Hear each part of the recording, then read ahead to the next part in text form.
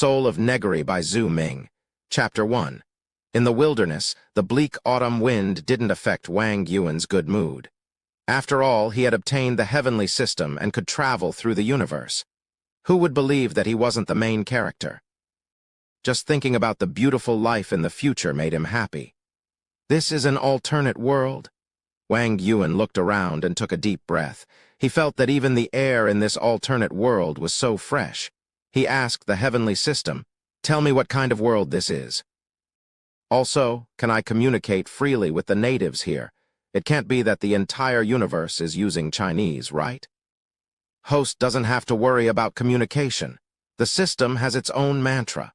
This language has its own unique information. Any intelligent life form can understand it. This is also one of the main languages in the multiverse. A cold voice sounded. Just from the voice, it gave off the feeling of an intelligent computer. According to the classification, this world is a low magic world. There are primitive witch doctors and life training methods.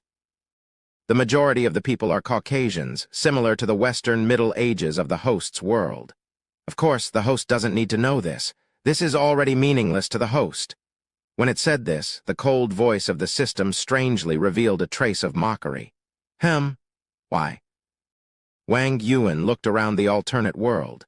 He didn't sense the arrival of danger and asked curiously, "Because this world has the characteristic of eliminating luck," the cold voice of the heavenly system slowly said. "In most other worlds, the operation of things is affected by something called luck. The top product is the main character's halo. And this world has a special characteristic that suppresses luck. No luck will work here.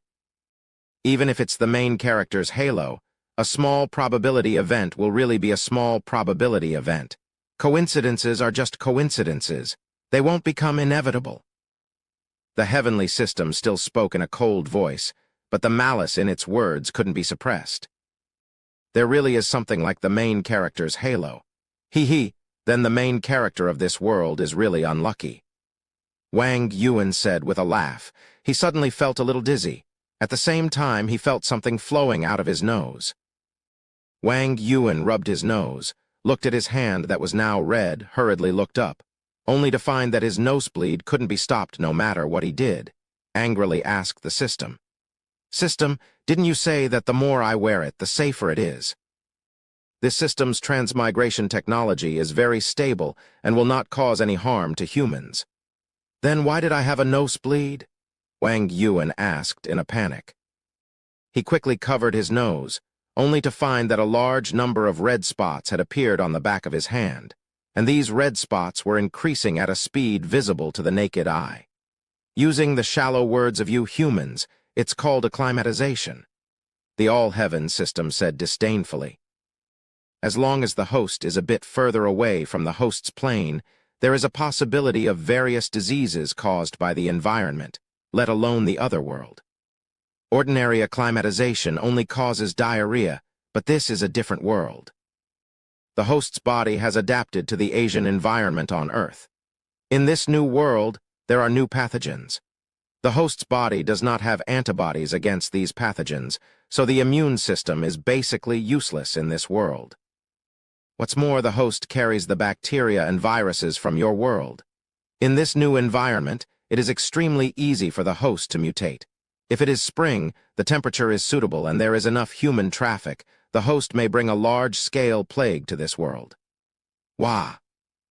Wang Yuan bent over and vomited crazily. After vomiting, Wang Yuan started coughing violently and his body temperature rose abnormally. "I want to go home, I want to go home, I want to see a doctor," Wang Yuan screamed crazily.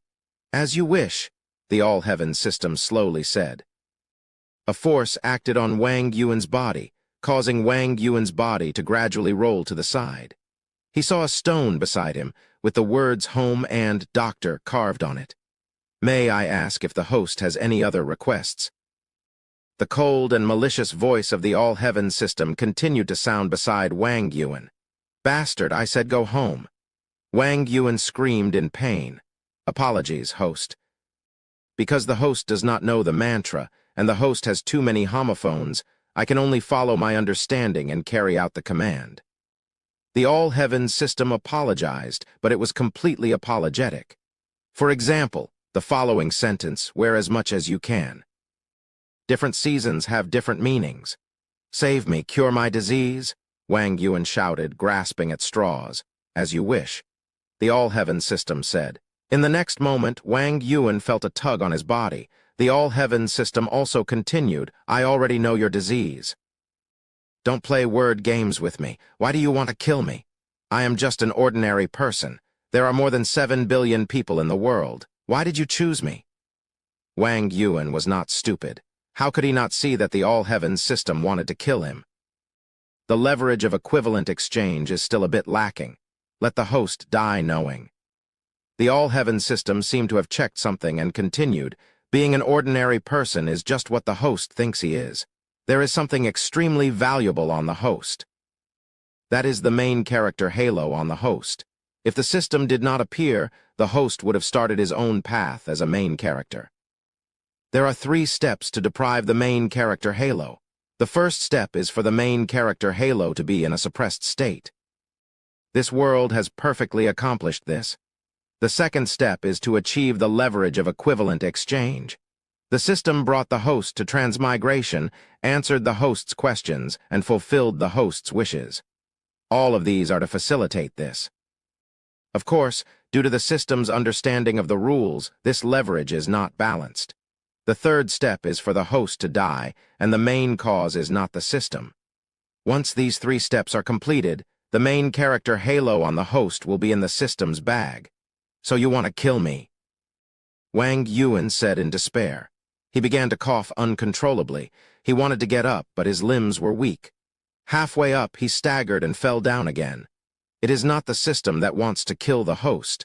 After all, the main character halo cannot be obtained. The host was killed by the environment here. The system has already responded to the host's request to help the host. The all-heavens system corrected. According to the investigation, the host still has 1 minute to live. If the host has any last words, please say them. The system will not transmit them anyway. After all, the leverage of equivalent exchange has been balanced. The all-heavens system still used its cold tone to mock Wang Yuan. The all-heavens system's cold mockery made Wang Yuan speechless. Of course, he had a lot to say, but he wanted to live even more. Unfortunately, everything seemed so powerless. He couldn't even stand up. Now that he thought about it, he didn't know how many mistakes he had made from beginning to end. He had naively placed absolute trust in this system of unknown origin. Without thinking too much, he followed the system to this different world. Now that he died here, it was completely his own doing. The scene in front of him gradually became blurry. Wang Yuan seemed to see a scene. In the scene, he had a smooth journey, awakening his special ability, showing off and slapping faces, roaming the city. Then the school belle, the twin sisters, the pure little nurse, the sexy female teacher, the rich heiress, one after another. But these scenes gradually dimmed. What awaited him was only an icy cold death. "I'm dead." A glowing, multifaceted crystal separated from Wang Yuan's body and began to record the system's log. The host has died. The soul chain connection has been broken. Currently undergoing equivalent exchange bridge to collect the main character halo. Main character halo collection complete. Halo Collector YD 2335 beginning entry. Category, Urban Special Ability Type. Quality, Medium. Completion, Complete. Discovered the host is in the process of forming a remnant soul. Immediately beginning world transmigration to avoid contaminating the main character halo. Chapter 2. In the wilderness, there were quite a few animal corpses around the rotting corpses. It was as if this place had become a small mass grave.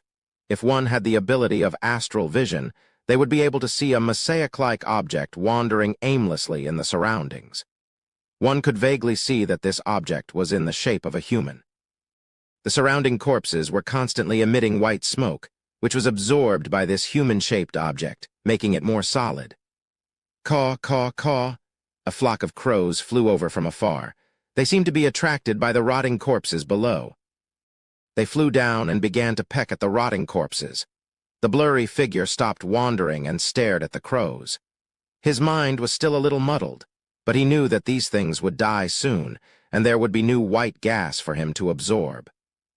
The blurry figure instinctively knew that the white smoke was very important, so he began to quietly wait for these creatures to die. As the blurry figure expected, not long after the crows pecked at the rotting corpses, they suddenly let out mournful cries and collapsed to the side. However, the blurry figure waited and waited, but the white smoke did not come out of the corpses. Instead, a feeling appeared in the blurry figure's mind. The crows stood up again and pecked at the rotting corpses. The blurry figure gradually became clearer, and he could vaguely make out Wang Yuan's appearance. He also gradually became much more clear-headed. For example, his name was Wang Yuan, why he was here, what kind of state he was in, and he could even think normally. With my current state, if I'm not mistaken, I'm a ghost. Wang Yuan very easily accepted the fact that he had become afloat, because while he had remembered a lot of things, he had also lost a lot of things, and it wasn't as simple as losing his life. For example, he could now calmly watch as the crows pecked at his corpses. Whether it was physically or mentally, he did not feel disgusted. If it was in the past, he would have run far away when he saw so many rotting corpses. In his mind, there were a total of 13 muddled consciousnesses. These 13 consciousnesses continuously transmitted a cool aura, and it was this cool aura that allowed Wang Yuan to wake up. And these 13 muddled consciousnesses were the 13 crows that were still pecking at his corpses. The feathers on these 13 crows were falling off, and some black fluff was growing back, as if their bodies were expanding. The germs that killed Wang Yuan didn't kill these crows. Instead, they mutated and somehow connected to Wang Yuan's consciousness. Through the mental connection, Wang Yuan could transmit his will to the crows. However, these crows could only understand some simple commands, such as flying to a rock over there.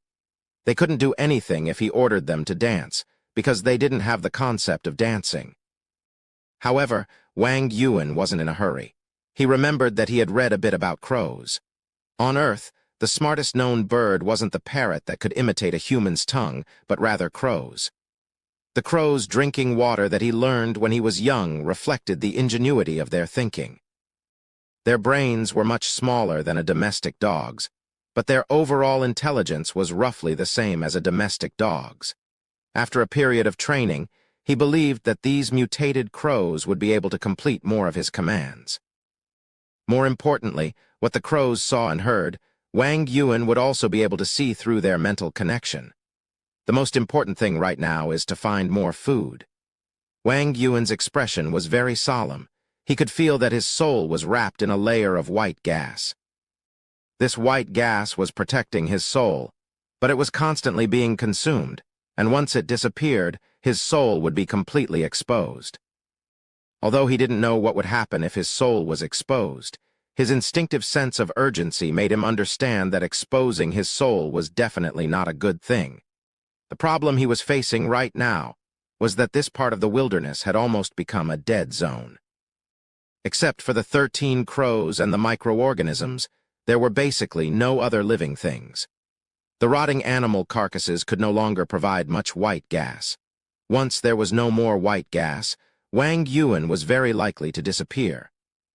Fortunately, I'm not like those supernatural beings described in those books who would die as soon as they see the light.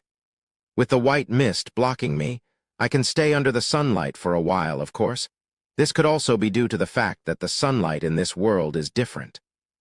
Wang Yuan looked at the setting sun that dyed the wasteland red and consoled himself. So the main goal now is to migrate and find a large number of living things to replenish the white gas. It's not just me. These crows also need more food. The cool air transmitted by the crows was even more important than the white gas. The white gas was only protecting his soul, but the cool air was strengthening his soul. Of course, the aura that the crows could provide each day was also limited. After that, Wang Yuan continued to test and gradually understood his current ability. He was now in a soul state, and he had no vision or hearing. Instead, he had a spherical field. This field had a range of 3 meters in the air, and within this range, he could see and hear clearly. However, after coming into contact with a physical body, this range of perception would rapidly decrease. For example, the field of perception could only extend about 10 centimeters in the soil under his feet. The reason why it could reach such a distance was because there were cracks in the soil. When Wang Yuan tried to sense a rock, his field of perception could only extend to 1 centimeter.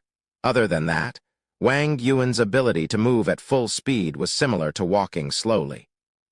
His ability to move came from a kind of interference force produced by his soul. This interference force was a bit similar to telekinesis, but it was too weak at the moment. Other than moving himself, he could probably only shake a leaf.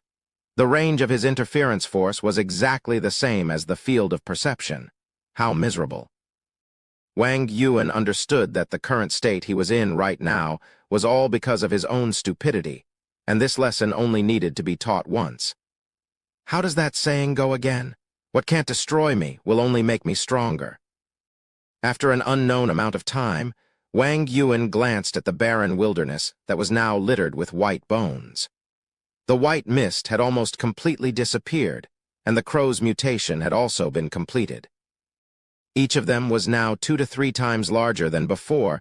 Their black feathers had regrown, their claws and beaks were reflecting a cold light, appearing extremely sharp.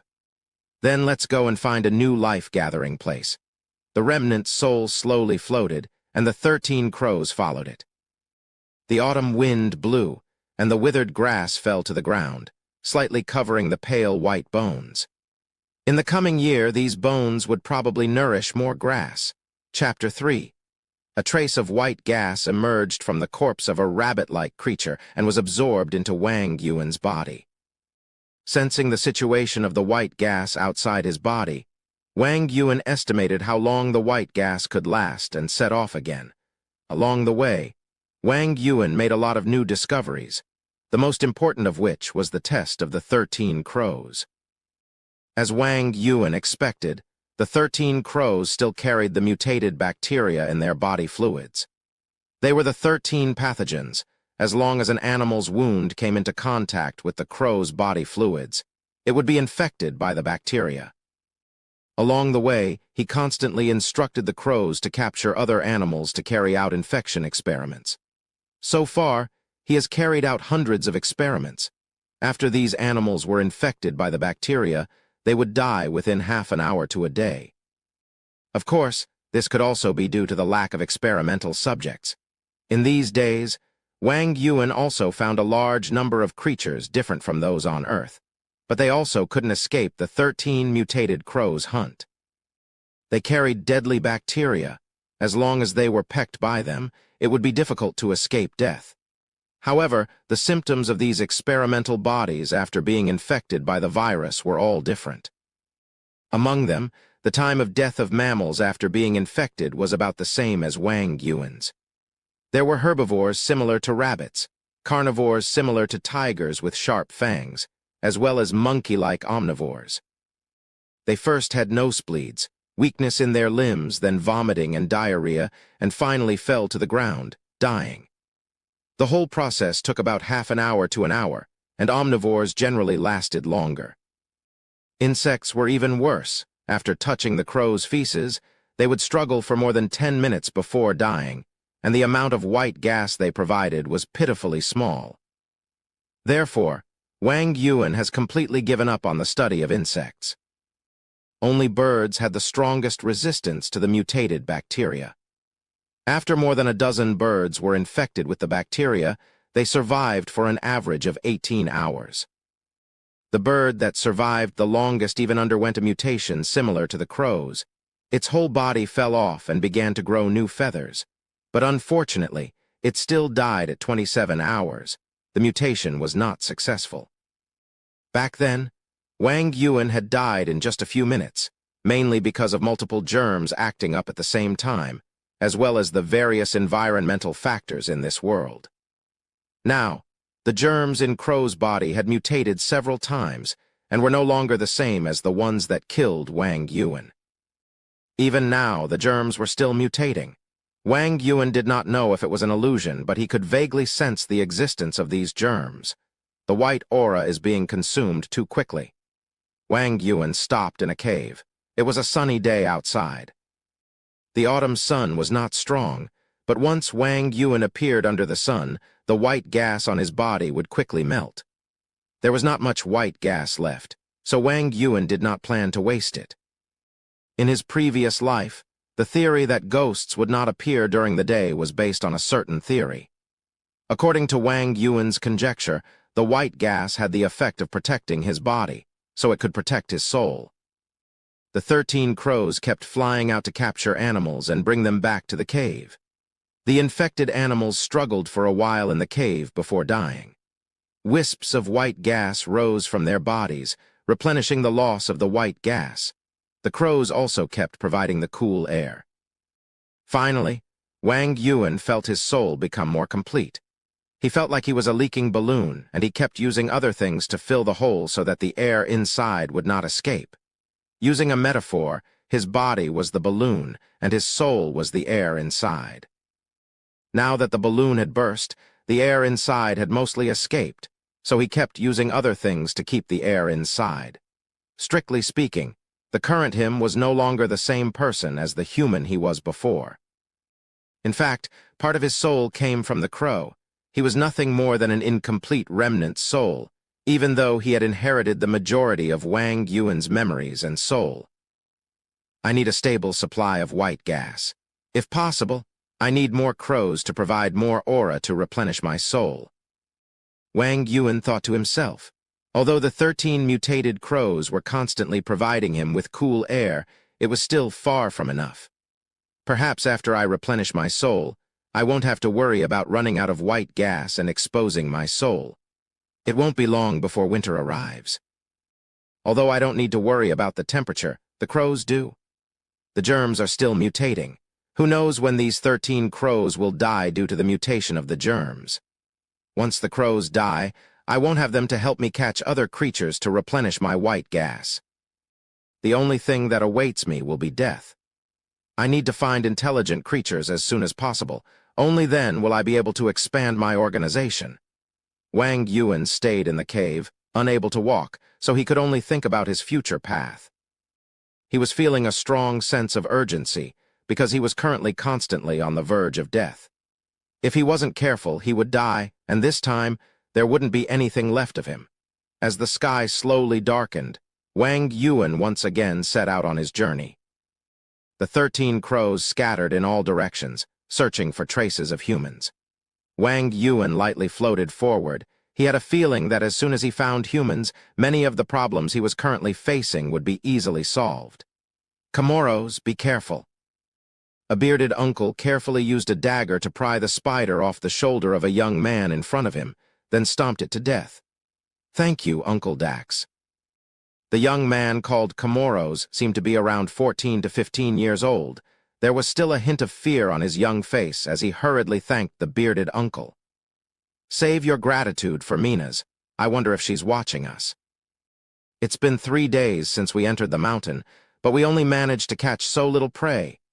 The bearded Uncle Dax put his dagger away and stroked his beard. The bearded Dax put his dagger away, stroked his beard, and sighed. Mainus was the Kochi people's goddess of misfortune. The village didn't have enough food, and they had to deal with the annoying Kent tribe as well. The reason they formed this hunting party was in the hopes of bringing back enough food to last through the winter and help the village survive. Caw, caw, caw. A strange voice came from afar as a slightly larger crow landed on a branch, tilting its head to look at the group of people below. Damn it, followers of Negary, so it was you who brought misfortune. A member of the hunting party saw the crow standing on the branch and scowled. In the Kochi people's language, Negary carried the meaning of filth, disease, darkness, inauspiciousness, etc. At the same time, it was also the name of a god. Because crows were completely black, had a horrible caw, and were scavengers, they were also called followers of Negary. According to legends, all crows worshipped this god called Negary, spreading disease and misfortune in his stead. Chapter 4.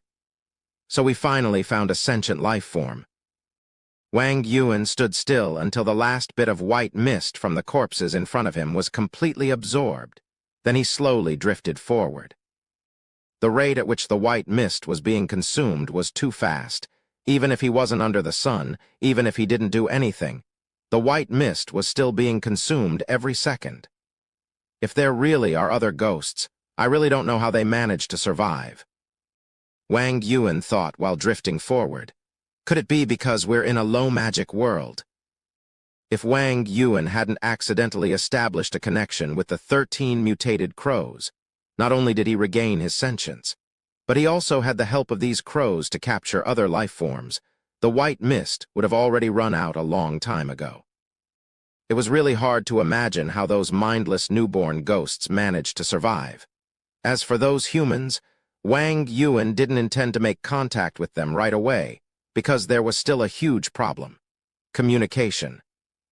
This was another world, even though those humans looked similar to Caucasians, without a genetic test.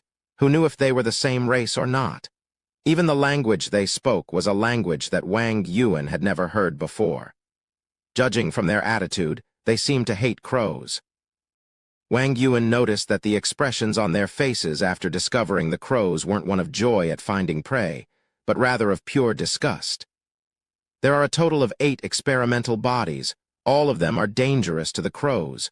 Right now, Wang Yuan didn't dare to let the crows risk their lives. The death of even one of these 13 mutant crows would cause him a lot of heartache, and before he could mass breed mutant crows, he had to be extremely careful. The wilderness was dangerous at night. There were all sorts of nocturnal animals, as well as limited vision. If a human didn't have a fire, they wouldn't be able to see the sun rise the next morning. The 8 of them sat around the campfire. The atmosphere in the hunting party was a bit off. They didn't know what went wrong this year, but the amount of prey they caught was pitifully small. They've been out for 3 days now, but the prey they caught was only enough for them to eat. How were they supposed to complete the village's mission like this? Don't think too much about it. Everyone go to bed early. Tomorrow we'll definitely be able to catch more prey if we venture deeper, the bearded Dax consoled them. The others nodded and went to sleep around the bonfire. Only the young man, Comoros, seemed to be at a loss of what to do. It was the first time for him to join a hunting team, and he was a complete rookie. During the hunting mission, he always made mistakes, and the result this time was not good, which made Comoros blame himself. Maybe it will be better tomorrow. Comoros comforted himself and closed his eyes to sleep. Naturally, he did not know that not too far away from them, Wang Yuan was floating there. Through the crow's perspective and his own perception field, his observation was naturally different, and he had also made some new discoveries. There was an extremely thin layer of white kai around these humans, but it was different from the one he had absorbed. This white kai contained the fluctuations of the owner's will. As long as Wang Yuan got close, he found that the white kai around him and the white kai around him were beginning to cancel each other out. What is this? Yang Kai? Wang Yuan had never seen such a situation where a living being's will was surrounded by white kai. He didn't know if this was unique to humans, or if there was something special about these humans. Controlling a crow to fly down from the sky, Wang Yuan threw a heavenly justice. A white object fell from the sky. Wang Yuan was right next to him, using his weak interference force to correct the object's trajectory, causing it to directly smash into a person's face, causing some of it to stick to their nose and mouth. The person immediately woke up, touched his face, and immediately felt unlucky. He didn't shout or scream. Instead, he whispered something to the night watchman, then got up and walked away with a torch in his hand. He needed to wash his face by the river. As he walked, he felt a bit dizzy, but he didn't mind it too much, only thinking that he had caught a cold. After carefully checking that there was nothing else in the water, he scooped up some water and started to wash his face. Suddenly, he felt something approaching him from behind. Sensing that something was wrong, he hurriedly got up and tried to roll to the other side. But as soon as he got up, he felt dizzy and couldn't muster any strength. Black claws accurately grabbed onto his mouth, not letting him cry out. The other crows also cooperated and grabbed onto his limbs, but as soon as he got up, he felt dizzy and couldn't muster any strength. Wang Yuan looked at the fallen otherworld human. as his body grew weaker and weaker. The layer of white mist around his body that contained his consciousness also grew weaker and weaker until it was almost non-existent. A desire rose in Wang Yuan's soul, and he suddenly wanted to kill this person. So without hesitation, Wang Yuan ordered the crows to attack. The sharp beaks directly pecked down, creating a large bloody hole in the human's neck. In just a few seconds, the human was completely dead. A large amount of white Kai rose from the human's body. There was a lot of it, and just the amount of Kai he had absorbed in that instant was enough for Wang Yuan to last for a day. Furthermore, there was still more coming from the corpse. At this time, a vague memory flashed through Wang Yuan's mind. It was a memory from before he had no emotions. At that time, when he had just appeared, he felt like he was about to disintegrate and disappear. It was because of the large amount of white Kai coming out of his body that he didn't die immediately. At the same time, a trace of this person's memory slowly flowed into Wang Yuan's soul. Aside from the white mist, there was also another aura that was similar to the cool aura that was constantly repairing Wang Yuan's soul. However, this cool aura was mixed with something else. Why did I have to die? Why did I have to die? I still want to live, let the others die. The clearest of these were the memories of this person before he died, accompanied by all sorts of emotions, such as anger, resentment, unwillingness, fear, and a deep longing and hatred for life. My field of perception and interference have been strengthened, and I can understand some of the language here. Wang Yuan sensed the other person's memories, and his soul slowly becoming complete, and he thought excitedly, so this is the right way for a ghost to level up. If I go and kill the remaining 7 people, will I be able to replenish my soul? The white Kai around Wang Yuan's soul began to glow red as Wang Yuan's thoughts changed. The memories and emotions of the dead were constantly affecting Wang Yuan, causing Wang Yuan to have thoughts of killing to vent, but slowly. Wang Yuan gave up on that stupid idea. Chapter 5. If the other ghosts and monsters want to live, they have to kill.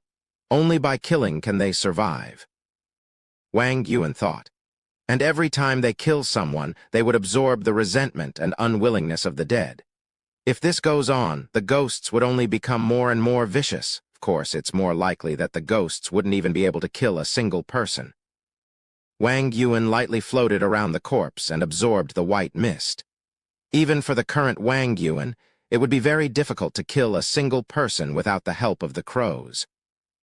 He had to get as close as possible to that person, then use his own white mist to counteract the other party's sentient white mist, then use his weak interference force to interfere with the other party's weak internal organs. If the other party was physically strong, he might not necessarily be able to kill them. That's why it's very difficult for ghosts to grow and develop. Wang Yuan was thinking about how to deal with the remaining 7 people.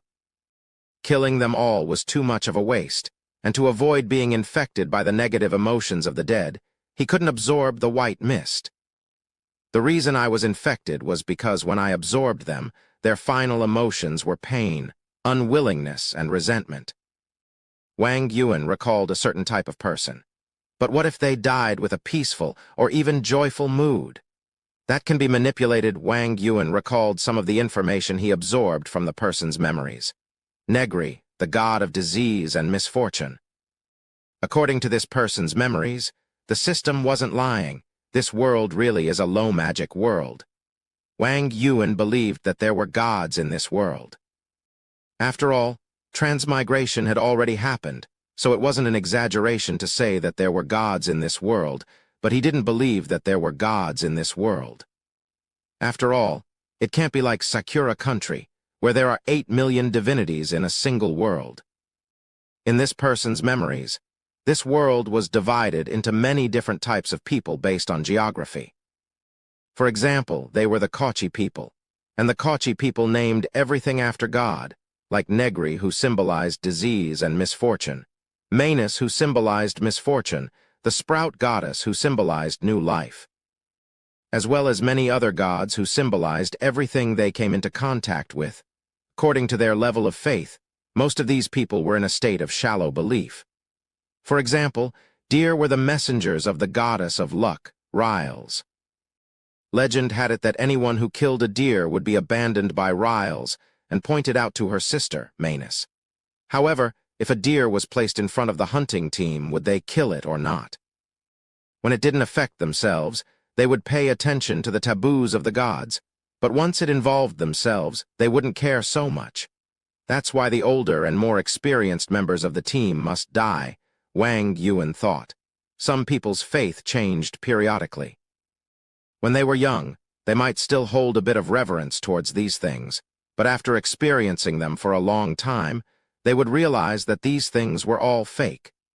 Interestingly enough, when people reached old age, they would instead pay attention to these things again. There is only one thing I need to do: defeat them, then dominate them. Wang Yuan was a person who was good at learning. This was how the system treated him before. The system defeated him, dominated his life and death, dominated his protagonist aura, and now, if he wanted to live and live a better life, he would need to do the same.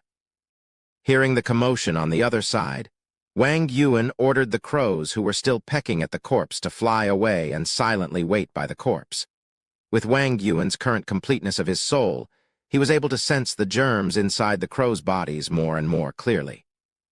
He could sense that the germs were still mutating, which consumed a lot of the crows' stamina, causing them to be constantly eating. Sure enough, at this rate, the crows won't be able to live for much longer. Wang Yuan silently waited. Stronger, I need to become stronger. A few moments later, the hunting party arrived with their weapons, only to find the corpse that had been mutilated beyond recognition. The bearded Dax's expression under the flickering light of the torch was a bit unsettled. It wasn't that the hunting party had never had a member die when they went hunting in the past, but this time was different. Without any reason, a person died just like that, without even being able to scream. An ominous feeling arose in his heart. However, as the leader of the group, Dax didn't show any signs of unease. Otherwise, it would be hard to lead the group if their morale was shaken. "Bury Nake's body here," Dax said, then suddenly narrowed his eyes, picked up a black feather from the ground, looked at the wound on the corpse, and solemnly said, "Don't leave your weapon. Be careful of attacks from the sky. A follower of Negary. Is Negary targeting us?" Comoros looked at the black feather and spoke with a bit of fear. "What are you talking about?" Dax's expression darkened. "Why would Negary target us? This was only an accident. If there's nothing else, go back to sleep. Those on night watch need to be careful." Although the others didn't look too good, they didn't refute Dax's words. Two people who were usually quite close to Nake worked together, carried his mutilated corpse to one side and began to dig a hole to bury it. The two people who buried the corpse were also sad, but they didn't mind it too much. This was how life was like in this world: dying from hunger, dying from conflict with the Kent tribe, dying from disease, dying from wild beast attacks. They had seen these kinds of deaths too many times. After throwing the corpse into the hole, the two of them breathed in the fragrance of the soil and the stench of blood as they covered the corpse bit by bit. The pit wasn't big. Perhaps it wouldn't be long before wild beasts found the smell of blood and dug the pit open. Then they would have a good meal. However, the two of them didn't mind. They just wanted to bury it for now and feel at ease. The two of them looked at the filled hole and breathed heavily, feeling more tired than ever before. This made them a bit confused. As members of a hunting party, if they weren't in good health, that would be the same as risking their lives. It was just digging a hole to bury a corpse. Why was it so tiring? Something isn't right, one of them coughed. "It's not too cold tonight. Why do I feel a bit dizzy?" "Me too. Let's go back to the campfire and sleep." The other person's expression wasn't too good. They've been too unlucky lately. Not only did they not have enough prey, one of them even died. And now they're also showing signs of illness. The two of them ran back to the campfire. The night watch also asked what took them so long. The two of them casually replied with a few words, drank a bit of warm water, then lay down by the campfire to sleep, silently praying to the god of strength, Hurlo, hoping that they would be cured by tomorrow morning. Chapter 6. When the two of them were burying the corpses, they had inhaled a certain amount of germs. There wasn't a lot of them, but under Wang Yuan's control, The germs in their bodies were rapidly multiplying and even mutating. Still not enough. Wang Yuan hovered next to the two of them. His soul was still incomplete, so his control over the germs could only be described as weak. If his control was strong enough, he would be able to control the germs to mutate these two humans like the crows, then completely dominate them. Let's take it slow. Success can't be achieved overnight. Wang Yuan walked up to one of them. Due to the interference of the germs, the white mist around his body had become extremely weak. As soon as Wang Yuan got close, the white mist canceled out each other as his field of perception spread towards the person's body. After so many days of nourishment from the crows, as well as the big present from the previous person, Wang Yuan's field of perception had gradually grown stronger as his soul was replenished. Currently, his field of perception was about 6 meters in the air and about 3 centimeters into the human body, of course. This was without the protection of the white mist. The temple was the weakest part of the skull, so when Wang Yuan's interference force seeped into the other person's brain through his field of perception, the person suddenly woke up from his sleep and died from brain damage. Because he died in his sleep, a large amount of white mist came out of his body. Wang Yuan hesitated for a moment before absorbing the white mist into his body. Feeling the white mist wrapping around his body, he felt a sense of security. At the same time, a cool aura that carried this person's memories also entered Wang Yuan's body. After accepting the other person's memories, Wang Yuan stood there silently and slowly digested them, trying his best to reject the unimportant ones. As expected, this person's memories and emotions were much easier to accept. This person's main emotion was confusion. He didn't have any resentment or other similar emotions, but with his first experience and mental preparation, he wasn't as easily affected by these emotions. Continue. Feeling a part of his soul being repaired, Wang Yuan walked up to the other infected person and used his slightly stronger interference force to enter the other person's brain. This feeling is... Wang Yuan suddenly stopped moving. He did not kill the other party immediately. Perhaps it was due to the completion of his soul form, but Wang Yuan could vaguely sense that the other party's consciousness was similar to Crow's, but this consciousness was much stronger. Furthermore, it was different from Crow's, which was completely subservient to him. Wang Yuan could not control it and could at most communicate with it. Wang Yuan tried to send some words over. The sleeping man frowned and moved his body restlessly, proving that Wang Yuan's message was effective. Very good. This will make it easier to control them. Wang Yuan then mercilessly killed him and absorbed the white Kai and cool aura that belonged to him, replenishing his soul a little more. Early in the morning, when the night watchman came to wake everyone up in the middle of the night, they discovered the fact that 2 people had died. Standing in front of the 2 corpses, the others were all panic-stricken. Including the previous one, 3 people had already died. If one more person died in this hunting group of 8, more than half of the hunting group would be lost. What was the cause of death? Dax asked with a serious expression. It had been over a dozen years since their village's hunting group had suffered such a casualty. The last time something like this happened was when he first joined the hunting group. At that time, the hunting group went deep into the wilderness in search of prey, only to run into a Negary. They had to abandon the corpses of 4 of their companions to escape. Was it an epidemic or poison? One of them covered his nose and used a handkerchief to pull open the 2 people's clothes, only to find a large number of black spots on their skin. After a bit of hesitation, he took out a dagger and cut open a small part of their skin, as dark red jelly-like blood slowly flowed out. At this point, a large crow flew across the sky, cawing like it was announcing its death. This caused everyone here to feel a chill down their spines. Could it be that Negary really has his eyes on us? Disease and misfortune. Someone said with a twisted expression, then hurriedly covered his nose and mouth and ran away. Yesterday, they were the ones who dealt with Nake, who was pecked to death by the crow. And now they're also the ones who died because of the epidemic. It must be Negary. He must have his eyes on us. Enough. Dax loudly cut off that person's words. We will leave immediately and continue hunting on the other side before we can confirm that we've not been infected by the epidemic.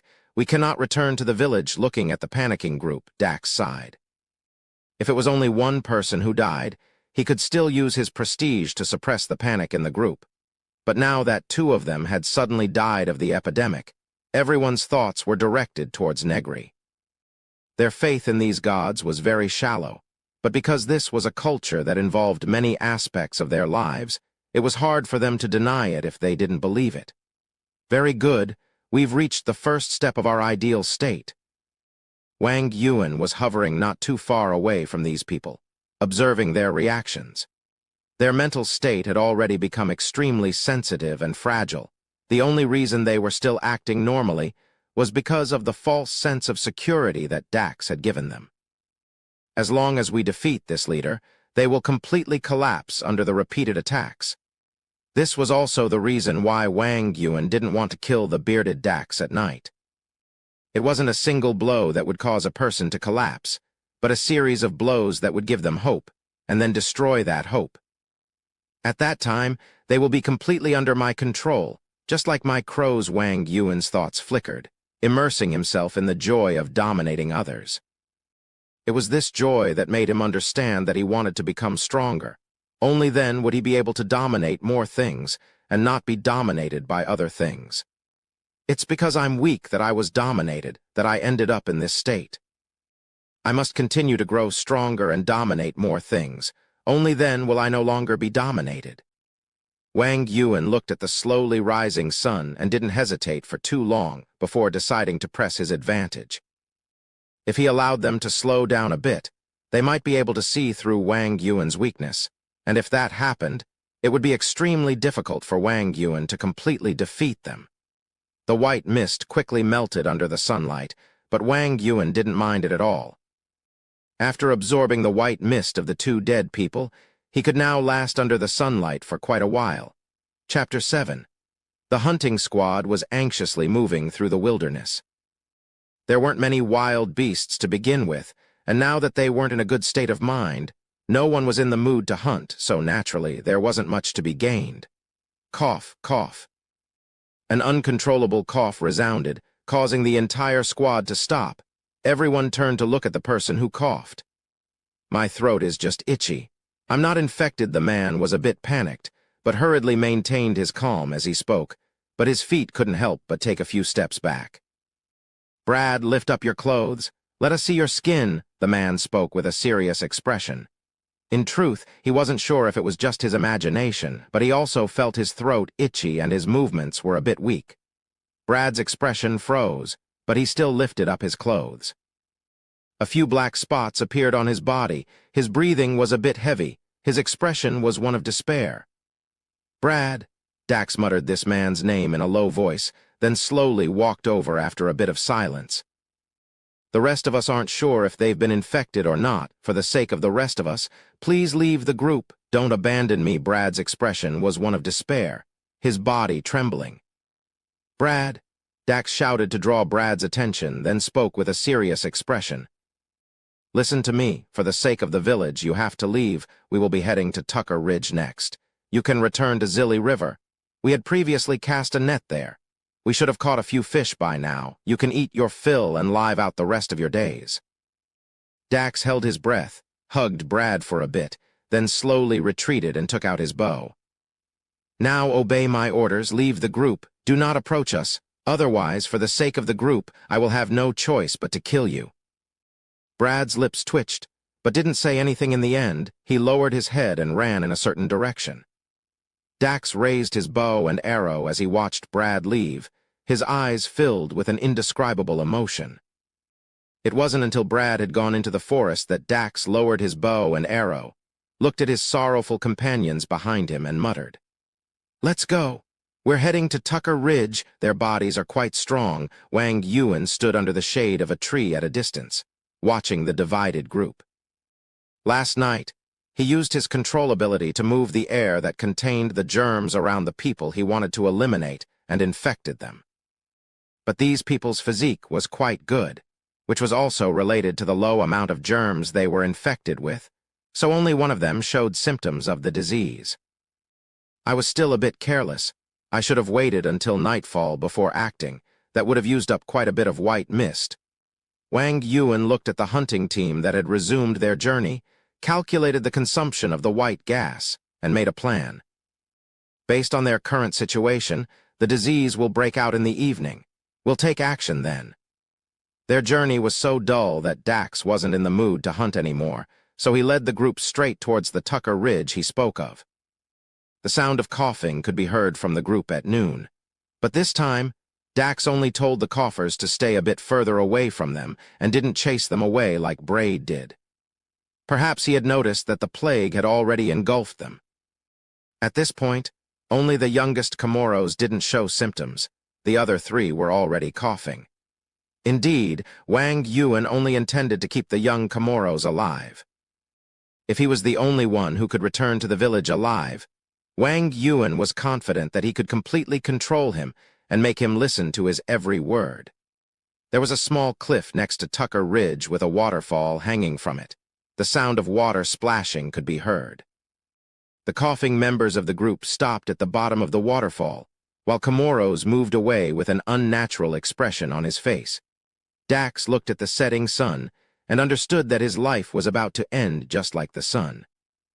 But he was different from the sun. The sun would rise again the next day, but he wouldn't be able to stand up again. However, hearing the cawing of the crows, Dax looked at the setting sun and smiled. He wanted to once again shine with his own light. I knew you damned animals were following us. Dax barely managed to stand up, drew his bowstring and shot an arrow, but the speed of the arrow was too slow and was easily dodged by the mutated crows. Still trying to put up a final struggle. Wang Yuan watched from afar as the four-man squad continued to fire at them, not caring too much about their resistance. The germs were quickly spreading. At most half an hour later, they would collapse and die from the germs' effects. However, he still had the crows kill some of them. This way, Negary's image would be deeply ingrained in their hearts, and the crows would become his symbol, making it easier for him to control the rest of them. I just feel like something isn't right. As Wang Yuan watched them struggle, the sound of the waterfall resounded in his ears. Waterfall, water, the Zili River. Wang Yuan froze. Recalling what Dax said to Brad, he hurriedly tried to sense the crows' situation, only to find that Dax's group was purposefully forcing the crows closer to the waterfall. Damn it! Wang Yuan hurriedly ordered the crows to scatter, but he was still one step too late. A man jumped down from the waterfall with a net in his hand. His face was covered in black spots, and blood was flowing from his mouth and nose. It was Braith who was chased away from the group. Braith used the last of his strength to spread the net. The somewhat tattered fishing net completely covered the crows. He was already on the verge of death. In fact, if Dax's group had arrived just a bit later, he would have already died. The reason Dax hugged him for the last time was to tell him about this ambush. Just as Dax had said, the village needed him. If they didn't kill these followers of Negary, the plague would sooner or later spread to the village. The words Dax said to Brad this morning flashed through Wang Yuan's mind. Wang Yuan instantly understood Tucker Ridge was right next to the Zili River. Dax had planned this from the very beginning. Wang Yuan had fallen for it. How dare he?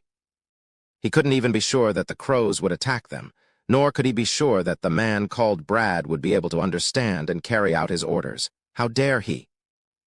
Wang Yuan didn't even have time to feel the shame of being fooled by his prey before he rushed forward. The crows were caught in the fishing net. Even if Dax's group was powerless, how could they miss a target that couldn't even move? As the arrows were fired, Wang Yuan immediately sensed the consciousness of one of the crows weakening. He did not have much white Kai left. Although killing these people would allow him to obtain quite a bit of white Kai, if he lost Crow without its help, he would not be able to reach the human gathering point.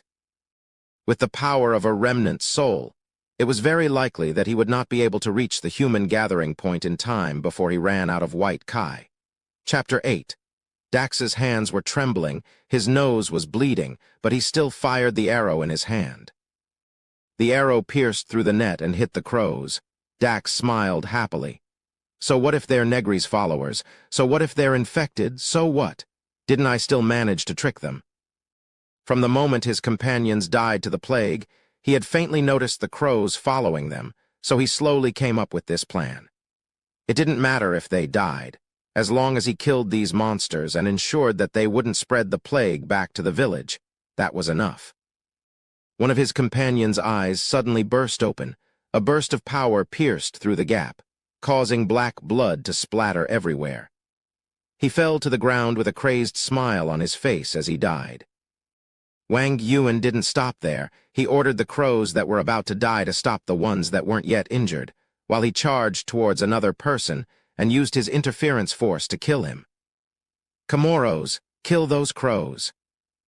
Black blood flowed out of Dax's mouth. He could no longer draw his bow and fell to the ground. His life was about to come to an end. Comoros held his bow with trembling hands. Before, he was still able to shoot when he was with the others, but now that everyone else was either dead or on the verge of death, he didn't dare to attack anymore. After all, that was Negary's messenger. "Don't be afraid, Comoros." Dax used the last of his strength to shout. Giving Comoros courage, he knocked an arrow and pulled the bowstring. Wang Yuan didn't even have time to regret leaving Comoros uninfected. His mind was frantically trying to think of a way out of this situation. There were only 6 crows left. 3 of them were heavily wounded. It was questionable whether or not they could even survive. And the most important problem was that if Comoros wasn't dealt with, these crows would all die. The white mist around his body is still very thick. It'll take me a few minutes to neutralize it and kill him, and those few minutes are more than enough for him to kill the rest of the crows. Wang Yuan rushed towards Comoros. The white mist around his body made it impossible for Wang Yuan to even talk to him. There has to be a way. Wang Yuan forced himself to calm down. Looking at the blood left behind by the crows, he thought of a possible solution. But my interference power is not enough.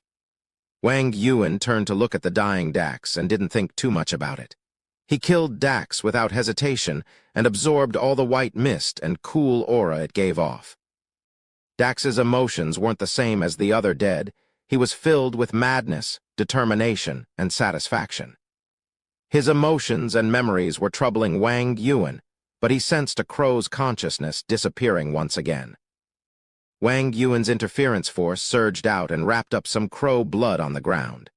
He used all his interference force and splashed it on Comoros' face. Comoros was stunned when he was splashed with the stinky blood. Then he screamed in horror, and the arrow in his hand missed its target. Even though the medical knowledge of this place wasn't very advanced, and could even be described as primitive, they understood very well that the plague was contagious, especially the blood of the infected. As soon as they came into contact with it, they would be targeted by Negary. "Were you the one who killed my messengers?" Suddenly, a strange and familiar voice resounded, causing Comoros to be even more shocked, and hurriedly tried to find the source of the voice. But as soon as he found the source of the voice, he was so scared that his legs gave way and collapsed to the ground. The dead have been resurrected. The one who spoke was the already dead Dax. He was lying on the ground. His eyes were dim and lifeless, but his mouth was constantly opening and closing, like a fish struggling to breathe on land. The other party's voice was extremely strange. The pronunciation wasn't perfect, so if one didn't listen carefully, they wouldn't be able to tell what he was saying. "Were you the one who killed my messengers, human?" This time, the words were a lot more accurate, even though there were still a lot of problems. At least Comoros understood what the other party was saying. You are Negary," Comoros screamed in fear. "You killed so many of my messengers, I curse you. You will die a painful death from the disease. Your skin will rot. Your blood will turn black. Your bones will rot. No, I didn't do it on purpose. It was Dax who forced me to do it. Please let me go. Venerable Great Negary, please let me go. Retract your curse. Please give me a chance to redeem myself." Comoros knelt down and begged for mercy, shouting in fear. "Is that so?" The dead Dax spoke in a strange tone. "It's not impossible for you to atone for your sins. Please speak." Great Negary Comoros was trembling. His voice was filled with too many emotions: joy, fear, hatred, regret, shame. "Ha ha ha! Dax's corpse laughed like sand. You killed my messengers, so of course you will help me raise more messengers. The two remaining crows in the net finally managed to break free. As for the injured crows, they had already died. Dax's group had smeared some kind of poisonous plant sap on their arrows. At this point, only 2 of Wang Yuan's 13 mutated crows remained. These 2 messengers of mine will follow you and help you suppress the disease on your body. You need to spread my greatness and have more people help me raise messengers, otherwise, not only you, but your entire village will be cursed by me and perish from the plague. Yes, yes, yes, Great Negary, I will follow your orders, Comoros hurriedly replied. Human, seeing how stupid you are, it will be extremely difficult for you to accomplish anything. For the sake of your sincerity, I will grant you the right to summon me. When you run into trouble, you can ask for my help. Thank you, Great Negary, for your kindness. Comoros thanked him profusely, then carefully asked, Then how do I summon Great Negary? What will I be using to communicate with you? When the time comes, all you need to do is offer me something. After saying so, Dax's corpse went silent. Comoros carefully waited for a while to confirm that the Great Negary had left, but the 2 crows were still staring at Dax with their jet-black eyes. Wang Yuan sighed in relief. The problem was temporarily solved. Aside from the 11 crows that died, everything else was pretty much the same as he had planned. There were many reasons why this problem occurred, but the most important one was that he was too weak. And this weakness wasn't limited to just his strength, but also other aspects. At first, he was only a normal person, a weakling.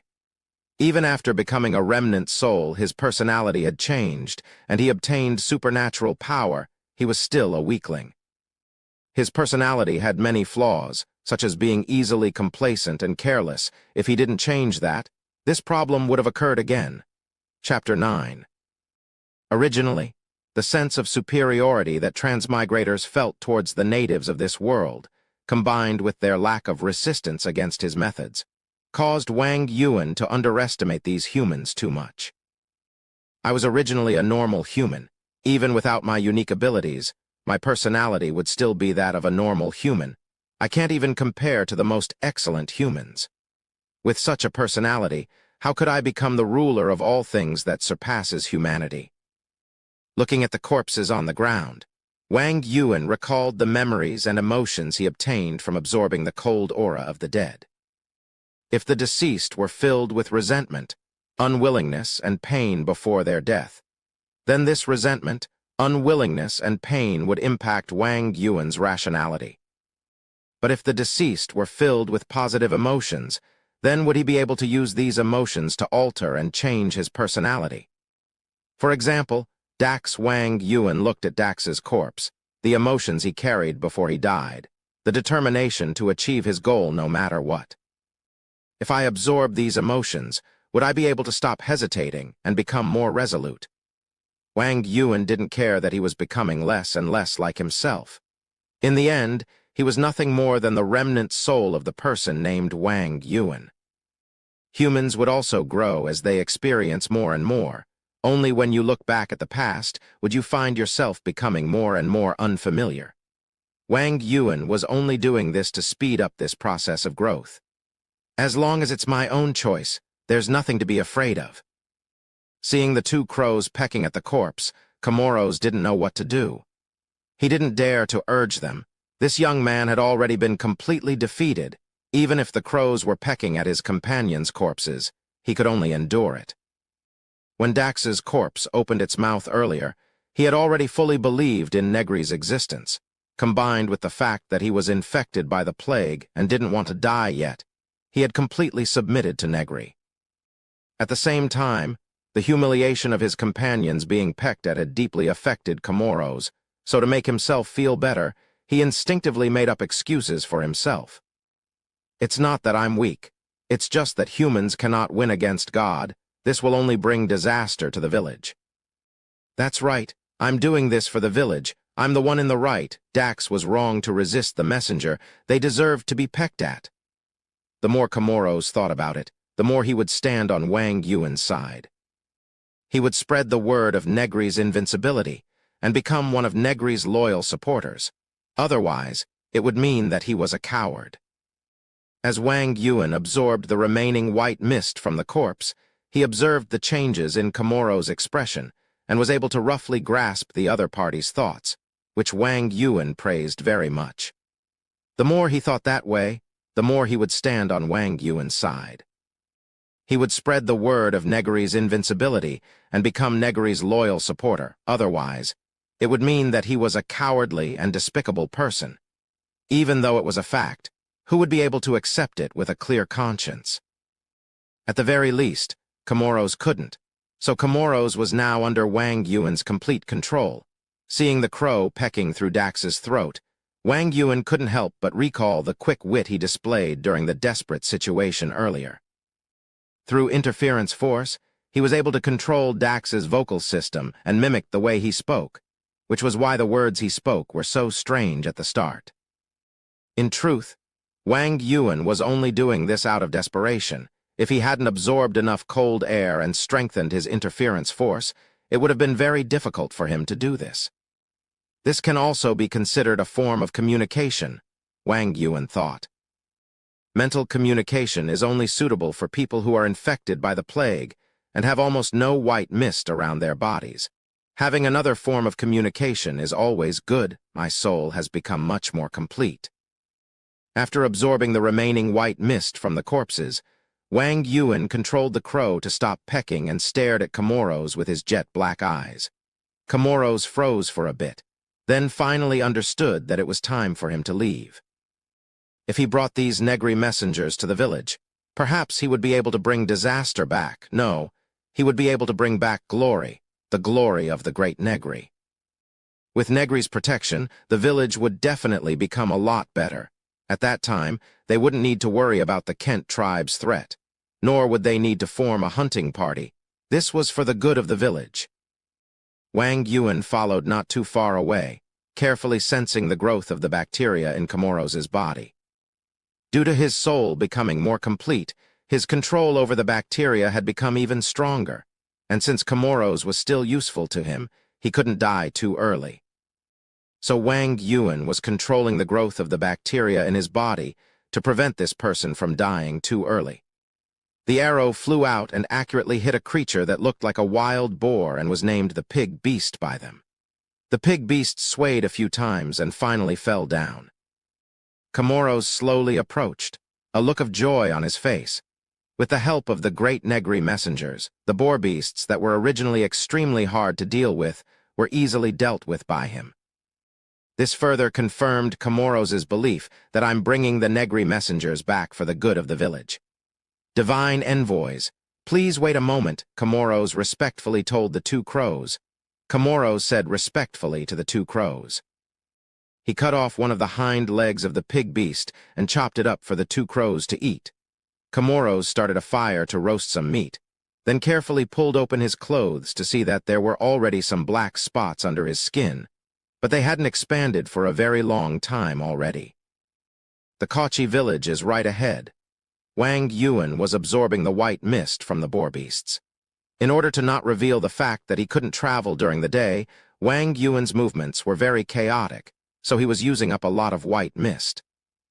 However, he didn't need to worry too much about it now. He was already close to the village. Wang Yuan was planning his next course of action. With Komoro's help, spreading the word of Negary's greatness to the village shouldn't be an issue.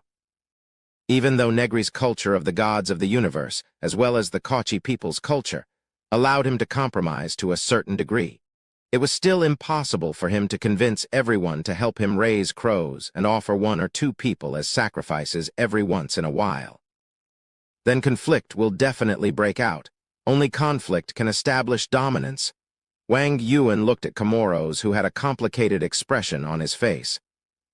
During this period of time, Wang Yuan had been constantly showing off his miraculous powers in order to give this teenager a bit more confidence to be able to hold his ground. It seemed like he was doing quite well, but of course, it was only quite well. Considering this youngster's cowardly nature, I'll need to prepare a few backup plans. Wang Yuan finished absorbing the boar beast's white mist. He needed a few trump cards to deal with any sudden situations. A rat-like creature approached the boar beasts and licked the blood the boar beasts left on the ground. Wang Yuan lightly floated in front of the creature and used his interference force to catch the rat. A thought appeared in Wang Yuan's mind. Chapter 10. Comoros, why did you come back alone? Where's Dax and the others? The one standing guard at the village gate was a rather gallant-looking 30-year-old uncle, if this was in Wang Yuan's previous world. With his handsome face and bulging muscles, this uncle could easily charm a large number of young girls. Comoros looked at the man in front of him. He knew who he was. He was called Jacob, the captain of the village guards, as well as an official of the village. He was quite popular in the village, apparently already appointed as the next village head. He was also very good friends with Dax, who was also a member of the hunting squad. With that in mind, Comoros coldly smirked. Dax, he offended the great Negary and has already died a painful death from the plague, Comoros. What nonsense are you spouting? Please don't joke around.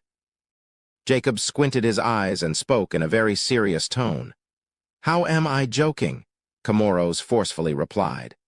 Dax disregarded the taboo and killed a messenger of the great Negary, causing the plague to spread. If I hadn't prayed to Negary in time for forgiveness, the plague would have already spread throughout the village. Comoros, you. Jacob still wanted to say something, but Comoros was already shouting at the villagers who had gathered here because of their argument. Enough, don't spout nonsense if you don't have any proof. Jacob cut off Comoros' explanation. He couldn't accept that his good friend had died for no reason at all, and he wouldn't believe the so-called Negary. Comoros looked at the furious Jacob and gulped. The other party was tall and sturdy, at least a head taller than himself. In the past, if the other party angrily stood in front of him like this, he probably wouldn't even be able to say a single word. But it was different now. The one standing behind him was the great Negary. Thinking about Negary's various miracles, Comoros straightened his back and respectfully shouted, Proof, please present the two esteemed divine envoys, not bad. Standing at a distance, Wang Yuan was quite satisfied with Comoros' performance, so he controlled the two crows to fly over from the branches, circled above them, and stared at the villagers with their pitch-black eyes. These two are the messengers of the great Negary. I'm here to announce their decree. Jack, if you dare to stop us, it doesn't matter if you die from the plague, but don't drag our village into it. Seeing the two pitch-black crows circling above them, the villagers all felt a wave of fear. Negary's divine name culture was deeply embedded in every aspect of their lives. If they said they believed it, that was it. If they said they didn't believe it, once it happened, they would still believe it. And now that the two followers of Negary were hovering in the sky combined with Comoros' words, how could they not believe it? So their gazes towards Jacques were different. It was better to be safe than sorry. What if he really did attract a plague? Jack was also looking at the two crows. He could also feel the gazes of the villagers around him. He wanted to shoot down the two crows with his bow, but he was sure that if he tried to draw his bow, someone would definitely stop him. Dax's group killed the Negary believers and angered the great Negary. Originally, he wanted to unleash the plague on the village, making it so that not even a blade of grass could grow and all of the villagers would die in pain, but the great Negary spared us. However, he wanted us to offer our foreheads and help him raise new messengers according to the Kochi people's custom. Offering their foreheads was the same as submitting themselves to God, offering their everything. Comoros, are you sure you're telling the truth? Suddenly, a voice called out. An old man with a walking stick and a smile on his face walked towards them with the support of a young girl. Village head Comoros' expression changed. If he still dared to talk back to Jacques, then he wouldn't dare to lie to the village head who held such great prestige in the village. This was a mindset that he had developed over a long period of time. I'm telling the truth. If you don't want to offer your foreheads to Negary and help the great Negary raise messengers, then the plague will definitely descend on the village. I'm only doing this for the sake of the village. I'm telling the truth, Comoros stubbornly spoke. I understand, but we can't make a decision like this right away. We need to discuss this for a while, the village head smiled. The village chief said with a smile. With his life experience, he could easily tell that Comoros was exaggerating and lying in his words. But Negary's messengers couldn't be faked, so this matter had to be treated with caution. So the village head smiled and said, "How about this? We'll have a meeting later to discuss this. How about you and the 2 divine envoys come as well?" This, Comoros was a bit stunned. In the end, he was only a 15-year-old boy, and the village head was treating him so kindly that he couldn't think of any words to refute. Wang Yuan shook his head. Comoros was still too young to be so easily intimidated. As soon as he obediently brought the crows to that so-called meeting, he would lose all of his momentum. Even if Negary really did exist, Comoros would still be completely under his thumb. At that time, the authority he would obtain would be very small. At most, he would only be able to help raise a few crows, but sacrificing them would be impossible. So Wang Yuan made his move. Several rat-like creatures rushed out. Their skin was rotten, revealing their flesh. They let out unpleasant screams as they rushed towards the village head. Comoros suddenly felt a pain in his body, and he knelt down on the ground. The rats jumped onto the village head's body and started to gnaw on him. With the old and weak body of the village head, he directly fell to the ground and let out miserable screams. Even if he had a high position in the village, when faced with this kind of attack, he was no different from an ordinary person. In fact, he was even weaker than an ordinary person. "Grandpa, quickly come and help." The girl next to him hurriedly went to help, but she cried out in pain and pulled back her hand. There was a bright red wound on her hand, so she shouted to the people next to her. "Don't go over." Comoros lay on the ground and shouted in pain. "Those Nars all have Negary's curse on them. Once bitten, you'll be infected." The village head's words angered the great Negary, so he was punished. "If you go and help, you'll only continue to anger Negary." Seeing the once dignified village head die so miserably in front of him, Comoros completely understood. In front of the great Negary, the village head was insignificant. The people who were about to help immediately stopped and distanced themselves from the village head and the bitten girl. "Initial effect achieved," Wang Yuan said with a smile. Fortunately, he had prepared a backup plan. After the rats were infected with the germs, they had no resistance against Wang Yuan's thoughts. Unlike the crows, they were single-use items and would probably die in half a day. However, this was already enough. After establishing his prestige, there probably wouldn't be many people in the village who would dare to resist him, except for Jacob. Chapter 11. The biggest obstacle has been removed. If Comoros still can't handle it, then I'll have to find a new spokesperson.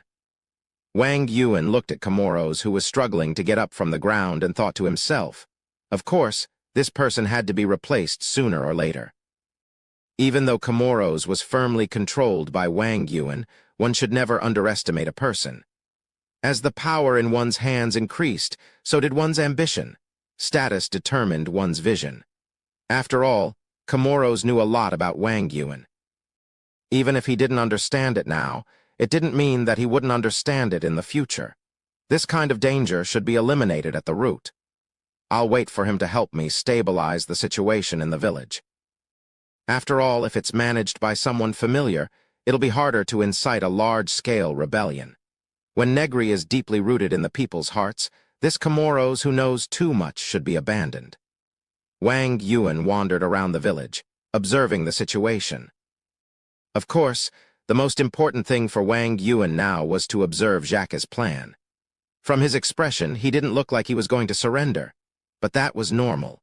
Before Wang Yuan and Comoros arrived, Jacques was the biggest winner. The hunting captain was his good friend, and he was the next village chief. However, Comoros appeared with Negary's decree, killed the old chief, and immediately stole a large amount of power from the village. Whether it was for public or personal reasons, Jacques couldn't give up. However, due to the threat of the plague, the villagers had all gathered around Comoros. After all, Negary had already displayed his might, and Jacques believed that if he dared to openly resist, he would have been crushed to the ground by the villagers. Everything happened too suddenly. None of them were prepared for it at all. Not to mention, the prestigious village chief was also bitten to death in front of everyone. So Jacques could only endure this for now, plan out his next step. then stand up against Comoros and the so-called Negary behind him. Pushing open the door of the house, Jacques took a deep breath and walked in with a smile on his face.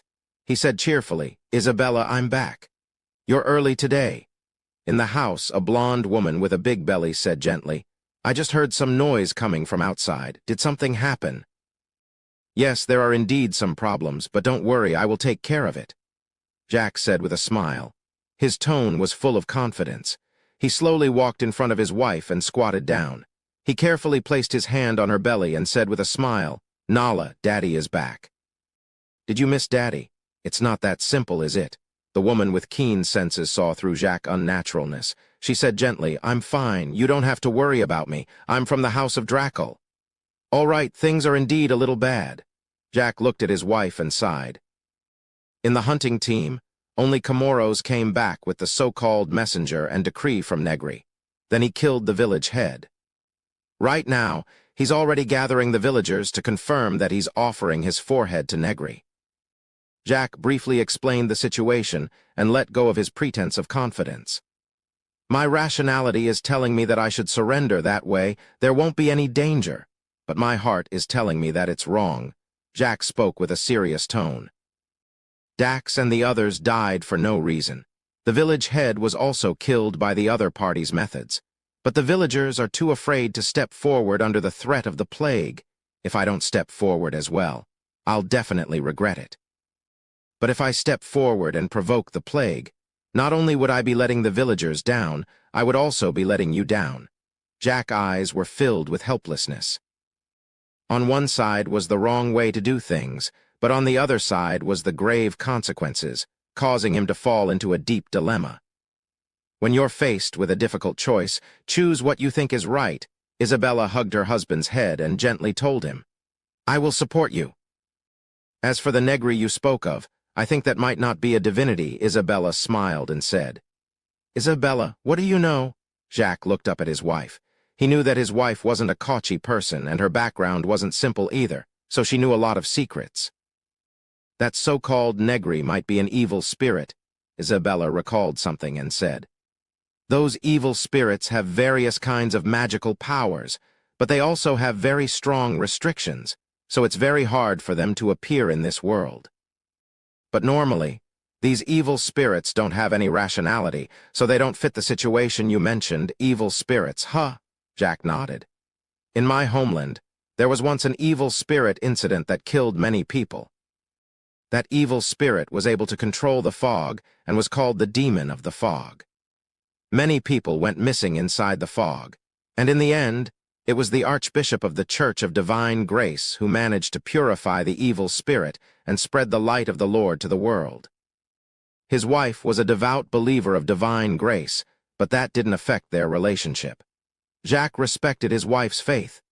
"Isabella, are you saying that the Church of Divine Grace has a way to deal with evil spirits?" Jacques caught the main point in his wife's words. He himself wasn't too interested in the Kochi people's all things are divine, so he didn't mind borrowing the power of the Church of Divine Grace to get rid of Negary.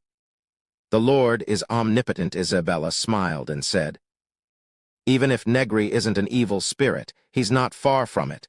The Church of Divine Grace has a way to deal with him." Wang Yuan stood on one side, listening to their conversation and pondering the information he learned from it.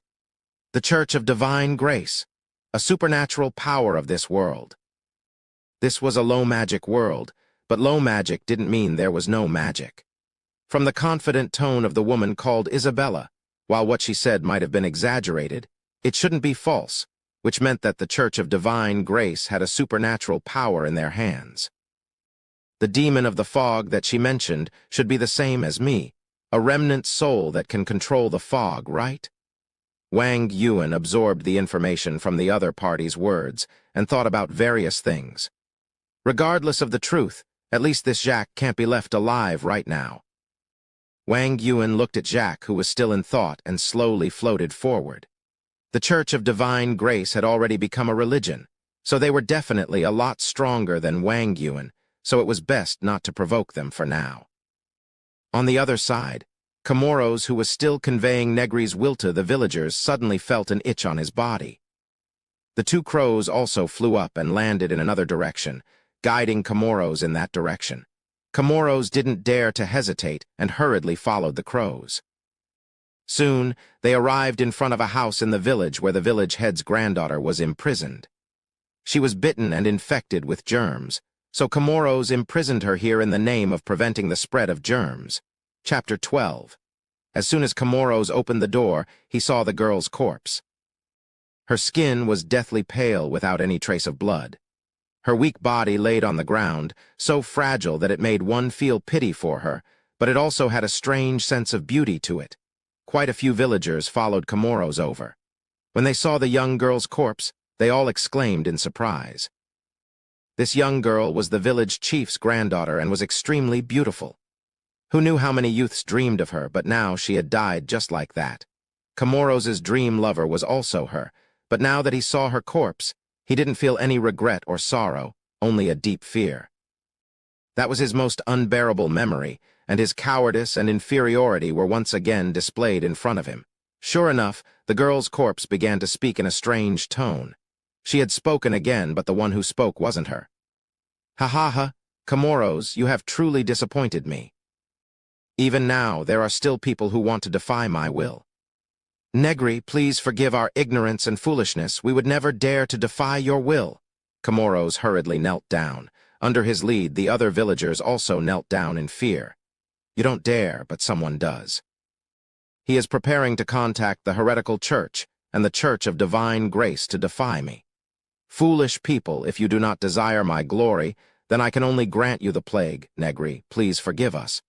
Who dared to do such a damned thing? Please tell us who this sinner is. Someone shouted in a frenzy. He is the sinner of this village. We will not forgive him.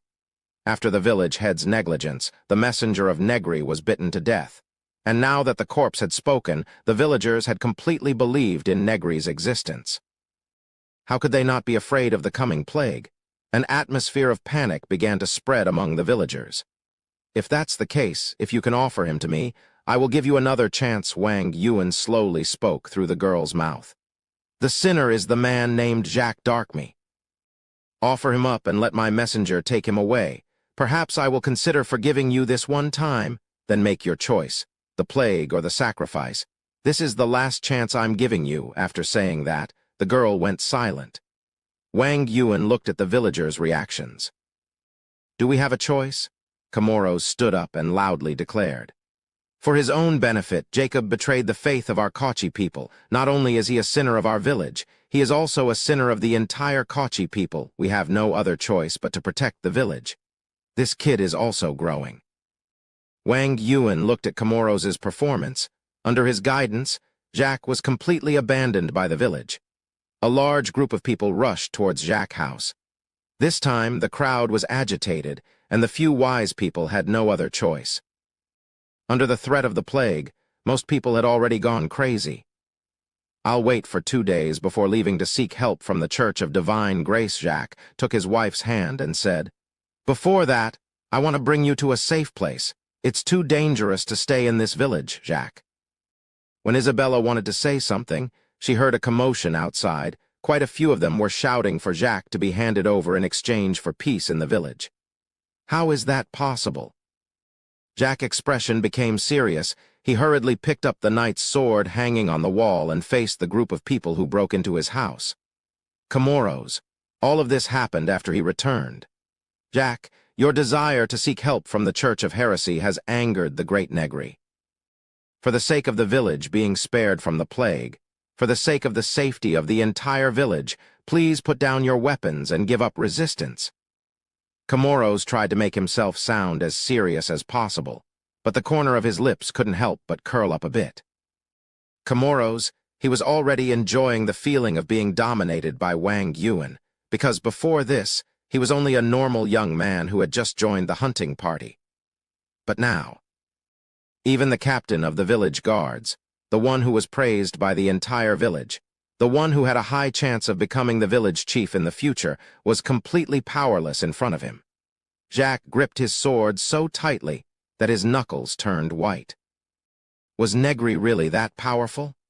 He had only decided to do this for a short period of time, but he was already caught. He looked at the villagers who had gathered around him.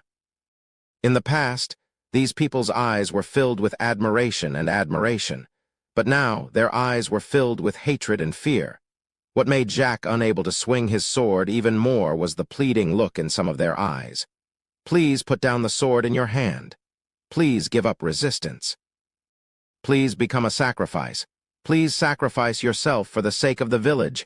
Jack's hand that was gripping his sword slowly lost its strength. He knew that he couldn't resist anymore. Turning around, he saw Isabella looking at him with tears in her eyes, slightly shaking her head as if she wanted to say something.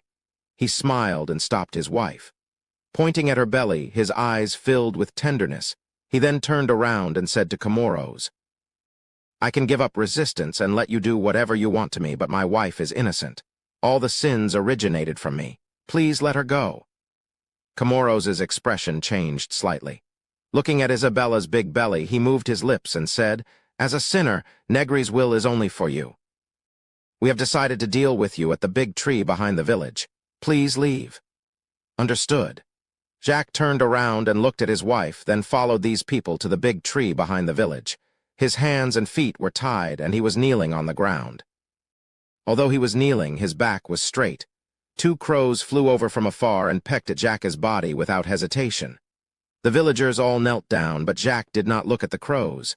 Instead, he looked at the blonde woman who was crying and praying. Jack shed tears. He wasn't afraid of death, but he hadn't seen the birth of his child.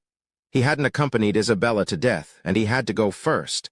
As the blood flowed, Jack's eyes started to blur. In his eyes, he seemed to see Isabella holding the hand of a blonde little girl. The little girl was just like her mother. Both of them were so beautiful. Wang Yuan was floating not far away from Jack. This person was indeed worthy of praise. If he was given a chance, perhaps he could become a famous hero. However, there were no ifs in life. You dare to stand up in the face of difficulties. You are brave. You are not afraid in the face of death. You are fearless. Wang Yuan watched as Jack slowly bled to death. "I will witness your death." A large cloud of white gas and cool air surged towards Wang Yuan, Chapter 13. Not a bad feeling? Wang Yuan carefully examined the emotions inside, chose the ones he deemed useful to absorb, and filtered out the garbage emotions he didn't need. Most of these garbage emotions were his longing for his family. These were emotions that Jack treasured, but Wang Yuan discarded them like a pair of shoes. However, Wang Yuan was quite interested in the woman called Isabella. From Jack memories, Wang Yuan learned quite a bit about Isabella. This Isabella wasn't a Kachi, but rather a degen of the Intercam Kingdom. Furthermore, she came from an aristocratic family, the Dracal, a branch of the Intercam Kingdom's royal family. When the Intercam Kingdom's royal family was embroiled in internal strife for the throne, the Dracal, a branch of the royal family, was also dragged into it. Isabella Dracal fled to this place, lived in seclusion, married Jack Dacme, and changed her name to Isabella Dacme. But what interested Wang Yuan the most was that the Dracal were known as the children of the dragon, as they were said to have the bloodline of a dragon. Logically speaking, this low-magic world couldn't afford to raise a dragon, so the so-called dragon bloodline was most likely fake. But according to Isabella, a child of the dragon once appeared in her family, one who had the power of a dragon. Most of the villagers in this village are Kachi, so I can keep these different experimental subjects. Wang Yuan thought about his plan, especially since Isabella was currently pregnant. The fetus' ability to adapt to germs. Wang Yuan recalled a few movies and TV shows from his past life, like Rise of the Planet of the Apes or The Blade Warrior, where the mother's body acted as a buffer, allowing the fetus to slowly adapt to those powers. Because of that, the Blade Warrior and Quinlan were able to become daywalkers, while Caesar also gained a high level of intelligence. If I infect Isabella with the germs and suppress its large-scale reproduction, I wonder if the newborns she gives birth to would be able to adapt to the germs. Wang Yuan silently thought, I might be able to use this to breed germs that can adapt to humans. There are several other similar experimental subjects in this village. I wonder if Isabella, who is of a different race, would be able to promote the germ's mutation. After absorbing the memories of quite a few people, Wang Yuan had gained quite a bit of understanding towards this world. In the Kachi people's ancient mythology, the white light that separated all things killed the progenitor of all things. The progenitor's body became the current world and gave birth to all things, while the progenitor's will became the spirit of all things, possessing various divine names. Calling out the names of these gods would grant them the help of the spirits of all living things. Of course, even if the Kachi people were to madly call out the names of the gods, it would be useless. And according to the Kachi people's description, the various races of humanity in this world were all derived from different spirits. The Kachi people were the representatives of the spirit, which was why they could sense the divine names of the various spirits, which was why the Kachi word also meant spirit. The country of the Kachi people, Trilantia, once had a glorious history, but it was now destroyed. A large number of Kachi people had migrated to other countries. A small number of them formed villages like this one. It was said that the Kachi people were actively trying to restore their country, but they hadn't been able to do so after so many years. From these legends, Wang Yuan obtained quite a bit of information. He found out that there were indeed differences between different races of people, and this was something that could be seen in everyday life. For example, the biggest enemy of this village, the Kent people. These people were natural-born bandits. Their instinct to invade others was engraved into their blood. Some of the more powerful Kent people were even able to undergo a strange transformation. What an interesting world. Wang Yuan slowly absorbed the remaining white mist from Jack's body. Under Komoros's orders, the villagers who had gathered here began to carry out Wang Yuan's orders. A new hunting party was formed. Their main mission was no longer to hunt, but to find crows or crow eggs and bring them back to the village. Watching the people who obeyed his orders, Komoros felt an unprecedented sense of satisfaction, then noticed a middle-aged man standing not too far away from him with a complicated expression on his face. Noticing that Komoros had noticed him, the middle-aged man turned around and left. Since he was limping on one leg, he couldn't walk very quickly. Komoros's lips twitched. The pride and satisfaction from before instantly disappeared, and he hurriedly chased after the limping middle-aged man. "Father, why did you come here?" Komoros maintained his calm and asked. "I'm not your father. My son has already died in the hunting party," the limping man angrily replied, his steps not stopping. Komoros stopped and spoke with a twisted expression. "I'm doing this for the village. Why don't you recognize me?" "My son is a hero who went out to hunt for the village, not a villain who came back to slander his comrades," the limping man spoke. "You've probably forgotten, it was Jacques who helped you enter the hunting party. Dax had also taken good care of you, but you killed Jacques and slandered Dax. My son isn't that kind of person. That's why you think I'm wrong." Komoros suppressed his anger. "Everything I did was for the sake of this village, for the sake of our family. You think I wanted to join the hunting party? If it wasn't for the sake of my unborn little brother, would I have joined the hunting party? If it wasn't for the sake of preventing the plague from descending on this village, would I have killed Jack?" Komoros curtly spoke. The middle-aged man stopped, said nothing, and once again limped away, but his back was now even more bent. Komoros held his anger and didn't return home. If he did, he would find that the two messengers he was serving were currently hovering above his house, while Wang Yuan was hovering above his house, looking at the pregnant middle-aged woman. From Dax and Jack memories, Wang Yuan learned some basic information about Komoros. Komoros's father used to be a member of the village guard, but due to a conflict with the Kent tribe, he took an arrow to the knee and was forced to retire. But a few months ago, Komoros's mother became pregnant again. Because he didn't want to give up on this child, their not-so-wealthy family needed a steady source of income. So Komoros was sent to the hunting party by his father. Through his interference force, Wang Yuan sent a certain amount of germs from the crows into Komoros's mother's respiratory tract. After confirming that she was infected, Wang Yuan ordered the crows to fly away. While controlling the germ's rate of reproduction, Wang Yuan flew towards the other houses. There were still quite a few people who needed to be infected, so he needed to focus on developing himself. Of course, there was still one problem. According to his memories, it would soon be winter, and for the sake of food, the Kent tribe, natural-born bandits, would soon arrive. Chapter 14. The first group of hunters had already returned. They didn't catch any crows, but they did bring back some crow eggs. Looking at the grayish-green, spotted crow eggs, there were a total of 5 of them. They were placed behind the village on a big tree, where Wang Yuan's 2 mutated crows had already built their nests. The incubation period for crow eggs was 16 to 18 days. It was unknown how many days these crow eggs had been incubated for, but under Wang Yuan's command, the 2 mutated crows took over the incubation, so it wouldn't be long before new crows hatched. Ever since Comoros had a falling out with his family, he had built a new house at the back of the village and lived there, taking care of some chores every day. The village head was dead, as was Jacques, who was regarded as the next village head, so Comoros was the one with the most authority in the village.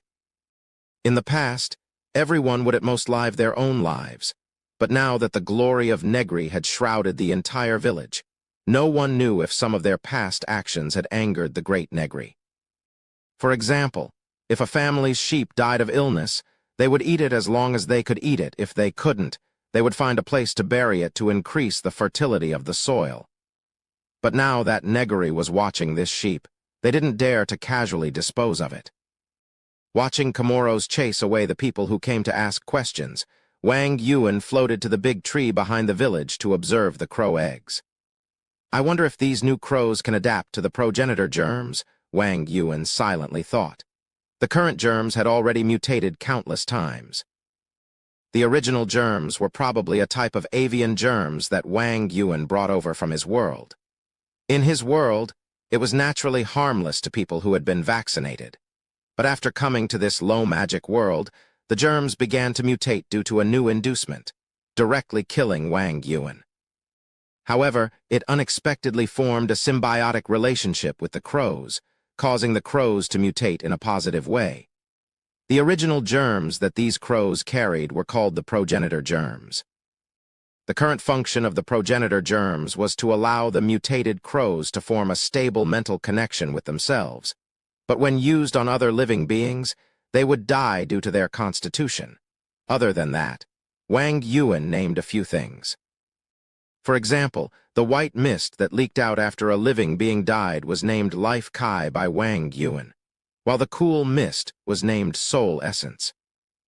Other germs that mutated from the progenitor germs were named according to their characteristics, while others were numbered according to their bodies. Many of these mutated germs came from the contributions of the Kochi people in the village. The village now had a new rule. That was that those who were sick must go to the back of the village to receive the grace of Negary's messengers. Once they were confirmed to be sick, they would be sent to the messengers at the back of the village to receive the grace of Negary, which was to be infected with the progenitor germs. Wang Yuan would then continue to observe the germs' changes in these people's bodies. For example, the common flu germs would be consumed by the progenitor germs and undergo a new round of mutation. Wang Yuan would observe the effects of these mutated germs on the human body, then ensure that the carriers of these germs wouldn't die and collect any valuable germs. Some diseases that were completely unrelated to the germs would also be implanted with the germs and turned into a normal human Petri dish to observe the germs' changes in different people. Fortunately, Wang Yuan was able to suppress the germs' growth rate so that the infected wouldn't die, nor would they become completely immune to the germs. One of the most noteworthy cases was a villager who contracted a disease similar to cancer. Since Wang Yuan wasn't a medical student, he didn't know much about this, but his field of perception noticed that the dying villager had a tumor inside his body that was rapidly growing. After Wang Yuan's germs entered the villager's body, they quickly mutated due to the tumor. The mutated germs went out of Wang Yuan's control and grew at an insane rate. Soon enough, a large number of black spots appeared on the villager's body. And these black spots continued to grow until the villager's entire body turned into a black man. Black crow feathers began to grow on his skin, but before the black feathers could fully grow, he was already dead in the end. This mutated germs were preserved by Wang Yuan, feeding it from time to time in order to maintain the activity of this germ named black crow. When the patient mutated, he displayed all sorts of things that were impossible for humans to do. Originally, he was just a dying patient, but during the mutation, he could easily jump 5 to 6 meters and break the beam of a house with a single punch. Wang Yuan believed that this black crow germs were necessary to be cultivated, but they still needed to be improved. Aside from the black crow, there was another germ worthy of Wang Yuan's collection. This germ came from Comoros, who had been infected with the germs for the longest time. Perhaps because the progenitor germs had been suppressed in Comoros' body for too long, it had undergone a strange mutation and gradually entered a dormant state. However, once Wang Yuan took control of the germs, they would stimulate Comoros to secrete two different substances. One of these substances would cause Comoros to feel happy, while the other would cause him to feel extreme fear. As for which substance was secreted, it was completely under Wang Yuan's control. In fact, if Wang Yuan did not interfere, Comoros would not have died from the germs.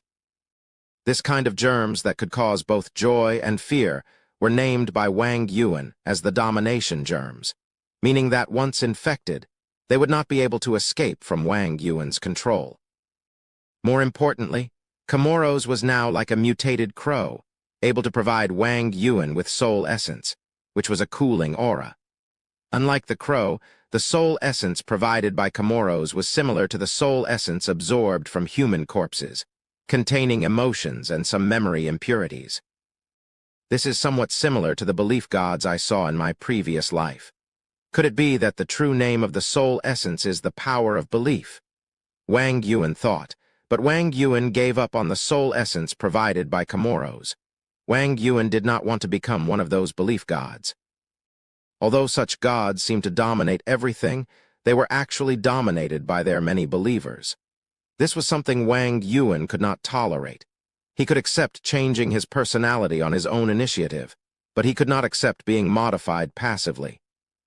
As for his goal, Wang Yuan's definition was to be a ruler, not a god. If it was such a god, then Wang Yuan also wanted to dominate it one day. This domination germs are still very useful, but unfortunately, its infectivity has become extremely weak, so it cannot be spread on a large scale. Currently, only Comoros has it. Wang Yuan sighed, then continued to check on the growth and mutation of the progenitor germs in the various hosts. Chapter 15. Heart-wrenching screams could be heard from inside the house as the crippled man anxiously waited outside. Following the newborn's first cry, Wang Yuan observed him. "Comoros, you found your successor." As Wang Yuan looked at the newborn, Wang Yuan could sense the soul essence he was transmitting to him as soon as he was born. Under the effects of the germs, the newborn was extremely healthy. Very quickly, he opened his eyes and looked towards Wang Yuan's direction with a pair of bright black eyes, displaying a happy smile. "Can you sense my presence?" Wang Yuan smiled. Although Comoros could no longer escape from Wang Yuan's control due to the domination germs, he still knew too much. Not to mention, this newborn was even more excellent than he was, right? The newborn was named Noah by his father. The germs inside his body are called the righteous germs. Wang Yuan seemed to have some kind of bad taste in his mouth. According to the current situation, this germs could increase the physical fitness of the infected. This newborn was so healthy that it didn't seem like a newborn at all. At the same time, the righteous germs were similar to the progenitor germs to the crows. Wang Yuan could easily sense this newborn's consciousness and exert a lot of influence on it. In the Bible, the righteous, in principle, didn't refer to a person's moral behavior. It was only their effect. The cause was because the person had a covenant with God. In other words, because a person believed in God, they would obey God's laws. For this reason, those who had a covenant with God were called righteous. The covenant between Noah and Wang Yuan was the germs inside his body, which was why Wang Yuan named them the righteous germs. So that's my little brother. Comoros stood at a distance, watching the child who was the center of attention with a glint in his eyes. He was quite jealous of this little brother of his. If it weren't for him, he wouldn't have joined the hunting party and encountered that kind of thing. With this in mind, Comoros felt a wave of panic. This was the domination germs acting up inside his body. Whenever he thought of something bad about Negary, his body's natural instincts would activate and stimulate him to secrete a substance that caused him to feel fear. Looking at the family that no longer had a place for him, Comoros turned around and left. He had decided to dedicate everything he had to Negary. Wang Yuan continued to observe the effects of the righteous germs. Noah's growth was very fast, and he was also very intelligent. If not for Wang Yuan constantly maintaining a connection with his consciousness, Wang Yuan would have thought that he was a soul transmigrator. Walter. As Noah uttered a few inarticulate syllables, a small gray bird flew in from outside the window. It was holding a curled-up leaf in its claws, brought it in front of Noah, and carefully poured the dew on the leaf into Noah's mouth. Wang Yuan silently watched this from afar. Noah's actions couldn't help but make Wang Yuan recall the legends of the Kaqchi people. In their language, the Kaqchi word represented spirit, and the Kaqchi people were a race born from the spirit of the progenitor of all things.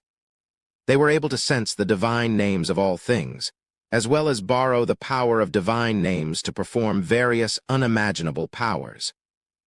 During this period of observation, Noah would occasionally utter a few indistinct syllables. Through these syllables, Noah was able to command a certain number of animals, the easiest of which were birds. Wad means Kaqchi do drinker, right?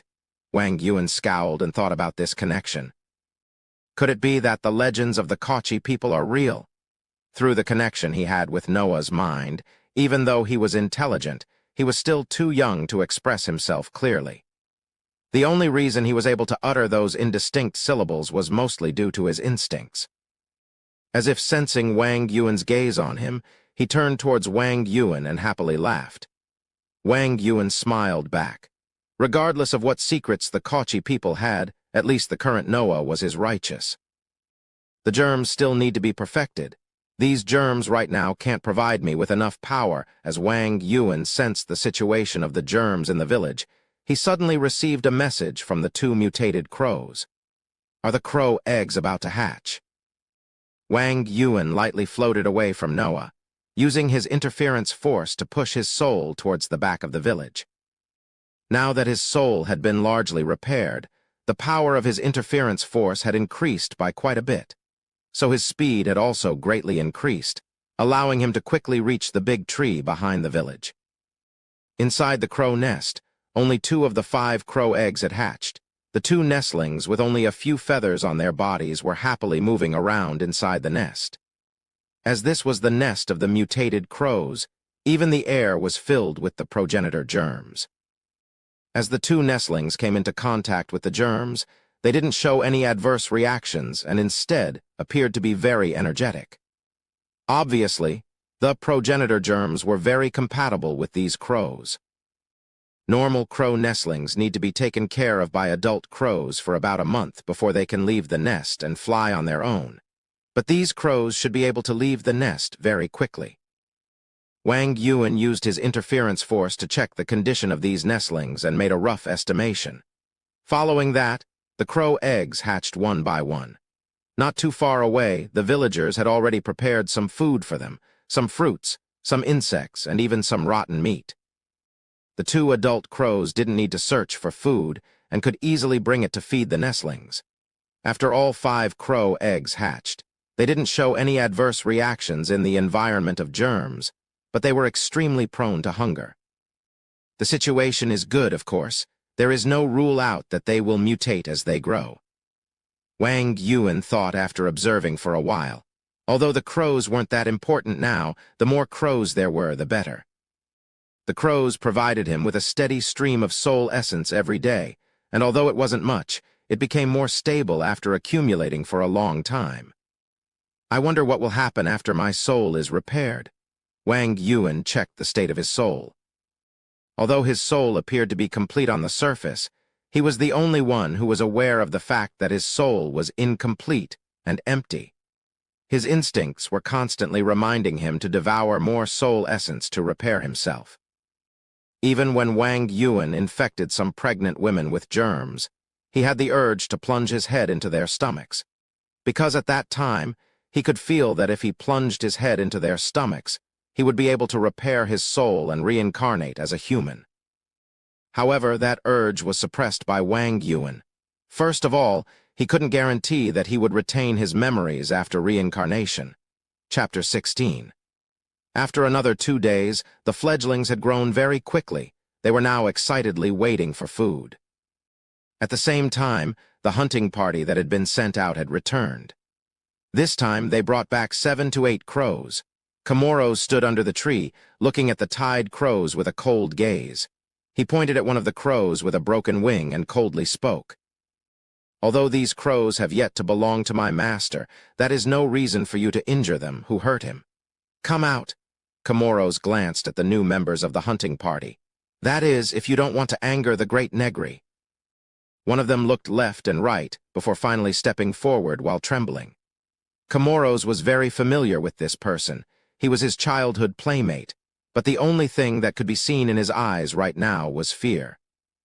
Looking at the terrified expression of his former playmate, Chamorros decided to harden his heart. The so-called injury of the crows was only an excuse, and the reason for this was because Negary had given Chamorros the order to sacrifice them. During this period of time, Wang Yuan had only been absorbing the white mist provided by the black crow germs, so the amount of white mist he had was already running low, so he needed to sacrifice someone. This mission was conveyed to Chamorros by Wang Yuan through the domination germs. It wasn't impossible to rashly suggest that a villager be sacrificed, but it might cause the villagers to retaliate, so an excuse was needed to sacrifice someone who had done something wrong. And now, this childhood playmate of his was the one who ran into the spear. Chamorros didn't dare to disobey Negary's order, so he could only apologize to this person. Chamorros squinted his eyes and was about to say something when he saw a member of the village guard riding a horse towards him. "Sir Chamorros, we've found traces of a Kent tribe." The guard hurriedly got off his horse and reported to Chamorros in a low voice. "A Kent tribe, huh?" Chamorros recalled some not-so-good memories, then turned to look at his childhood playmate and continued.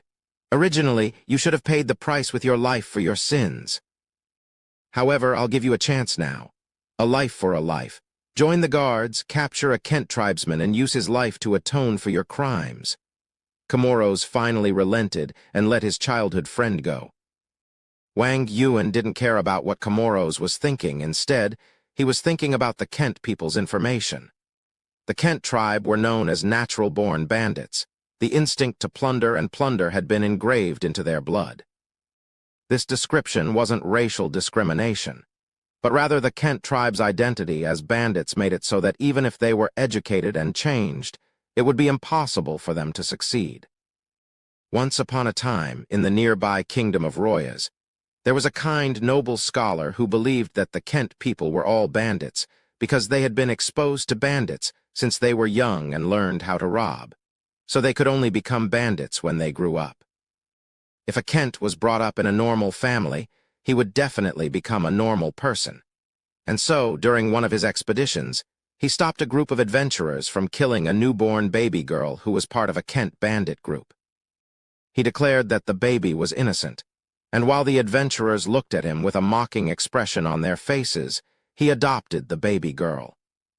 The noble scholar didn't tell the baby girl that she was a Kent tribesman, so from a young age, she had an etiquette teacher teach her the etiquette of a lady, at the same time regulating her behavior, and treated her like his own daughter. At the age of 15, she almost inherited the noble scholar's title.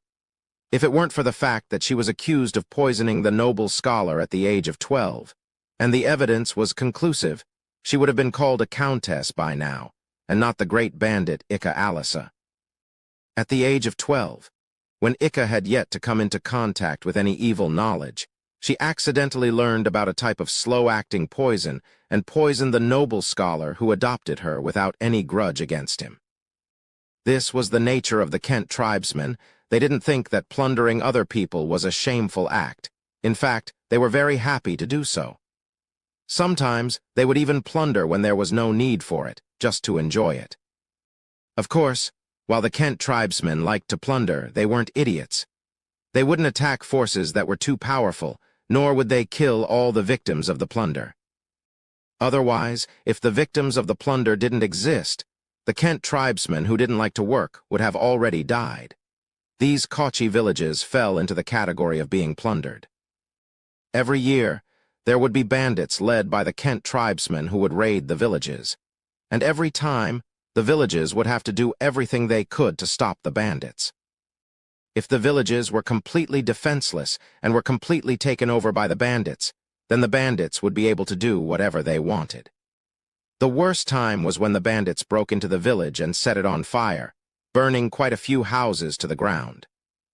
If the Kent tribesmen hadn't spared the remaining people for the sake of sustainable development, this village would have already been destroyed. That year, quite a few Kochi tribesmen either starved or froze to death. Of course, there was also a relatively peaceful year where both sides flexed their muscles. When the bandits realized that this bone was too hard to chew, they would force the village to hand over a certain amount of food and leave. But this time, this village was completely different. They were now under Wang Yuan's control, so how could Wang Yuan allow his things to be controlled by others again?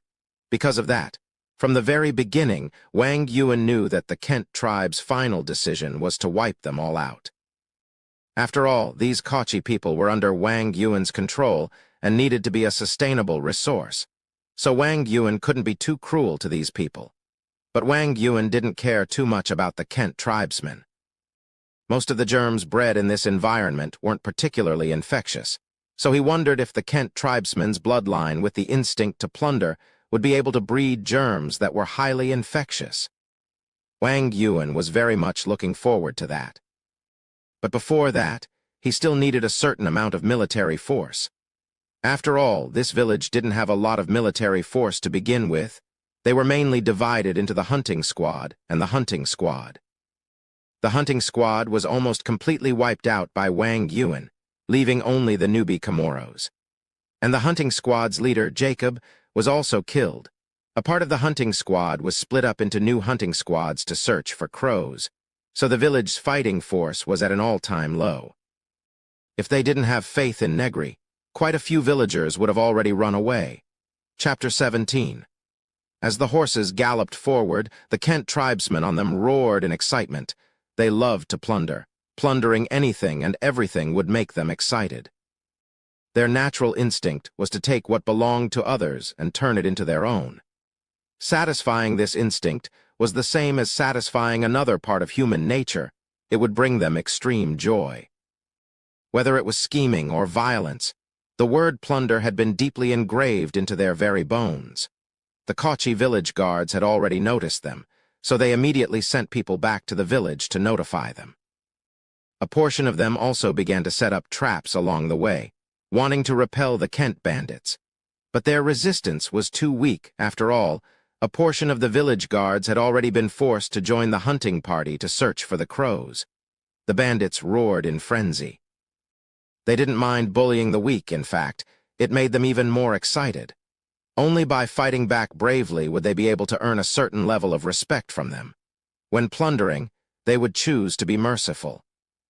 The Kochi people were currently powerless to resist, causing their bloodline of plundering to boil.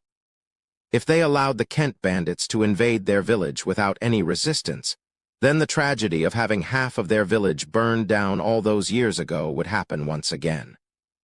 The Kent people madly chased after the village guards, shooting arrows from behind, bypassing the practically useless traps and laughing at the helpless Kochi people who were running for their lives. In the past, the Kochi people, used traps and the village guards to retaliate to stop the Kent bandits from advancing. Of course, at the time, the Kochi village guards were more like a group of nannies taking care of naughty children or servants serving their master. Against the Kent bandits' attacks, they had no choice but to retaliate, because doing so would ignite the Kent bloodline of plundering. At the same time, they didn't dare to retaliate too fiercely. because if they did, the Kent bandits would suffer heavy losses and become enraged. The Kent bandits didn't have a strong belief in sustainable development, and some villages were destroyed by the Kent bandits in retaliation for killing some Kent bandits. This was the same as facing a girlfriend. If you treated her well, she would complain. If you treated her badly, she would complain even more. The main reason for this was because they had always been the weaker party. Because they were the weaker party, the two sides weren't equal, so whatever they did was wrong. Love was the same, and it was the same for the Kochi people when they faced the Kent bandits. It was because they were weak that they had to consider if they wanted to retaliate against the Kent bandits. They couldn't go too far, and they couldn't not retaliate. As Wang Yuan watched the fleeing Kochi village guards from afar, he recalled a saying he once heard somewhere. Only the weak will consider the bigger picture, because they can't bear the consequences of the bigger picture being destroyed. And true combatants would never care about the bigger picture, because they were the bigger picture. The Kent tribe from before was the bigger picture, so they didn't need to care about whether or not killing the Kochi people like this was going too far, whether or not they would be able to survive after stealing their food, whether or not they would be able to endure being bullied and humiliated right in front of their faces. All unfavorable situations in this world are caused by the lack of ability of the parties involved, Wang Yuan slowly explained. If he was strong enough back then, he would have been able to see through the system's deception and become a main character in his original world. If the Kochi people were strong enough, the Kent bandits wouldn't have even passed through their village, just like how the Kent bandits wouldn't have tried to attack the Intercam Kingdom in the first place. And right now, we're stronger than these Kent bandits, so they're the ones being dominated. Wang Yuan looked at the approaching Kent bandits and gave his order. Komoros's expression changed as he turned around to look at the panicking Kochi bandits behind him. Each of them was holding a jar in their arms. Their bodies were completely wrapped up, clearly not knowing what to do. Komoros's childhood friend who made a mistake was also among them. The jars in your hands are cursed by the great Negary. Anyone who comes into contact with it will die from the plague. In a moment, throw them on the Kent tribesmen to draw the attention of the majority of the Kent tribesmen, Komoros continued. What you need to do next is to capture as many Kent bandits as possible who aren't cursed. They will become our sacrificial offerings to the great Negary. The more you capture, the more rewards you'll receive. Especially you. If you can't capture the sacrificial offerings, you can only become one of them, Komoros told his childhood friend. What you need to do next is to capture as many Kent bandits as possible who aren't cursed, Komoros said to his playmate. This was his last act of kindness. If he couldn't catch it, they could only blame themselves. Let's go. Hearing Komoros's order, this group of 7 to 8 people each carried a jar and rushed forward. The guards on the other side were madly running away on their horses.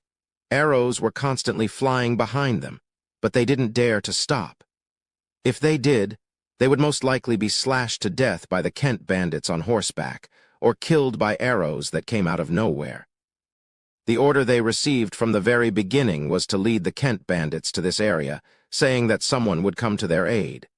There were about 20 Kent bandits behind them. All of them were riding on horseback, equipped with swords and bows. Heh, heh, heh, I'm about to hit your buttocks. You're running so slowly. Are you going to offer your buttocks to me? One of the Kent bandits laughed in a frenzy and fired an arrow without mercy, hitting one of them in the leg. Due to the pain, he lost his balance and fell off his horse. He screamed for help, but none of his companions stopped to help him. Seeing the Kent bandits getting closer and closer, he struggled to crawl forward. But how could he escape from the Kent bandits when his leg was already injured? The bandits on horseback stopped in front of this Kochi man. They temporarily stopped their pursuit. This year, this group of Kochi people seemed to have given up on resisting. Their defenseless defense made it seem like they weren't in a hurry. The wounded man was still crawling forward.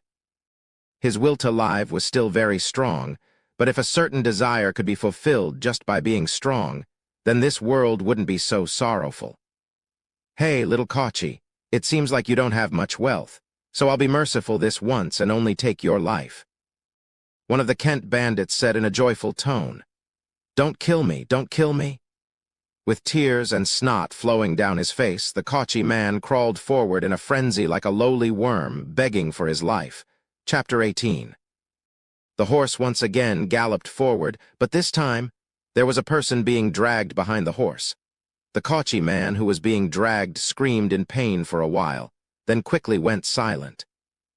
After all, there were no roads in this area.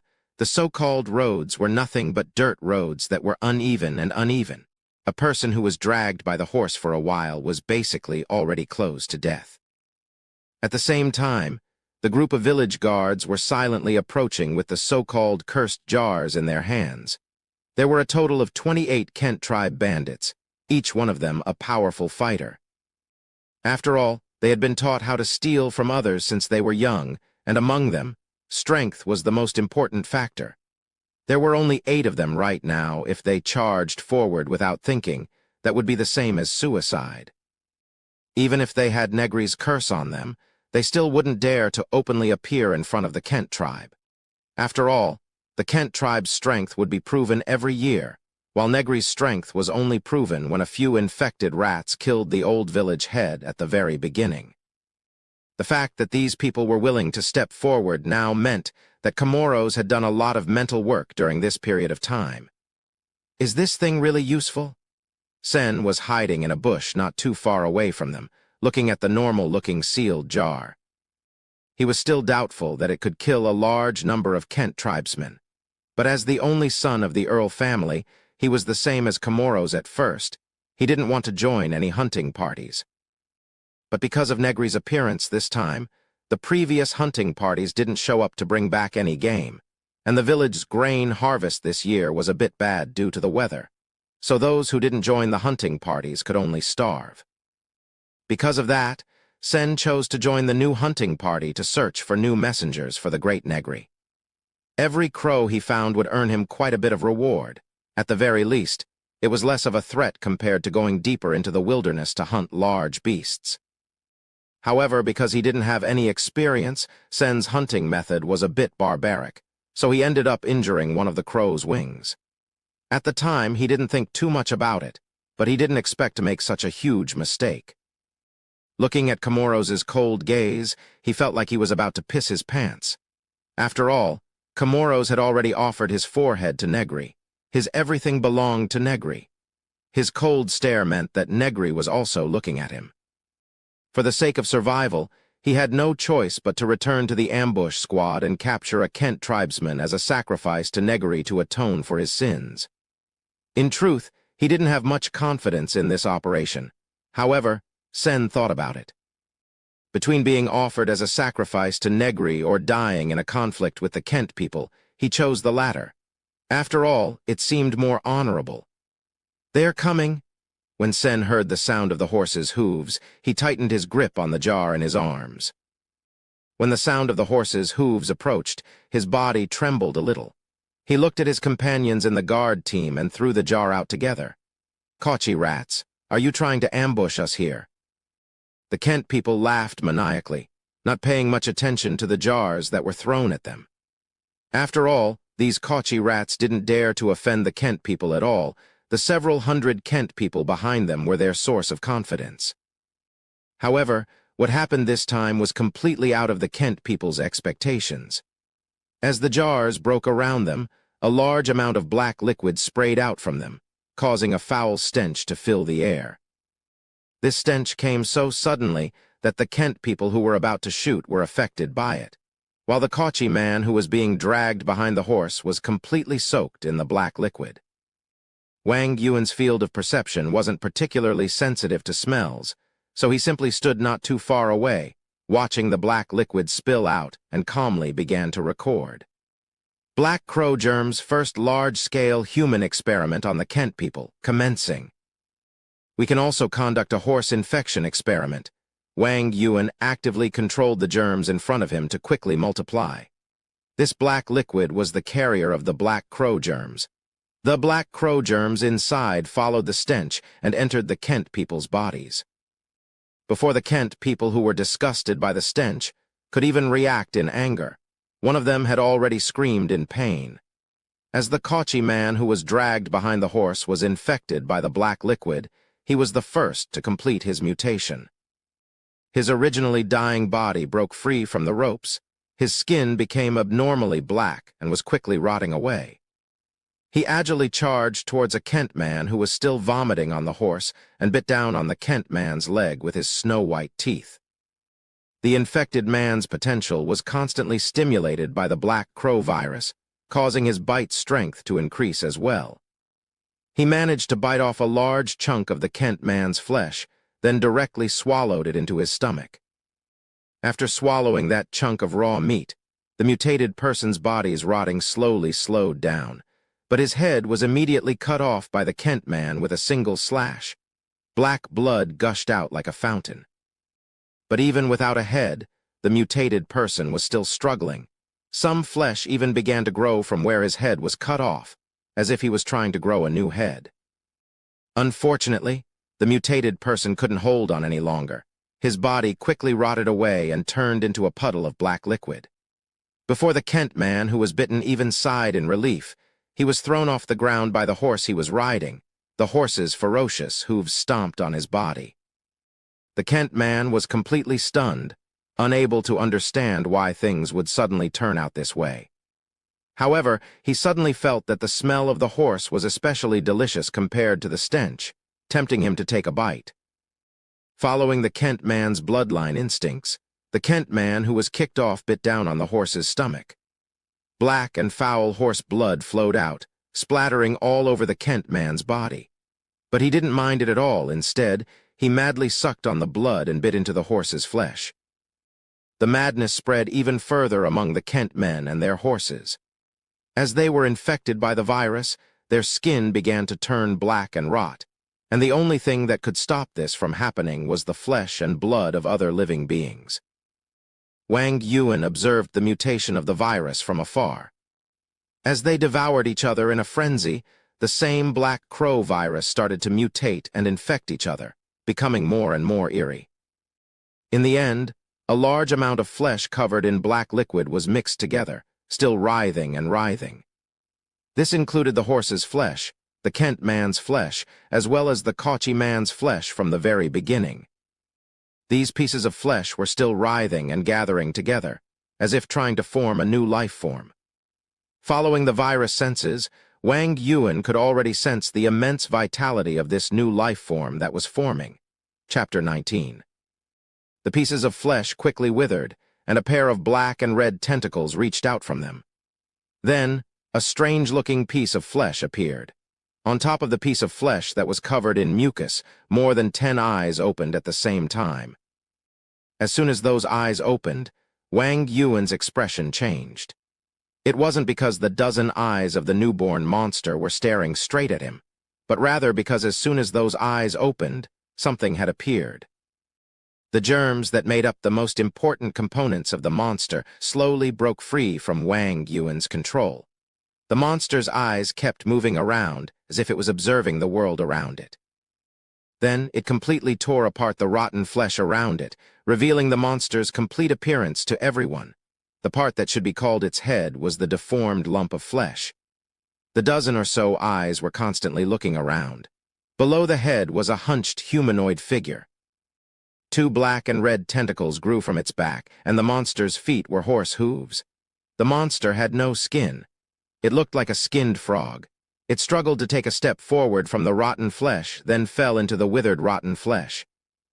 After struggling for a bit, the monster once again stood up, paused for a bit as if thinking about something, then leapt out of the pile of rotten flesh and headed towards Wang Yuan's position. A sense of danger emanated from the monster's body. Wang Yuan felt a direct threat for the first time. From the very beginning, his sense of danger only came from himself, such as not having enough white mist or anything like that. He couldn't even observe anything else, let alone show any signs of danger. Wang Yuan did not panic. Jacob's emotions had played a role in this. His personality had become a little calmer in the face of danger. He floated back and observed the monster's behavior. It did not seem like a newborn life form. It had its own way of doing things, and it was able to quickly understand this world. Gulp, gulp, gulp.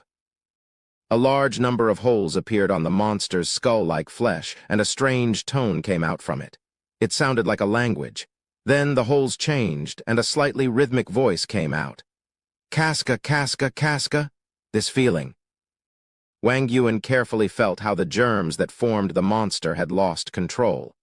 It feels like a higher consciousness has descended. Soul transmigration. Wang Yuan suddenly thought of this word.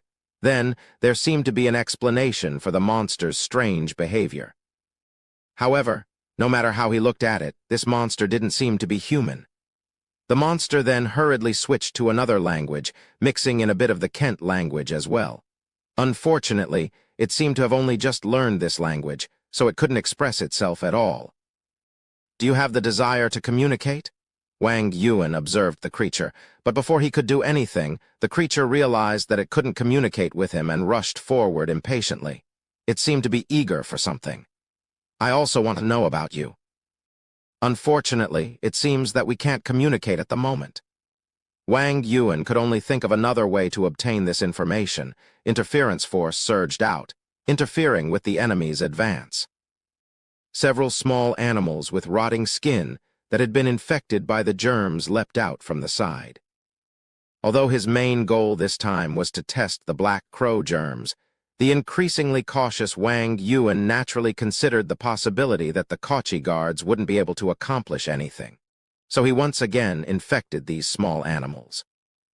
Using his control over the germs and his consciousness, he forcefully took control of these small animals.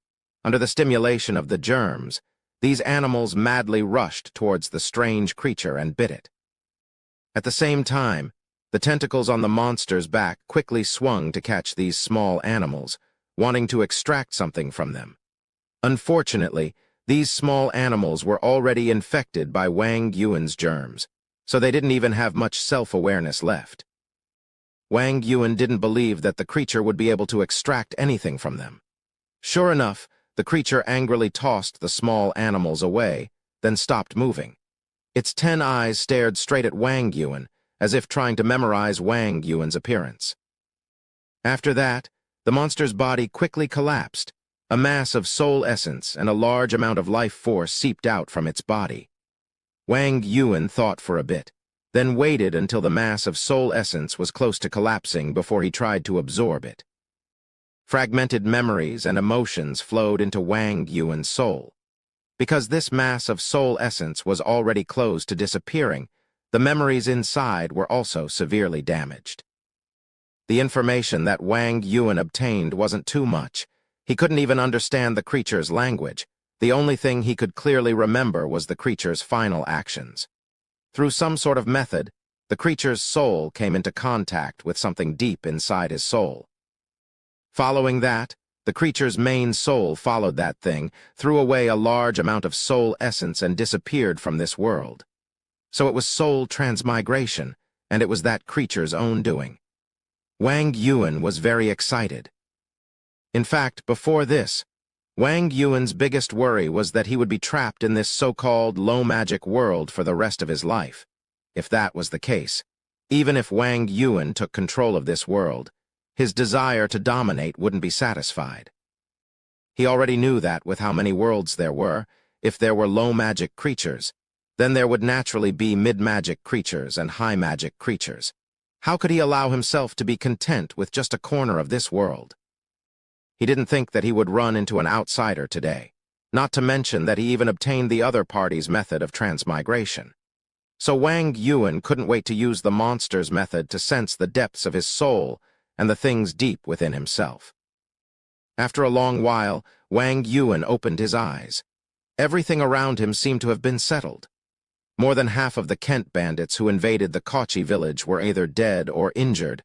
Only a few managed to escape. 2 of them were even captured alive. Mori excitedly looked at the captured Kent bandits in front of him. He succeeded. He took that chance and captured a Kent bandit to replace him as a sacrifice. This way he wouldn't have to die. I did it, Mori excitedly shouted. Komuro stood at a distance, ordering the others to throw firewood into the rotting flesh and ignite it. Otherwise, the black crow germs here would infect all living beings in this area. Komoros and the others pretended not to see the final monster, but when they heard Mori's excited shout, they smirked. Although their friendship was no longer there, it was still good to be able to survive. Mori still wanted to say something, but suddenly felt his body turning cold as a power pierced straight into his head. Without being able to resist, he simply fell to the ground and lost his life. Seeing the soul essence and life essence drifting out of Mori's body, Wang Yuan finally felt a bit better. Chapter 20. Wang Yuan was lucky. Due to an accident, he managed to obtain a bit of information from a soul transmigrator and obtained the method to transmigrate between worlds. Wang Yuan was also unlucky because that method was completely useless to him. Wang Yuan didn't know what a human soul was made of, but from the monster's actions, it believed that the thing deep inside its soul, as well as the memories of its own soul, was its true self. That was why it decided to abandon the majority of its soul when it was forced to leave this world, leaving only the thing deep inside its soul. Wang Yuan looked straight into the depths of his soul. There was nothing there. Rather than losing something, it felt more like he was the one that was abandoned. After extracting the scattered information from the monster, Wang Yuan gained a deeper understanding of his current situation. The thing deep inside the soul, in the monster's language, had a name, Gyusa. This word basically meant true self, origin, or origin.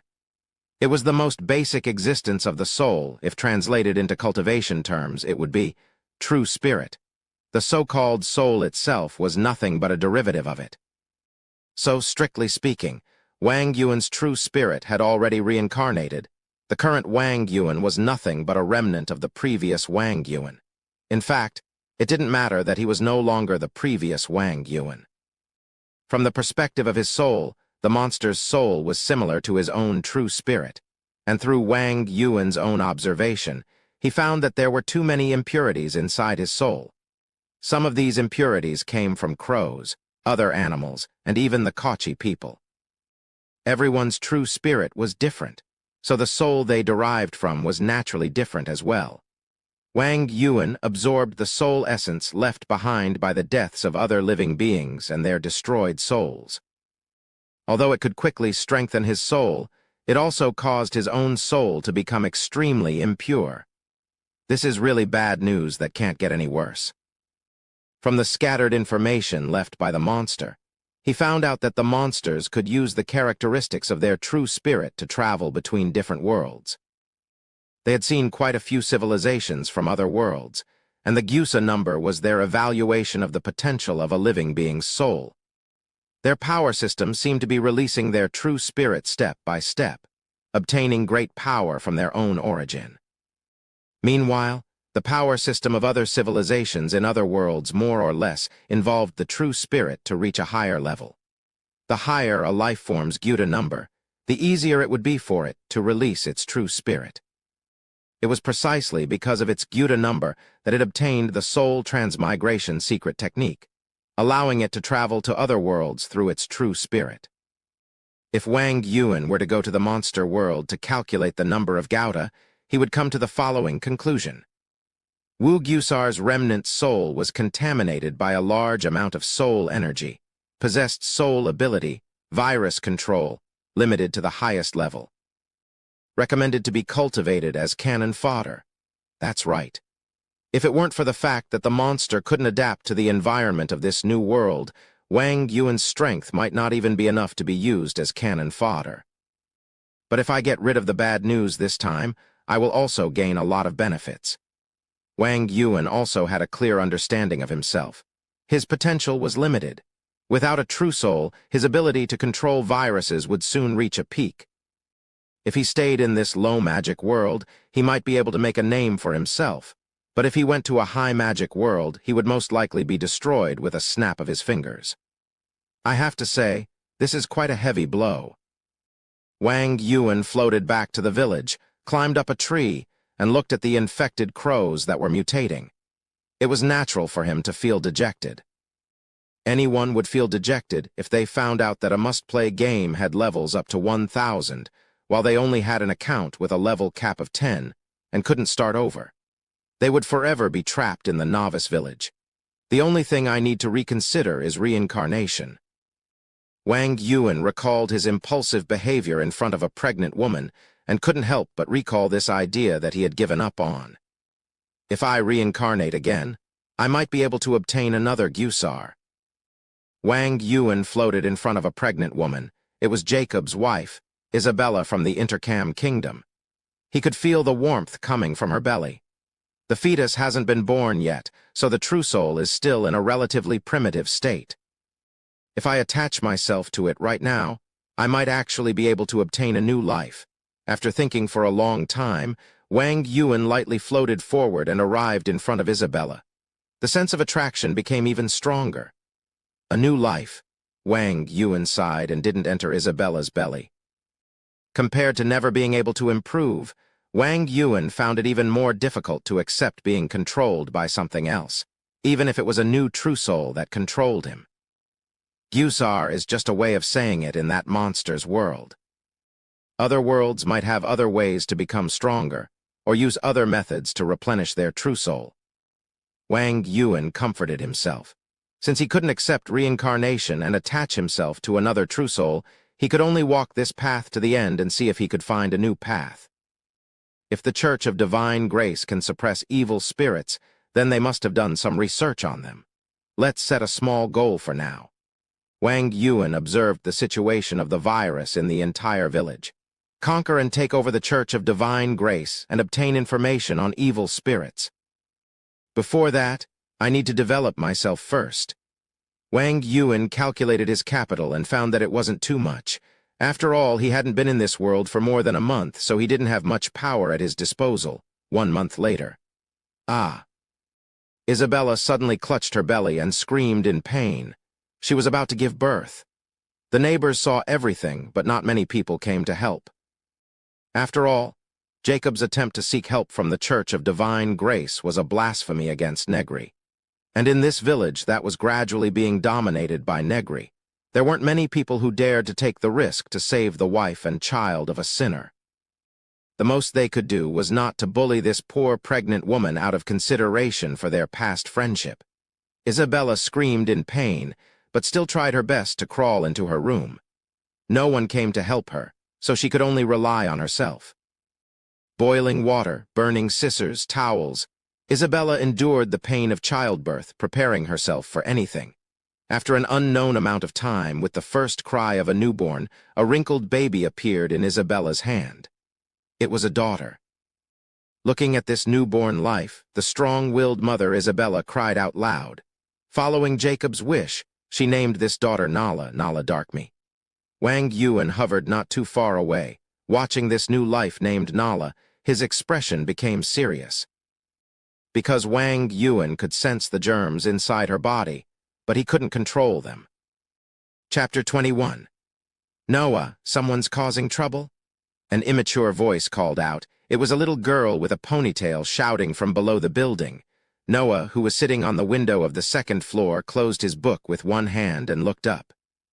The 10-year-old Noah looked extremely healthy. His neat attire and meticulous temperament made him the leader of the local Kochi youth organization.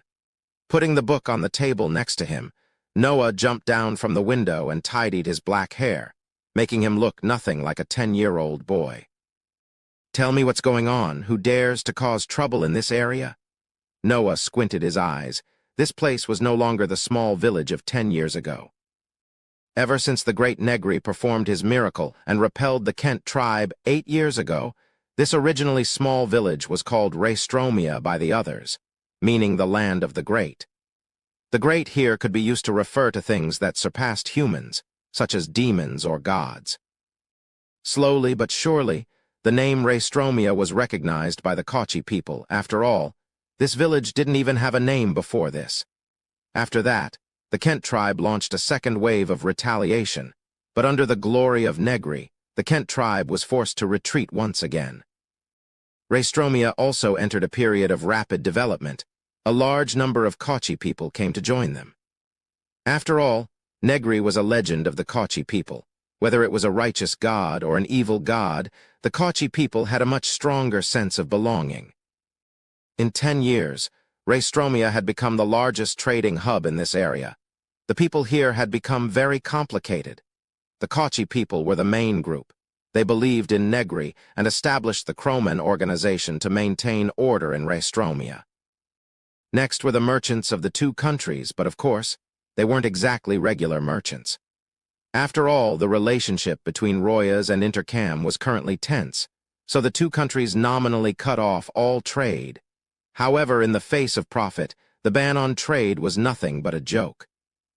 There were still quite a few people who continued to trade with each other, and the gradually growing Raystromia was the best place to do so. A large number of smugglers brought Raystromia a great deal of wealth. Of course, wealth also brought in even more people. Among them were mercenaries looking for missions, bodyguards, robberies, and all sorts of other kinds of missions. Apart from mercenaries, pickpockets, killers, and prostitutes also started to gather in Raystromia because of the riches here. Of course, there were also people who didn't come here for the riches, such as fugitives, deserters, or intelligence agents. Geographically speaking, Raystromia was still part of the Intercam kingdom, but because this place was so remote that it didn't have much value and only had a group of Kochi tribesmen living on their last breaths. The Intercam kingdom didn't pay much attention to it and didn't send anyone to manage it. The current Intercam was powerless to govern even if it wanted to. This country was growing weaker and weaker. The internal strife of the royal family back then had consumed a lot of Intercam's national power, which was also the reason for the tense relationship between the two countries. It was said that the Kingdom of Royas was already mobilizing the nobles within its borders for war. It was estimated that a war between the two countries would be inevitable soon. That was why the entire Raystromia was slowly becoming unstable. Not only did the Intercam kingdom want to become its leader in name, they also wanted to take over the place and turn it into a line of defense against the Kingdom of Royas. At the same time, Royas also wanted to take over Raystromia so that the Intercam kingdom wouldn't be able to set up a line of defense against Royas. Between the two countries, the ruler of Raystromia was more inclined to help the Intercam kingdom. Firstly, the Kingdom of Royas was different from the Intercam kingdom. It was a kingdom with a standard ethnic class system. The nobles of the kingdom were all Royas people, while other races were only second-class citizens, or even third-class citizens or slaves in Royas. Secondly, the current Royas was too powerful. If they truly sided with Royas, they would very likely be skinned alive by Royas in the end. As Noah walked through the chaotic but strangely orderly Raystromia, a large number of Kochi teenagers were also gathering behind him. As the merchants around him watched this group of teenagers, their eyes were full of caution. Unlike the Kromen organization that the Kochi people used to maintain order in the local area, the Kochi youth organization formed by this group of teenagers also had considerable combat prowess. At first, this organization was only treated as a group of ignorant children playing around, but not long after they were formed, they managed to recruit a large number of pickpockets in Raystromia and became the ones who maintained order in the underground world. These Kochi teenagers, especially those who were born after Negary manifested, were far superior to their peers in terms of physique, personality, and intelligence. Some of them were even comparable to adults. There was a lone wolf who came to Rhea today. After Raz succeeded, he was chased all the way to his lair. The girl explained to Noah what happened. The lone wolf she mentioned was a mercenary who wasn't part of a team. So that lone wolf wanted an explanation from us. What does he want? Noah wasn't surprised at all. Pickpockets were bound to slip up, and those who could come to Raystromia were bound to be experts. They usually dealt with the victim's situation according to the victim's situation. If the victim had a backer or means, then they would apologize and send the victim away. Out of respect for the Kochi people, the victim wouldn't care too much about the victim. But if the victim had no backing or power, then they could only admit that they were unlucky. If they didn't know what was good for them, then they would most likely become food for the crows, and the crows didn't mind having an extra meal. No, that person detained some of our companions, hoping to receive our help. He seems to be looking for someone. The girl had a strange expression on her face. "He seems to be looking for the crazy girl's family." Noah stopped. The crazy girl that the girl mentioned was Nala, one of the few Kochi teenagers who refused to obey him. Of course, even if she chose to obey him, Noah wouldn't choose to accept her. After all, she was the descendant of a sinner. "Let's go see that lone wolf first." Noah headed towards the pickpocket's nest. Meanwhile, on top of a large tree deep within Raystromia, Wang Yuan opened his eyes. A large mass of black substance suddenly erupted from the tree as hundreds and thousands of crows flew out from the tree, forming a large flock of crows. Someone looking for Nala and Isabella? As Wang Yuan's righteous, everything he knew, Wang Yuan naturally knew. He's not a member of the Intercam royal family, but a mercenary. Wang Yuan was a bit surprised, but only a bit. His research on Nala was still at a crucial stage, so Wang Yuan didn't intend to let anyone take Nala away, at least not now. That was why, even though Isabella had tried to leave Raystromia many times over the years, she was always stopped by Wang Yuan. Chapter 22. Several young men were squatting on the ground. One of them had a bruised face. A middle-aged man was sitting on a chair. He was wearing a leather coat made from the skin of an unknown creature. There were also many small trinkets hanging on his body. His face was full of scars. But they didn't look scary at all. The middle-aged man had a smile on his face, tossing pebbles into the air one after another, then catching them while looking at these pickpockets. This was the scene Noah saw when he entered the pickpocket's lair. He took a look at the middle-aged man's clothes and spoke. "If I'm not mistaken, it's our first meeting, Mr. Chris Modo. I didn't think you would come to Raystromia. You know me?" The middle-aged man was a bit surprised as he looked at the child in front of him. With his eyesight, he was able to tell Noah's true age, so he was even more surprised. "You can call me Noah." Noah pulled out a chair and sat across from the middle-aged man, then spoke with a serious tone. "I think I should take some time to tell my subordinates about your story. Sacri's writing is quite good. I like the part about the Snow Mountain escort the most. I also like it." The middle-aged man smiled, but his expression was a bit strange. Chris Modo, a famed adventurer across the entire continent, an undying miracle. His legendary deeds were written into a book by his friend Sacri. For most young people on the continent, he was the idol of their lives. For example, killing the worm that harmed a village, defeating an evil organization that used human corpses to research magic, the conspiracy of the Arcana Research Society, and quelling the internal strife of the Talaka Kingdom. Other than that, there were many other things that made the name Chris Modo so legendary. The small trinkets hanging on his body were mementos of his legendary deeds, such as the teeth of the ferocious worm, the necklace that was the emblem of the Arcana Research Society's chairman, and the ring that symbolized the friendship of the Talaka Kingdom, which could even be used to dispatch a group of Talaka Kingdom soldiers when necessary. The Snow Mountain escort that Noah spoke of was a legendary experience for Chris. At that time, he was escorting the eldest son of a count back to his country to accept his title. On the way, he experienced a series of dangers. It was also during that time that Chris's face was scratched. At that time, he still managed to escort the eldest son to his destination. The scar on his face was the medal of that adventure. "May I know why you've come to Rhea, Mr. Chris?" Noah asked with interest. He really wanted to know what was so special about Isabella, the wife of that sinner. "I received a request to find a woman. According to the clues, she came here more than 10 years ago, and she hasn't left all these years," Chris said gently.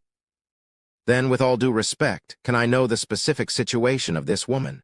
Noah asked with interest. "My apologies, Mr. Noah. I can only reveal some basic information. The woman is called Isabella, 29 years old this year, a follower of the Church of Divine Grace." Chris explained while observing the expressions of Noah's group, then smiled in understanding. "You know where she is, right?" Chris spoke with a serious tone. "Tell me where she is, I can pay you." Noah's expression was perfectly normal, but his peers couldn't hide their emotions in front of a sly old fox.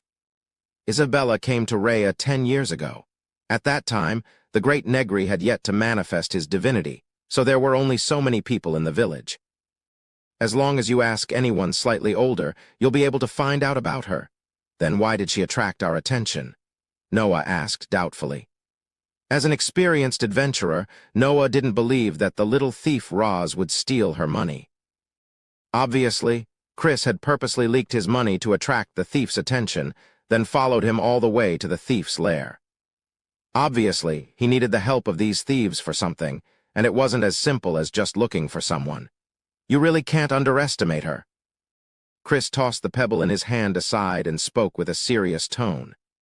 I naturally found out where Isabella is, and I also know that she has a daughter, Nala, but it won't be easy to take her away.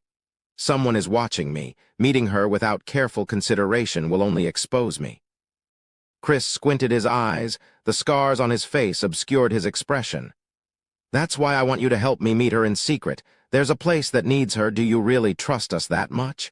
Noah shook his head. It's important to have a bit of trust between people. Chris took out a pouch of money, then stood up and walked outside. This is the deposit. Please arrange the time as soon as possible. Don't let everyone know. Looking at Chris's back as he walked away, Noah didn't say anything. He was thinking about Chris's words. There were truths and lies in Chris's words, so he couldn't believe all of them, but he also couldn't not believe all of them. As for Chris's purpose, it could only be said to be nonsense. A legendary adventurer needed the help of a local gangster to secretly meet a woman. The so-called trust was even more ridiculous. Arrange it first. Treat it as a normal business, Noah ordered. Wang Yuan floated in front of Isabella at the same time, but of course, she couldn't see Wang Yuan. Considering the current situation of the two countries, he slowly understood the meaning behind the legendary adventurer Chris coming to find Isabella. Isabella was originally a member of the Intercam Kingdom's House of Drackle, just like the Intercam royal family. They were considered a branch of the royal family, and also had the bloodline of the son of the dragon. Back then, during the internal strife of the royal family, the current king of the Intercam Kingdom, Seth I, killed the majority of his own kin who posed a threat to him. Even the branch family, the House of Drackle, was implicated. As the eldest daughter of the Drackle, Isabella escaped to what was then a small village of the Kochi people, where she met the love of her life, Jack. Currently, due to the internal strife of the Intercam Kingdom, as well as various other reasons, the Intercam Kingdom was growing weaker and weaker. The war against the Kingdom of Royas was unavoidable. Seth I's support rate was dropping. More and more nobles wanted him to abdicate, but because Seth I was ruthless in his killings, there weren't many people who could inherit the throne. Strictly speaking, as the eldest daughter of the Drackle, Isabella was indeed qualified to become the queen of the Intercam Kingdom. However, there were still some uncertainties. Isabella was indeed qualified, but Isabella wasn't the only one who was qualified. No matter how ruthless Seth was, he couldn't possibly wipe out the entire royal bloodline.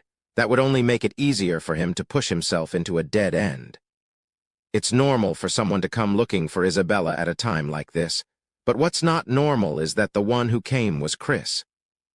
Isabella's ranking in the line of succession wasn't particularly high, so Chris's appearance wasn't normal at all.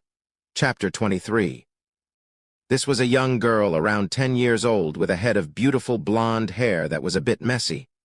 Her clothes were also patched up a lot, and her face was covered in soot, making her look like a tomboy. But if one took a closer look at her face, they would find that this girl was so delicate that she didn't look like a mortal. She seemed to have inherited the good qualities of her parents. She was born with a natural temperament that could make others trust her. This tomboy-like girl was the daughter of Isabella and Jacob, Nala Darkme.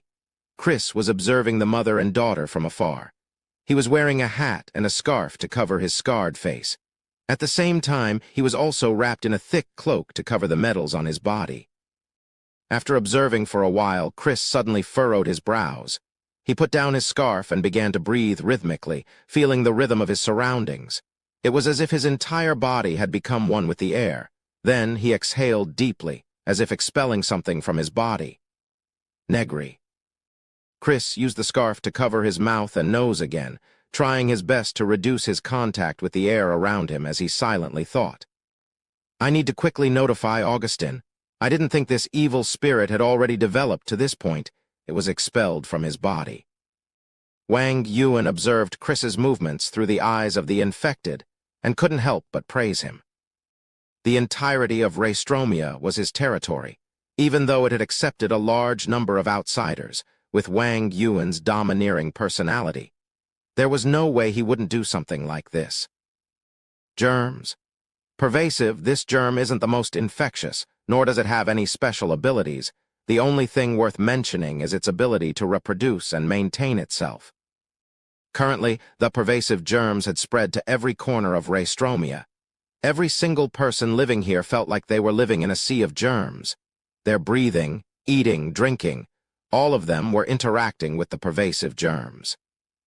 The pervasive germs weren't very infectious. A human would need to live here for 1 to 2 weeks before they would be completely infected. Even if they were infected, there wouldn't be any problems. The germs would only cause them to use up their stamina a bit faster, but it wouldn't cause much harm to the human body. On the other hand, the pervasive germs were extremely sticky. Once infected, it would be extremely difficult to get rid of these germs, because once infected, these germs would quickly adapt to the host's physique, then spread to every corner of the host's body, forming a symbiotic relationship with the host. In order to get rid of these germs, it was as if he had to clean his entire body from head to toe, from inside to outside. That way, he would not be far from death. And Chris was surrounded by these germs. Every once in a while, he would expel the germs that had entered his body. Is that breathing technique the so-called Kakyu-ho? Wang Yuan recalled Chris's strange breathing rate and thought about the nature of this power. The so-called respiratory art was a power that existed faintly in this world. The information that Wang Yuan had collected over the years only mentioned the existence of this power. Only a small number of nobles and royals still retained the cultivation method of this power. They could sense the rhythm of all living things, and through different breaths, they could harmonize with this rhythm. When they were in a state of harmony, their senses would be unprecedentedly strengthened. Otherwise, how could a mere mortal like Chris be able to sense even the tiniest germs and expel them from his body? Of course, this respiratory art was said to have other powers as well, but that was all the information that Wang Yuan had collected. Today was the first time he had seen someone using this respiratory art. This low magic world was truly low magic. Up until now, Wang Yuan had only discovered 3 types of supernatural powers. The first was the Church of Divine Grace, who claimed to have bathed in God's grace, thus granting them various powers that normal people couldn't. Wang Yuan had also met a priest of the Church of Divine Grace who came to Rhea, and he did seem to be a bit supernatural. The second type was the remnant souls, also known as evil spirits. The third type was the respiratory art that Chris demonstrated. Naturally, within the information that Wang Yuan had collected over the years, there were also a lot of clues regarding supernatural powers. For example, the Kochi people's own spirit shaman, who claimed to have unlocked the Kochi spirit, allowing them to communicate with all things, call upon the name of all things, and borrow the power of all things. Wang Yuan's righteous, Noah, was able to grasp a bit of this.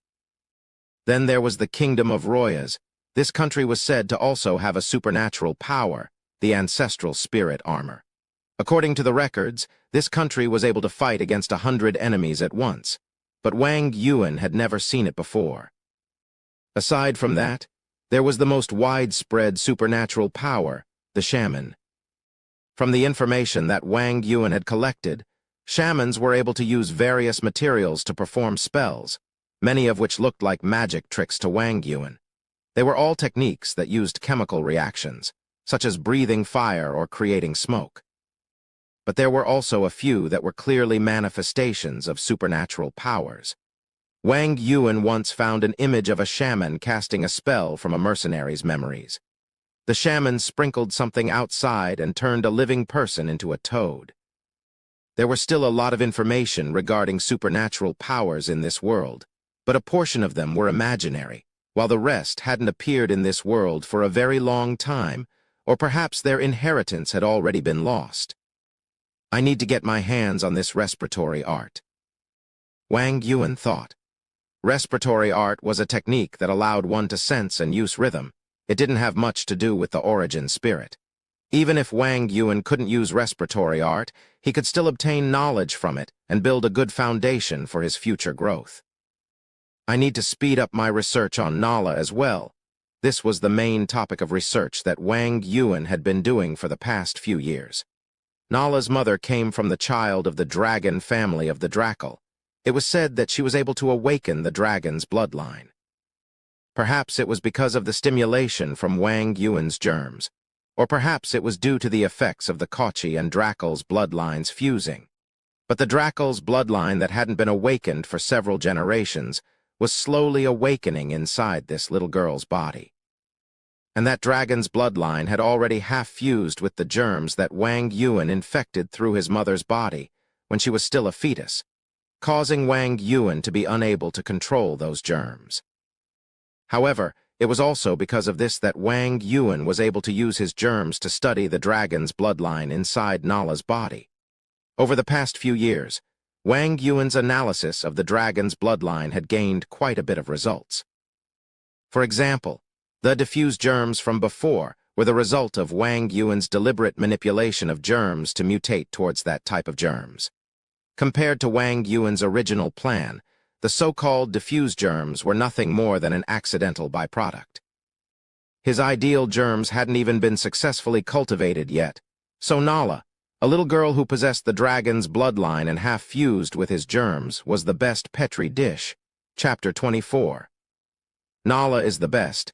Isabella pinched her daughter's cheeks and praised her. Due to Jacques' status as a convicted criminal, Isabella and Nala, as the wife and daughter of a convicted criminal, had always been ostracized by others and struggled to survive in this place. She had wanted to leave this place for a very long time, but had failed every single time. The first time, she seduced a passing merchant, wanting to leave Raystromia with the merchant's caravan. But the very next day, the merchant was found lying in his room with black blood flowing from both his mouth and nose. The second time, it was a powerful mercenary. That night, Isabella experienced despair. Over 100 giant crows flew out from the tree that had been classified as a forbidden area, turned into a black cloud that blotted out the sky, and the so-called powerful mercenary was instantly reduced to a pile of bones. The third time was not too long ago. It was a clergyman from the Church of Divine Grace. Due to her trust in the Church of Divine Grace, Isabella once again chose to escape with him, and this time she also witnessed the terror of that man. Although she was feeling a bit gloomy in her heart, Isabella didn't show it. She had already given up on escaping. After all, as Raystromia continued to expand over the years, she would be able to survive by weaving fabrics. Chris observed from afar for a bit before leaving this place. He was constantly breathing, as if his entire body had become one with the air, sensing the rhythm of the air as he strolled around Raystromia. During the day, Raystromia appeared to be very prosperous. Various merchants and mercenaries walked through the streets and alleys. Merchants from both countries gathered here to trade the specialties of both countries. As the war between the two countries approached, the trade here became even more lively. For example, a type of fruit cake from the Intercam Kingdom had always been popular among the nobles of the Kingdom of Royas, but due to the tense relationship between the two countries, the Intercam Kingdom naturally wouldn't purposely open up this kind of resource for the sake of the other side's enjoyment. That was why the smuggling of these products became extremely popular. For a snack to be sold for the price of gold, merchants were willing to go crazy for the sake of profit. As Chris observed the prosperity of this place, he could also see the hidden undercurrents. More importantly, there were people hiding among the crowd, and Chris understood why they came here. Half a year ago, someone went to a witch and asked her where the future of the weakening Intercam Kingdom lay. She prophesied that a saintess of salvation would appear in the future Intercam Kingdom. Her appearance would save the kingdom.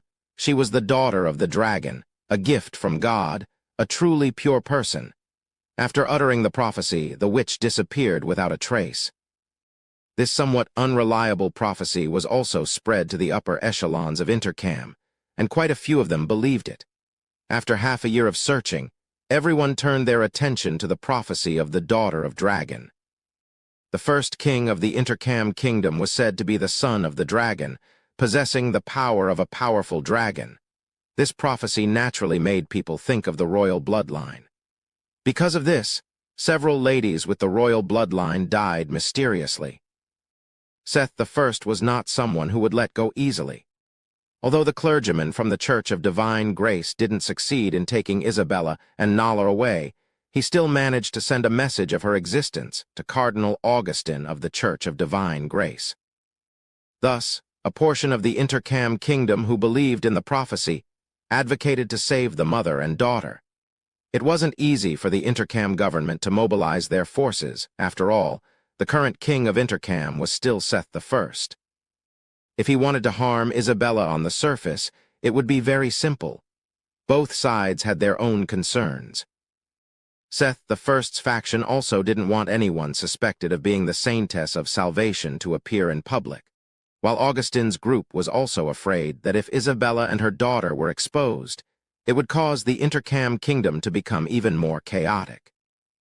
Because of that, Cardinal Augustine invited his good friend, the legendary adventurer Chris, and asked him to bring Isabella out. The people who were following Isabella were people who were on the side of Seth I's faction within the kingdom. Right now, there are a total of 4 forces here.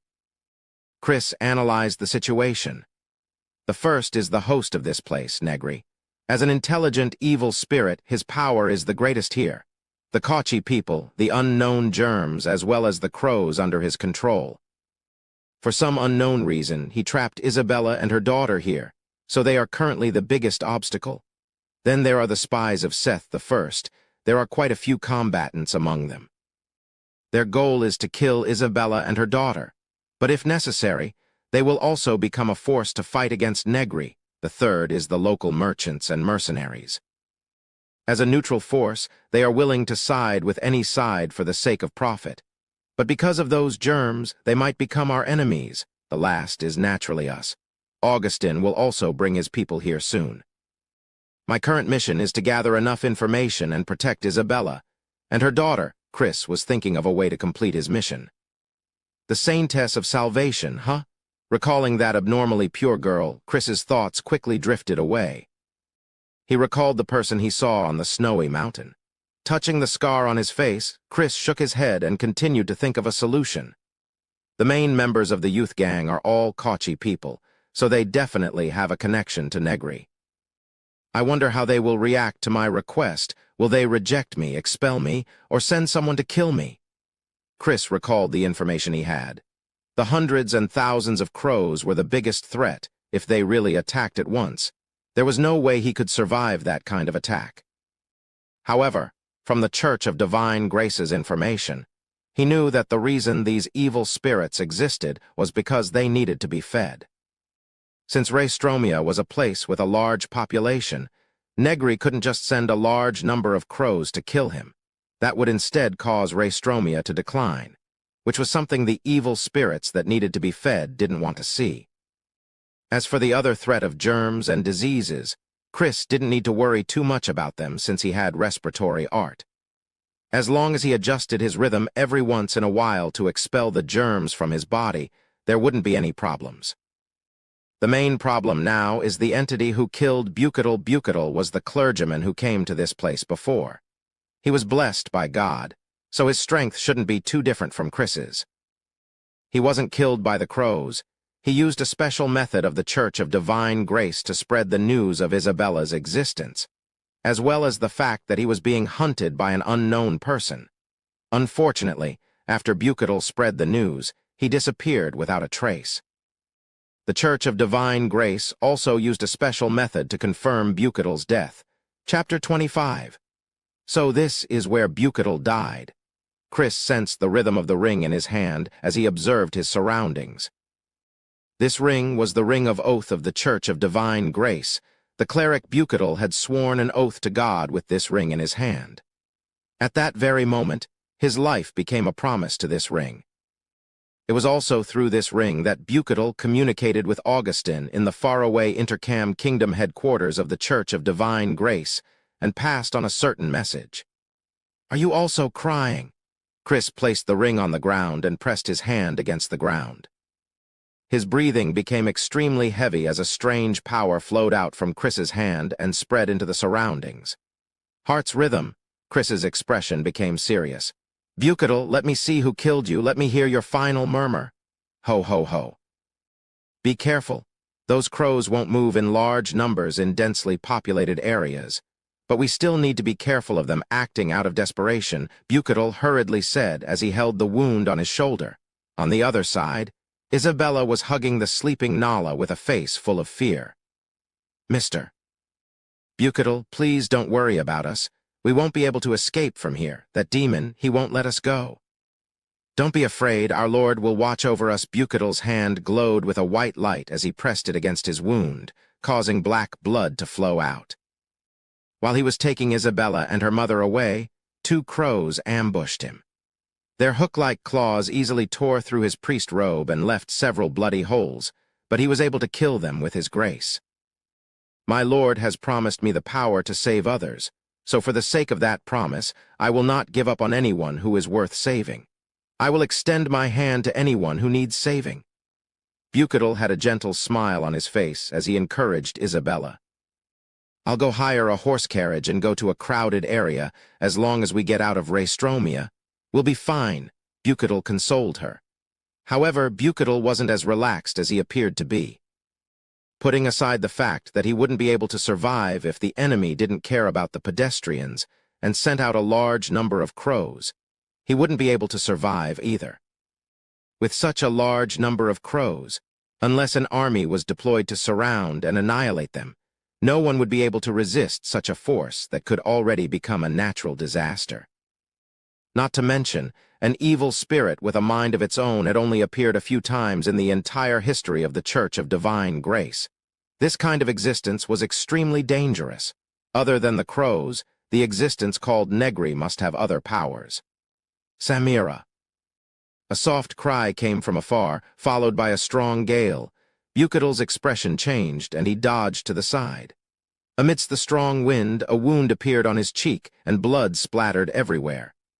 "My Lord has given me the power to protect others." Bucatel chanted in praise as his body flickered with white light, blocking the things hidden in the wind. The wind slowly calmed down. Bucatel had a serious expression on his face. Samira, the Kochi people's legendary god of wind, Bucatel had a certain level of understanding towards the Kochi people's legends. Spirit shaman, do the Kochi people still have this kind of inheritance? "Let's leave this place first. The Kochi crowmen need to maintain order in Rhea. They have no reason to stop nobles from returning to their country." Isabella was an aristocrat, so she couldn't be forced to reveal her identity. Unless Raystromia was prepared to completely fall out with Intercam, Rhea wouldn't be able to openly stop them from leaving. Bucatel and Isabella rented a horse carriage and headed towards the Intercam kingdom. While driving the carriage, Bucatel was still carefully observing his surroundings. "Nerera." Another soft sound came, causing Bucatel's expression to change. The wooden planks of the horse carriage suddenly started to grow green. In just a few seconds, the entire horse carriage completely fell apart. The horses couldn't stop themselves from galloping away. Nerera, the Kochi people's legendary goddess of green leaves and new shoots. The scattered pieces of wood on the horse carriage had already begun to sprout green shoots. Bucatel crouched down on one side, his body glowing in white light as he guarded Isabella and Nala behind him. He knew that he couldn't drag this on any longer. Avoiding the battle would only worsen the situation. The only thing he could do right now was to find the person hiding in the shadows and defeat him. Only then would he have a chance to take Isabella and Nala away. "Cardinal Augustine, please listen carefully. There is still a person in Raystromia who seems to be a spirit shaman serving Negary. He is currently pursuing me, so I have no choice but to fight him. Please wait for my good news." Through a secret technique, Bucatel transmitted his words into the ring of oath that he kept with the Church of Divine Grace. He then drew the sword hanging on his waist, placed the side of the sword against his forehead, and whispered his praise. "My Lord has granted me the eyes to see everything." There break the darkness. A rune appeared on Bucetyl's forehead, granting him a unique vision that allowed him to discover the person who attacked them. His figure flashed as he chanted and swung the shining sword in his hand. "Samira!" The wind howled once again, attacking Bucetyl's body. However, the sword in his hand seemed to contain some sort of unimaginable power, as it directly cut the wind apart and revealed the person behind it. A well-dressed young man with a calm expression. His long black hair made him appear especially cold. He was also holding a book in his hand. The sharp-eyed Bucetyl easily noticed that the book was the Divine Grace Bible that the Church of Divine Grace used to propagate their teachings and myths. It's a young man. Bucetyl didn't underestimate him. Bucetyl didn't look down on them. The Kochi people had once unified the continent and established the Trilancia Empire, and the spirit shamans played an important role in that. Many years ago, when the Trilancia Empire collapsed, the Kochi people scattered, and the tradition of spirit shamans was basically cut off. Since this young man had this power in his hands, he couldn't be underestimated. "Young man, listen carefully. I don't care why you and the person behind you want to keep Isabella and her daughter here, but she is an aristocrat of the Intercam Kingdom, as well as a devout believer of our Church of Divine Grace. I will definitely take her away from this place. My Lord shall grant me power." Bucetyl pointed his sword at Noah and declared in a low voice, Chapter 26. "Herlo!" Noah softly chanted the name of the god of strength. The spirit of strength that originated from the world manifested itself on his body, strengthening his body. "Samira!" The wind once again blew past. Although this wind was fierce, it would only cause a person to fall over. The true threat was the things hidden within the wind. If one wasn't careful and got grazed by one of those things, it would leave a long scar on their body. Bucetyl didn't panic at all. When he fought without holding back, he was definitely one of the strongest combatants in this world. He had a total of 5 blessings of God on him. The blessings promised in the name of salvation could heal wounds and diseases. The blessings promised in the name of protection could form a form of protection against harm. The blessings promised in the name of truth could form a special field of vision, allowing one to observe things that humans couldn't. The blessings promised in the name of justice could destroy the existence that one believed to be wrong. The blessings promised in the name of life could grant the recipient a powerful physique. It was because Bucetyl had accepted the 5 blessings of God as a human that he was able to become a top-notch warrior of divine grace within the Church of Divine Grace. My Lord has granted me the power of justice. Young man, you are working for an evil spirit that is unjust, and I shall destroy you. Bucetyl wielded his sword, which glowed with the light of faith, slashing through the wind to prevent the things hidden within the wind from getting close to him. The blessings of life had given him a powerful physique, allowing him to reach the alleyway where Noah was standing in the blink of an eye. Stemelanro. Noah didn't panic and skillfully chanted the name of God, summoning the spirit of the god of Wall. Something quickly gathered in the air and blocked Bucetyl's sword. Black liquid splattered everywhere as a wall of flesh manifested in front of Noah. This wall of flesh seemed to be made of black flesh. As it was stabbed by Bucetyl's sword, black blood began to splatter everywhere. At the same time, it was wriggling like a living creature trying to devour Bucetyl's sword. Blasphemy. Bucetyl frowned. The long sword in his hand glowed brightly with a white light, and the entire wall of flesh immediately split into a puddle of black liquid. The mark on his forehead shone brightly. Bucetyl looked at the calm and collected Noah, and he could not help but praise this young boy. He was only about 10 years old, but he was able to remain calm in the face of any situation. Even the most outstanding young man in the Church of Divine Grace is nothing more than this. Bucetyl sighed, but as an enemy, he definitely cannot let go of such a talent. You, the one who pursues evil will, I cannot extend my hand of salvation to you. I'm sorry. Bucetyl didn't say much. Instead, he thrust his sword towards Noah with the power of the blessing of justice. Or do you think you're fighting, cleric? Noah looked at the incoming sword without a hint of fear. If he were to really compete in strength, he would not be a match for Bucatel. Even his ability as a spirit shaman was only half-baked. The powers of the divine names he currently knew were all things that he had slowly figured out on his own, so he was still far from being able to use them in battle. The only reason why he was able to display such power was because this place was the domain of that lord. The things that were hiding in the wind that could injure people were the germs that were spreading through the air. The reason why the divine names of the shoots were able to germinate so quickly was also because the germs were providing a large amount of nutrients and energy. Negary. This was different from the other god names. This was the god names that Noah had called out. This was the god names that he had offered his forehead to. This was the god he had made a pact with. This was the god he had chosen to serve for the rest of his life. The germs in the air began to quickly gather. With the help of Noah's divine names, the germs gathered together and formed a black mass of flesh. The black mass of flesh caught Bucatel's long sword.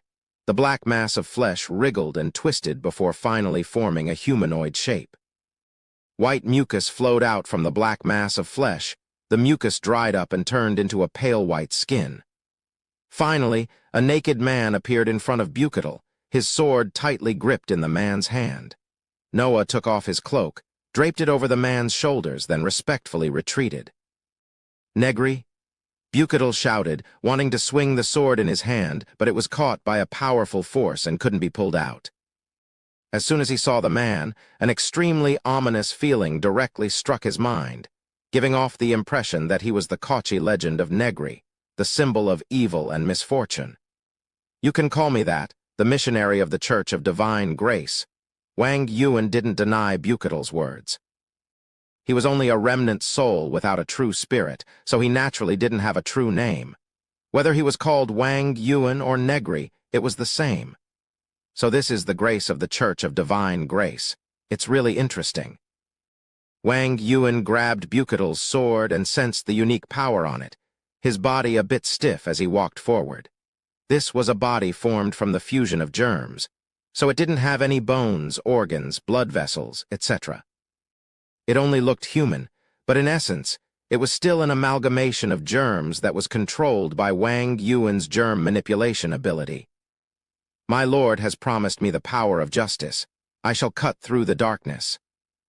Bucatel shouted in anger, fully focusing his mind and body on drawing upon the grace of God.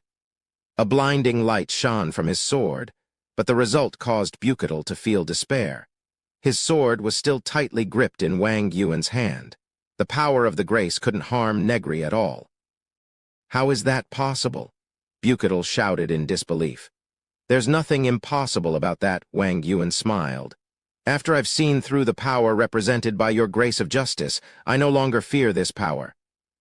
As long as something exists, there will always be a weakness, and since I've seen through your weakness, you have no chance of winning weakness. Bucatel seemed to have thought of something. The rune on his forehead glowed as he observed the sword in his hand. At some unknown point, the nature of the sword had changed.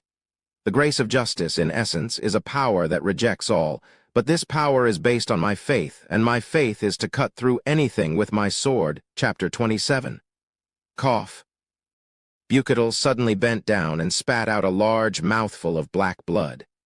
Without realizing it, my body has become filled with germs as well. Bucatel loosened his grip on the hilt of his sword. His hand was already covered in wounds. The germs had entered his body on a large scale through these wounds. My Lord has granted me the power to save others, the grace of salvation. As black blood flowed out of his mouth, Bucatel's faith became even more resolute. His body began to glow as a large amount of white smoke began to rise from his body. The grace of salvation, the power to heal diseases and wounds. Wang Yuan didn't try to stop Bucatel at all, and simply watched as he dispelled the germs that had invaded his body. I believe you should understand by now. The germs have invaded too much of your body and have become an irreplaceable part of you. Dispelling them like this will allow you to escape from the germs, but you won't be far from death, demon. What are you trying to say? Bucatel stared at Negary with both eyes as wounds began to split open on his body, forcing the black blood out. "Submit to me." Wang Yuan reached his hand out to Bucatel. "With your wounds, even the grace of salvation won't be able to heal them. Are you doubting my beliefs, demon?" Bucatel angrily shouted. White runes manifested on 5 different spots on his body: salvation, protection, knowledge, justice, and life. "You're angry, you're wavering, aren't you?" Wang Yuan smirked. His finger began to elongate infinitely, turning into black tentacles of germs that extended towards Bucatel. "You're also afraid of death, cleric. Your lord did not grant you the power to face death. You're using your anger to hide your fear of death, cleric Walker. Surrender to me, and you'll find that you'll never have to fear anything again." Wang Yuan's words had a different kind of charm to them. It was as if his words could strike a person's heart. In these 10 years, Wang Yuan had devoured the soul essence of too many people, so he had a deep understanding of the human heart. He accurately grasped the fear that all humans had and stimulated Bucatel's heart. The white light around Bucatel's body slowly weakened, as the black germ tentacles extended all over his body, piercing through his skin and into his veins. "Accept my grace, heh." Wang Yuan chuckled as he infused the germs into Bucatel's trembling body. "I do fear death. Even now, my body is still trembling from the fear of death." Bucatel's voice was exceptionally calm at this moment. "My lord did not grant me the power to face death, but his existence has given me the belief that even if I fear death, I can still fight against it." After a moment of silence, it was as if thunder had exploded from the dark clouds, and the power of the torrential rain burst forth in that moment. "Die, evil spirit." A large amount of white light erupted from Bucatel's body, flowing through the germ tentacles that had pierced into his body towards Wang Yuan. As soon as the germs pierced into his body, he became Bucatel's disease, an existence that could be cured. Heh. After the white light faded, the humanoid figure began to emit a large amount of smoke. This smoke was the germs that had been cured, but in the next moment, the dead germs turned into carbon and fell to the ground, once again revealing the black flesh inside. The black flesh wriggled once again, leaking a large amount of white fluid. A few moments later, Wang Yuan once again appeared in front of Bucatel. "Heh, your plan was indeed not bad, but you know too little about me. I had already anticipated your sudden attack. That's why I purposely changed my body's structure. My body isn't as tightly connected as a human's body. Instead, there's a layer of skin formed after the germs died inside my body, turning my body into a matryoshka doll with layers upon layers. This kind of attack from the surface of my body is not deep enough. It can only kill the outer layer of my body. In this current environment of germs, my body can quickly recover, so it can't kill the innermost part of my body," Wang Yuan explained to Bucatel. "I'll give you one last chance. Offer your forehead to me. That's impossible, devil." Bucatel collapsed to the ground, feeling death approaching him like never before. He was afraid of death, but his faith in God gave him the will to resist this fear. "Then there's nothing I can do about it. However, it's precisely because of this faith that you've been cooked into the most delicious dish in my eyes. Even if I can't subdue you, I can still obtain a delicious meal. It's not too bad." Wang Yuan once again reached his hand towards the dying Bucatel. For the past few years, whenever Wang Yuan faced his enemies, he would always stimulate them to a certain extent. If the other party couldn't endure it, they would easily choose to submit to Wang Yuan. But if they were able to erupt with their faith, this faith would be the ultimate delicacy for Wang Yuan, who wanted to absorb their soul essence. And now, Bucatel's unyielding tenacity made his soul even more delicious. Not to mention, his memories contained all sorts of secret information regarding the Church of Divine Grace. Your unyielding and tenacious faith, I'll accept it. Just as you said, we know too little about you, Negary, but it doesn't matter. I will pass this information on to the others. They will definitely defeat you, Negary. Bucatel recalled the information regarding evil spirits. The Church of Divine Grace had conducted quite a bit of research on evil spirits, so they knew that when an evil spirit killed someone, They would have the ability to read the memories of the deceased soul. However, all who were graced by God, including their souls, had already been offered to God. So how could they bear to let their souls that belonged to God be desecrated? For this reason, the Church of Divine Grace had developed a secret technique that would transform a member's soul into a unique ripple when they were on the verge of death. This secret technique protected the soul of a member of the Church of Divine Grace from being desecrated by evil spirits. At the same time, it also recorded the last whispers of the deceased, preserving their memories before they died. Only members of the Church of Divine Grace, or a respiratory art expert who could sense the rhythm of all living things, would be able to read the information inside. There's no soul essence leaking out. Wang Yuan stood in front of Buketal's body and thought with a strange expression. Recalling Buketal's last actions, he chuckled and left under Noah's respectful farewell. "Is that your last murmur? I've accepted it, Buketal."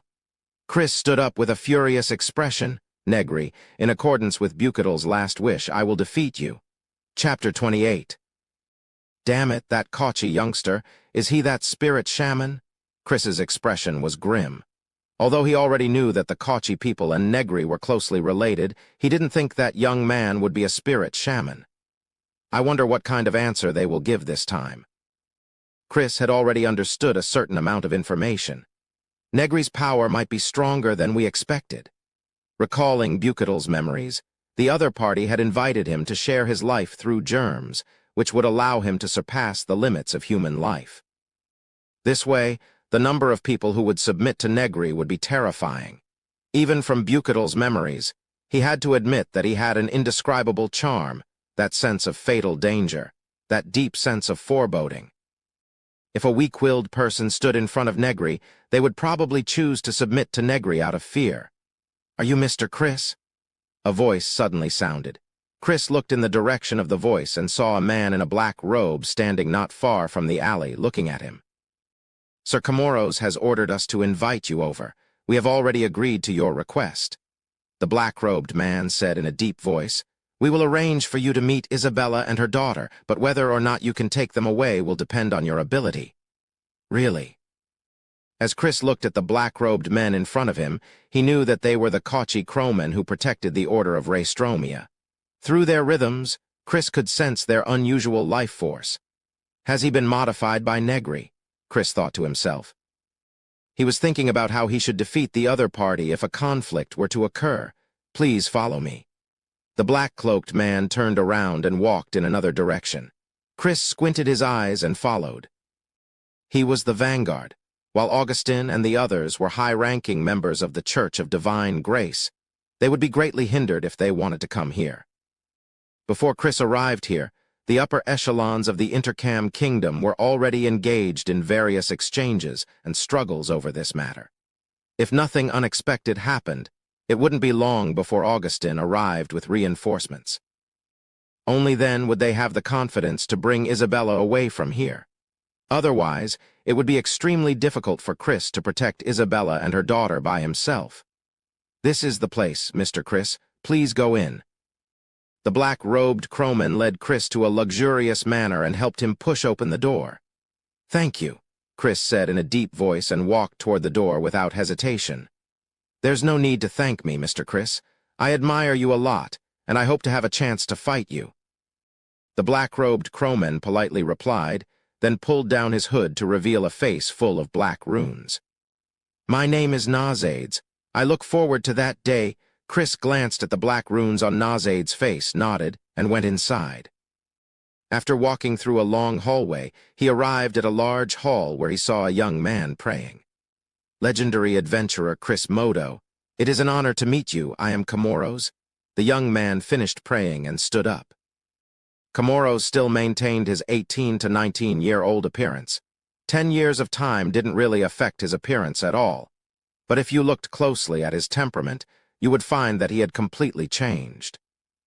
Originally, Comoros was nothing but a cowardly young man who had been driven to madness. But now, anyone who saw him would think of the same thing, eerie. It was as if there was something extremely terrifying hidden deep inside this man's heart, and with a single moment of carelessness, That dangerous thing would jump out from his body and devour anyone who looked at him. "Leader Comoros, it is an honor to meet you." Chris looked at the eerie young man in front of him and recalled the information he had on Comoros. It was this person who brought back Negary's faith, and it was through Negary's faith that he became the leader of the crowmen who established the Order of Raystromia. In Raystromia, aside from Negary, he held the most authority, truly standing above everyone else. But now that they had met through respiratory art, Chris sharply noticed Comoros' uncoordinated rhythm. The main secret of respiratory art was to merge oneself with the rhythm of all living things through breathing. The human body was a part of all living things, so it naturally had its own unique rhythm. In fact, each person's rhythm was different, and it would change according to their condition. An outstanding practitioner of the respiratory technique was able to discern the incongruity of a person's rhythm and determine where a disease had occurred. Therefore, many disguises were useless in front of a practitioner of the respiratory technique, unless they could change their own natural rhythm. But now, Comoros' rhythm was extremely strange, even stranger than the crowmen's. The crowmen's rhythm seemed to be mixed with something strange that caused their own rhythm to change, while Comoros' rhythm seemed to be a forced fusion of two different kinds of rhythm. This chaotic and ominous feeling, just sensing the rhythm alone, is enough to instill fear in people. Could it be Negary? Chris sighed in relief. This Comoros in front of him was basically Negary. After all, more than half of his existence had already been corrupted by Negary and turned into puppets that only knew how to obey. Isabella and her daughter are in the back hall. You can go see them now. As for whether they want to go with you, that's up to you, Comoros said calmly. One more thing, don't disturb the order in Rhea. Chris nodded, walked around Comoros and entered the back hall, only to see Isabella, who was sitting on a chair a bit uneasily, as well as Nala, who was looking around curiously. Lady Isabella, greetings. Chris walked up to the mother and daughter and used respiratory art to sense their rhythm. Isabella's rhythm was normal, aside from the large amount of spreading germs in her body due to living in Rhea all year round. She only had a few minor illnesses, but the thing that truly shocked Chris was Nala. This little girl's rhythm wasn't any weaker than Chris's, and there were even dragon roars within her rhythm. Not even the spreading germs had appeared on her body. Has the bloodline of the son of dragon been awakened? Is Nala the saintess of salvation in the prophecy? Chris looked at Nala's pure eyes and saw a hint of golden light, finally believing the prophecy of the witch. I believe Madam has already guessed the purpose of my visit. Please be prepared, Madam. Not long after, someone will bring Madam back to the country. Chris said to Isabella, who had a complicated expression on her face. Isabella's lips twitched a bit before she finally spoke. Chapter 29. Too many people have been sacrificed for us, Isabella said painfully. I saw Priest Bucatel die in front of me with my own eyes. That being will never let me go. I think you're mistaken, Chris laughed. I'm not that idiot, Bucatel. You, Isabella looked at Chris in shock. Bucatel wanted to take you away because of his own beliefs. He wanted to lend a hand to anyone who was worth saving, but now it seems that you have given up on yourself. You are not worth Bucatel's saving at all. But I'm just a mercenary who accepted a mission. Bringing you away is my mission. I don't care about your wishes. Whether you're willing or not, I'll bring you away. After all, Bucatel paid with his life as the reward for this mission. Chris turned around and walked outside. His tone was exceptionally serious. That's why I have to complete this mission no matter what. That's the only way I can live up to that idiot's reward. As Isabella watched Chris slowly leave, her tears couldn't help but flow down her cheeks. Her life was full of misfortune. Even though she was born into a noble family, she was still caught up in a coup, and her family was dragged into it, so she could only run for her life to the Kochi settlement at the border. She was lucky to meet a lover who could support her for life, but he was cruelly killed when she was pregnant. She struggled to give birth to her daughter and raised her, but she was shrouded in the shadow of a demon. If it weren't for Isabella's strong character, if it weren't for the fact that she still had her daughter to take care of, if it weren't for Jacques telling her to live well, this woman would have gone crazy. Mom, don't cry. Everything will pass. Nala hugged her mother and comforted her. In the distance, two black-robed crowmen were staring coldly at Isabella and her daughter from the window. I thought Isabella was scared out of her wits, but it seems like she's thinking of running away again, one of the black-robed men said slowly. Should I say that he's the legendary ranger, Chris? Then it seems that I can fight with this great legend. Another person chuckled, looking very expectant. If you want to go, then go, Ainz. After all, he's your idol. It was because of his deeds that you chose to travel, wasn't it? The black-robed man walked towards Isabella and said, Leave Isabella to me. They are the people that Master told us to watch over. Apart from the ranger, there are other people who have designs on them. Understood, Lord Yadley. Ainz nodded seriously. Although Chris is my idol, with Sir Negary's blessing, I will definitely be able to defeat him. After all, the greatest form of respect for an idol is to defeat them with your own hands. Comoros prayed again. He didn't care about Chris who had left or the crowmen who were about to attack. Looking at the black, holy statue surrounded by crows, Comoros could only pray again and again to numb himself. Although his body still belonged to him, he knew very well that he didn't have much time left. The sound of footsteps came closer. Comoros's body froze for a moment, then relaxed. He stood up and looked at the handsome young man in front of him. The young man's appearance was similar to his own, and his bloodline seemed to have cleared Comoros's mind a bit. I didn't think it would be you. Comoros seemed to have completely let go of himself. His face was filled with an evil smile. Is this that sir's bad taste? I just happen to have some free time, Noah calmly replied. Even though he knew the relationship between him and the man in front of him, even though he knew what was going to happen next, he didn't show any emotion. Comoros's heart was cold. In the end, he was still the same cowardly brat. Even now, he didn't dare to call that sir's name. He suddenly felt like he had returned to a time 10 years ago. He was holding a bow in his hand, facing the crows trapped in the net. Uncle Dax was lying on the ground with black blood flowing from the corner of his mouth, madly shouting at him to kill the crows. He mustered his courage and prepared to shoot, but the next moment, the fishing net was torn apart. The man, no, the demon, walked out from the crow's nest, evil and ominous. Just seeing this person's figure caused Comoros's courage to run out. What exactly do you want from me? Comoros shouted in a frenzy. I can't even resist in my dreams. I can't even try to think about it. Foolish man, didn't you already offer your forehead to me? Then why are you still afraid of me? Wang Yuan had a wanton smile on his face, standing among the corpses. He exuded a twisted sense of beauty that gave Wang Yuan an indescribable charm.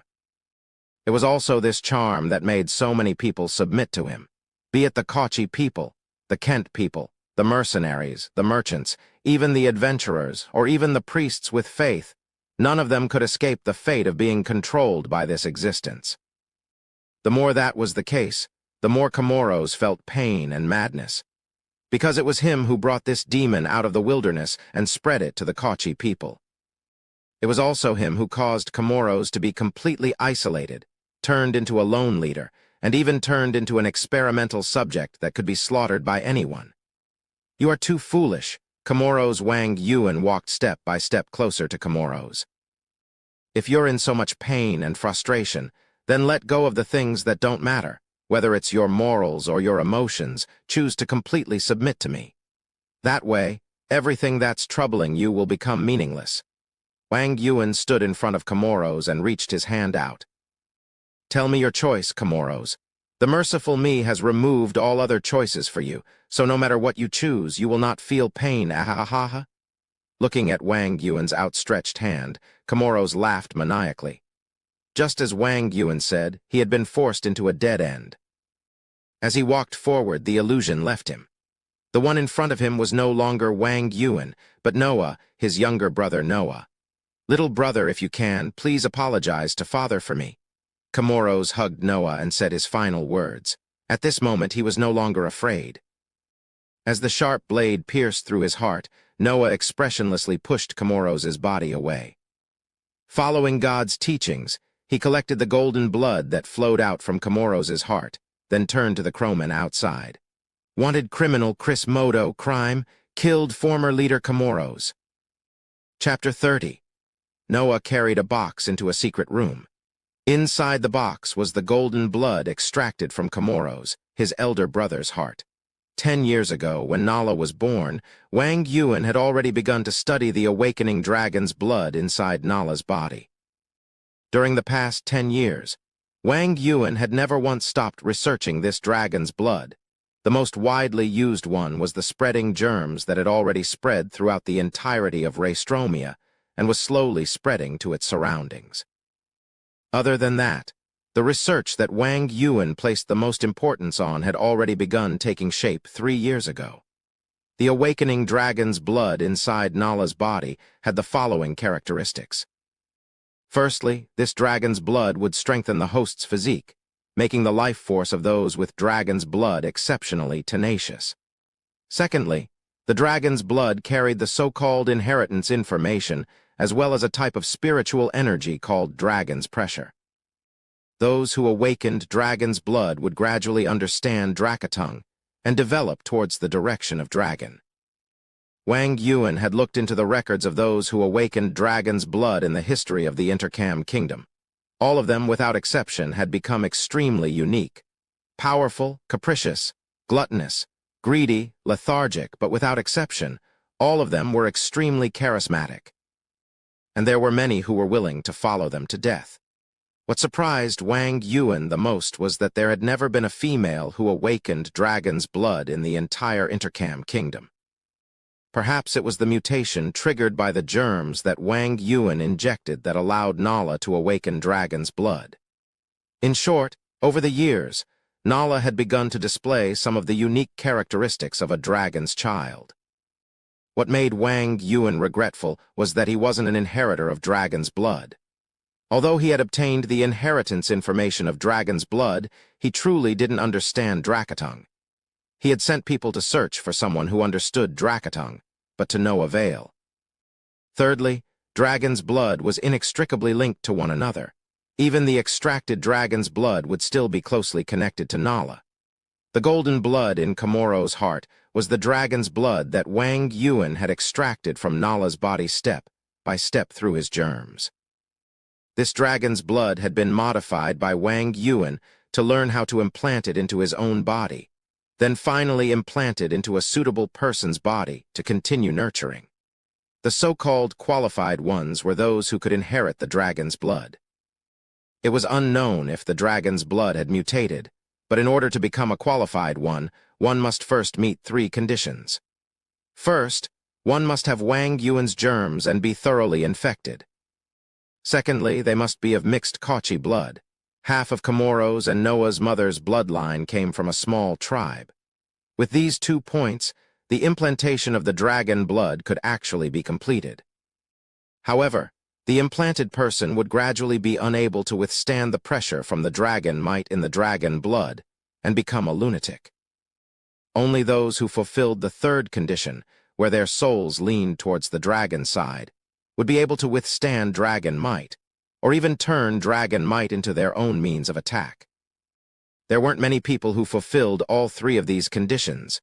Among them were Comoros and Noah. As a righteous who had a promise with Wang Yuan, Noah naturally couldn't become an experimental subject.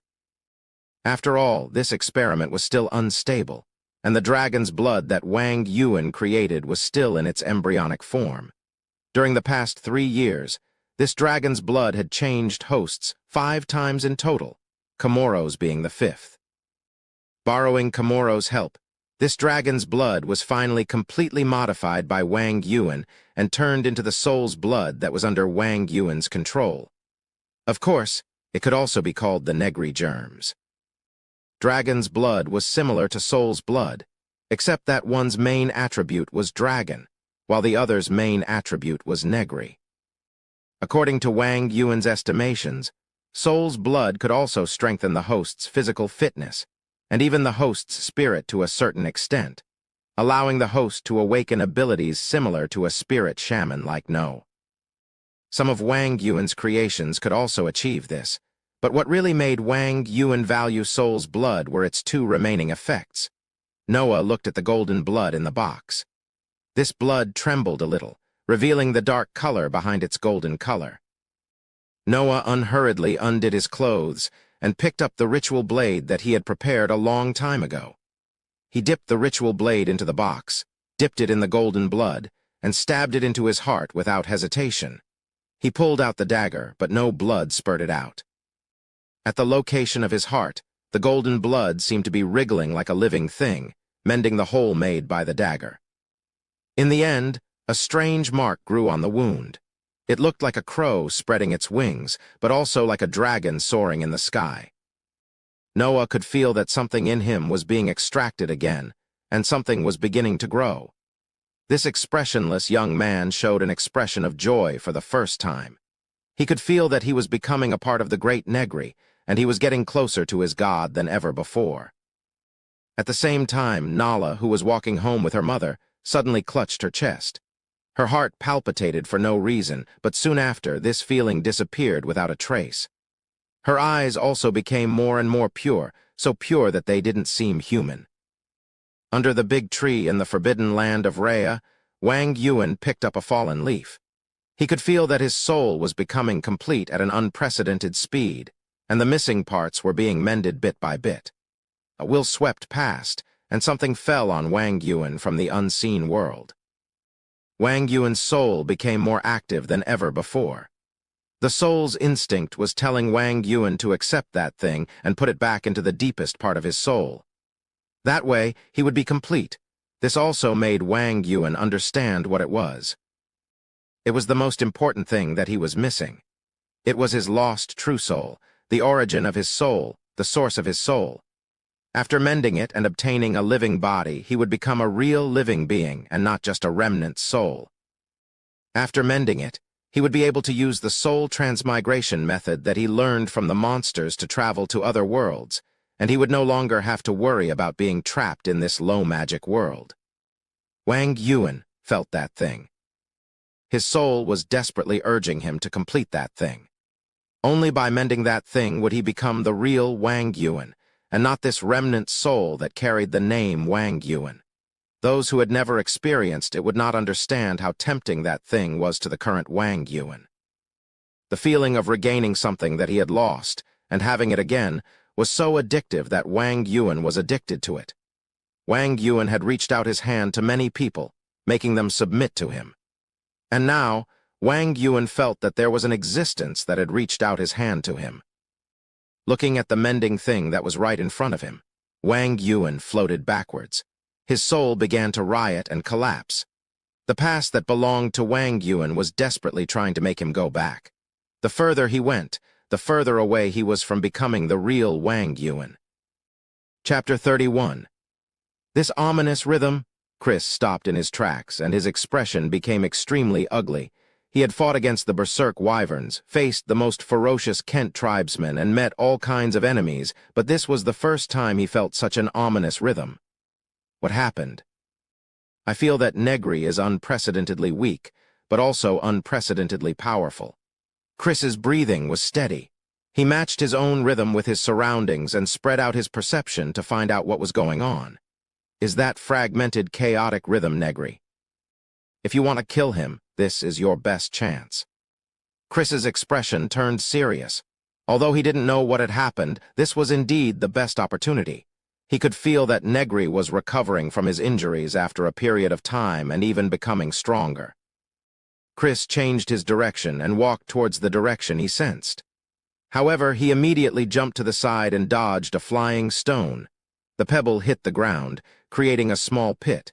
It was obvious that the force behind the pebble was not small. If a human was hit in a vital spot, they would basically be declared dead. "Mr. Chris, nice to see you again so soon," Zhang Zion said. The black-robed Ainz walked up to Chris and asked, "You seem to want to go to the forbidden area? Are you here to stop me?" Chris's eyes narrowed. "I've wanted to spar with you for a long time, Mr. Chris. Or should I say Senior?" Ainz spoke with an excited expression. "It was because of Senior's deeds that I left home to face this complicated world. Now that I can defeat Senior with my own hands, I'm so excited. Originally, the Crowman's rules forbade me from attacking Rhea's guests. I was thinking of excuses before this, but it's no longer necessary. Ainz suddenly shouted. This man is the criminal who killed Raya's leader Comoros. All unrelated personnel, please leave this street. Very quickly, the street was completely empty. In Raystromia, the crowmen were the ones who maintained order. They had strict rules and couldn't attack anyone who didn't violate the order of Raystromia. Of course, anyone who provoked the order of Raystromia would be mercilessly killed by the crowmen. It was this strict order that attracted many merchants. This kind of framing is too much. Chris raised his eyebrows. It doesn't matter. Sir Comoros is dead and someone saw him enter his manor. That's enough. Ainz shrugged and slowly took off his black robe, revealing his naked upper body. There were twisted black lines all over Ainz's body. As Ainz moved, these black lines would constantly change, giving off a sense of incongruity that would make anyone feel nauseous. Is that what Negary did to you? Chris stared at the black lines, the ominous and distorted rhythm. His breathing began to change. Negary was still recovering. He didn't have much time to waste on this crowman. This is his grace to me, and you will also be defeated by this power. Ainz's expression slowly calmed down. Only by maintaining a calm state of mind in battle could a qualified warrior be considered one. While emotional outbursts could temporarily improve one's state of mind, it wasn't a long-term solution. Chris took a deep breath and threw a punch at Ainz. His punch wasn't fast, but it had a strange rhythm to it that made it seem impossible to dodge. The black lines on Ainz's body twisted and met Chris' fist head-on. The inhuman strength caused Chris to grunt and take a small step back. Sir Negary's grace has granted me strength and speed that far surpasses the limits of humans. You are no match for me in terms of pure strength. Ainz wasn't in a hurry to retaliate and instead slowly spoke. Can you keep up with my rhythm fist? Chris didn't answer. The state of mind in battle was very important, so some people would often say things to provoke their opponent and cause them to lose their cool. Chris' rhythm fist was based on his opponent's rhythm to create a unique pattern of punches. This pattern of punches would make it difficult for the opponent to react, because it was a technique that went against their rhythm. There's something strange about those black lines. Chris thought to himself. Those lines definitely didn't just increase his strength and speed, otherwise they wouldn't have been able to cause him any trouble. Among Chris's previous opponents, there were creatures like the wyvern, which were far more powerful than humans. Even if he had strength and speed that surpassed humans, he wouldn't have been able to do much to a wyvern. Chris calmed himself down and used rhythm fist to attack while enduring Ainz's power. Each of his punches landed on a spot that made Ainz uncomfortable, but Ainz was able to block Chris' attack every time. What was strange was that Ainz never tried to retaliate, even with the advantage of strength. He didn't actively attack Chris. I'm a bit disappointed, Senior. I thought you could be a bit stronger. Ainz once again blocked Chris' punch. Ainz once again blocked Chris' punch and suddenly spoke. Respiratory art does indeed give you the ability to attack your opponent's weak points, but with the grace of Sir Negary, I've already surpassed humans. Ainz suddenly changed his defensive strategy and took the initiative to attack Chris. But to Chris' surprise, Ainz's fist technique was his own rhythm fist, the kind of fist that struck the weakest part of a human's rhythm. It was impossible for someone who didn't know respiratory art to use this kind of fist technique. Chris awkwardly dodged Ainz's punch and once again paid attention to Ainz's breathing. No, his breathing isn't following respiratory art's rhythm at all. Chris scowled and took another deep breath. His own rhythm instantly became extremely attuned to his surroundings as he threw an unbelievably fast punch at Ainz. If rhythm fist was used to attack the weak points of an opponent's rhythm, then the one Chris was using right now was to attune his own rhythm to his surroundings and unleash a silent punch. Because silent punch moved according to the rhythm of the surroundings, the amount of resistance this punch would encounter was incredibly small, making it extremely difficult to detect. This was also why silent punch was called an assassination punch. The punch barely grazed Ainz's head, causing his brown hair to flutter. Even though it was a bit forced, Ainz still managed to dodge Chris' attack at the last moment. Chapter 32. Ainz once again allowed Chris to attack as he pleased. Even Chris' silent punch was easily blocked by Ainz after he completely switched to a defensive stance. Every time I attack, the black stripes on his body would twist unnaturally, Chris silently calculated, took another deep breath, and attacked Ainz's head. The black stripes on Ainz's face twisted slightly, but he quickly retreated and punched back. Ainz wasn't as pleased as he appeared to be. In fact, he was extremely worried. Although Chris appeared to be completely helpless against him and was being suppressed, the other party's strength was unfathomable. Every time Ainz thought he could defeat the other party would easily dodge it. He felt like he couldn't grasp the other party's weakness at all. If this goes on, it won't be good for me. That thought flashed through Ainz's mind as he continued to endure Chris' attacks. Just a little bit more and I'll be able to control this fist technique. With Sir Negary's blessing, I will definitely be the final winner. Ainz firmly believed in himself. 5 years ago, he was only the second son of a noble family in the kingdom of Royas, unable to inherit his family's title. He had to choose between becoming his older brother's butler or following a scholar and becoming their disciple.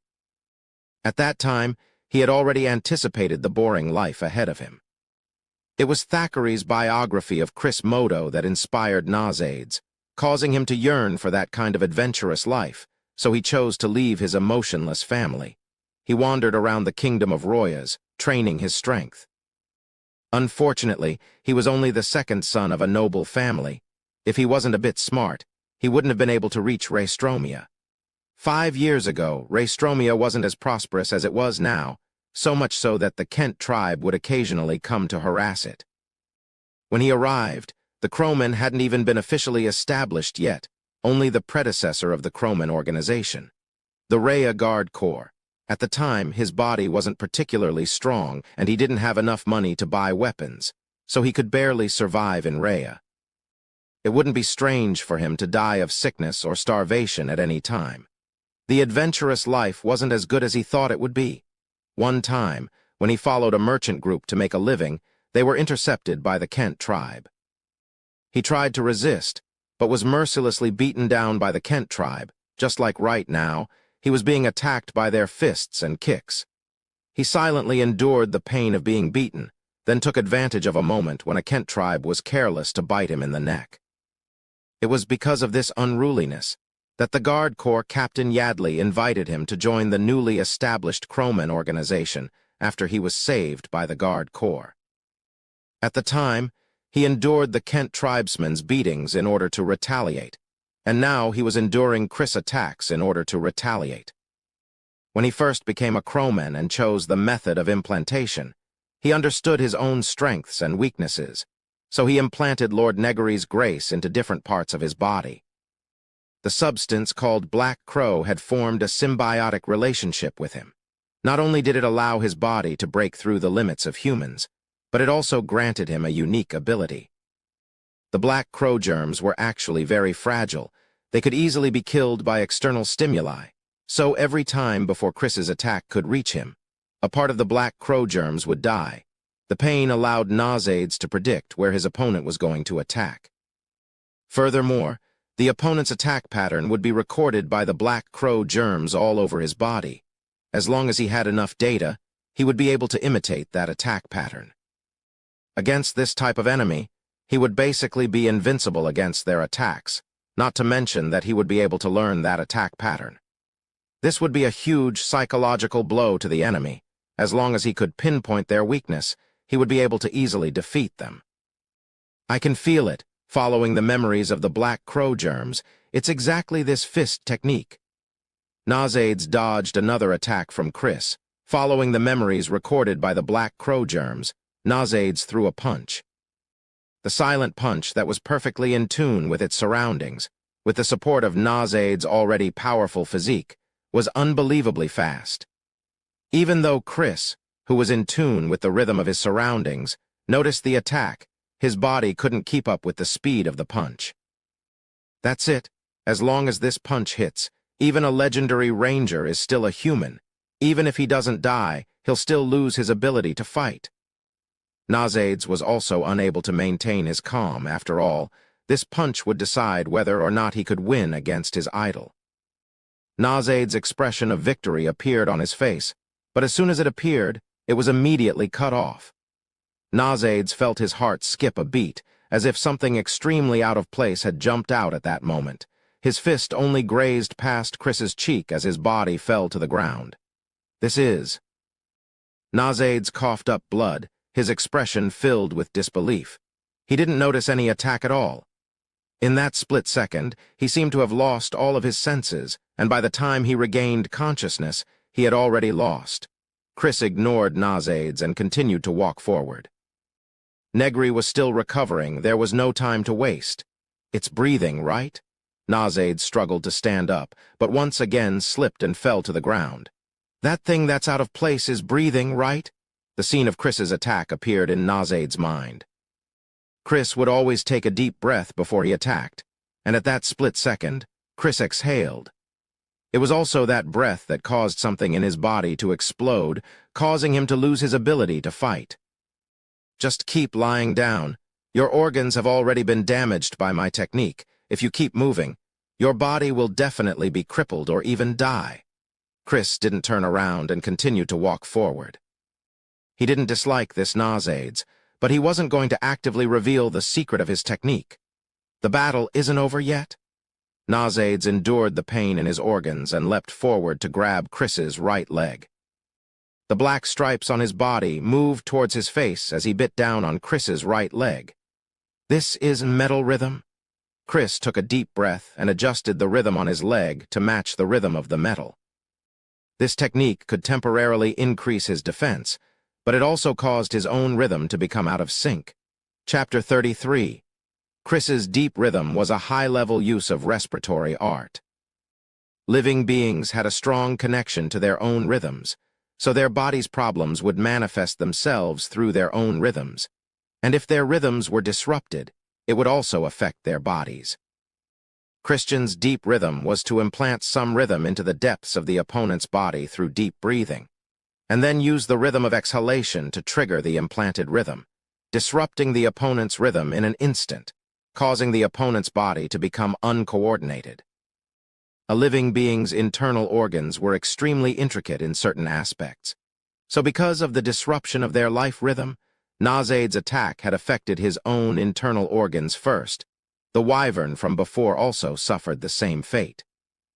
The wyvern's body was far superior to that of a human's, and with the protection of its dragon scales, it was impossible for normal weapons to harm it, so it was known as a creature that no human could defeat. However, Chris was still able to use deep rhythm to force the wyvern to defeat itself. With the power of Ainz's punch at the time, his internal organs should have already been broken. He shouldn't have been able to fight anymore. Chris found it hard to understand Ainz's current actions. His expression wasn't crazy at all. As the black lines on his body gathered around his mouth, Chris understood what he was trying to do. Those things were a blessing to the crowmen, but to Chris, they were poison.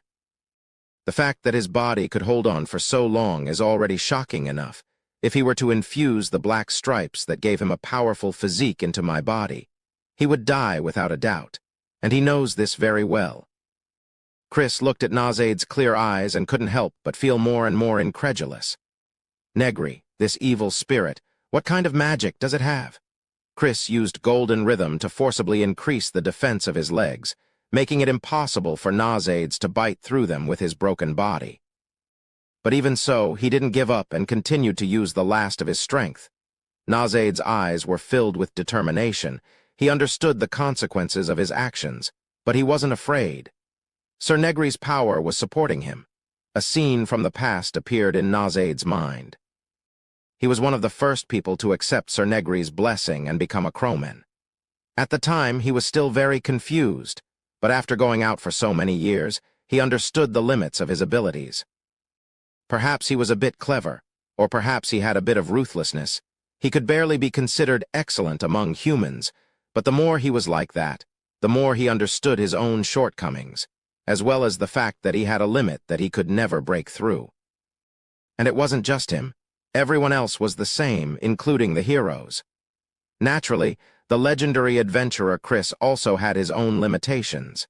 That was what Ainz believed, which was why he was so helpless and confused. It wasn't until he met that great sir and understood how great Negary was that he found the true lighthouse of his life. You chose to cover your entire body with black crows. Interesting.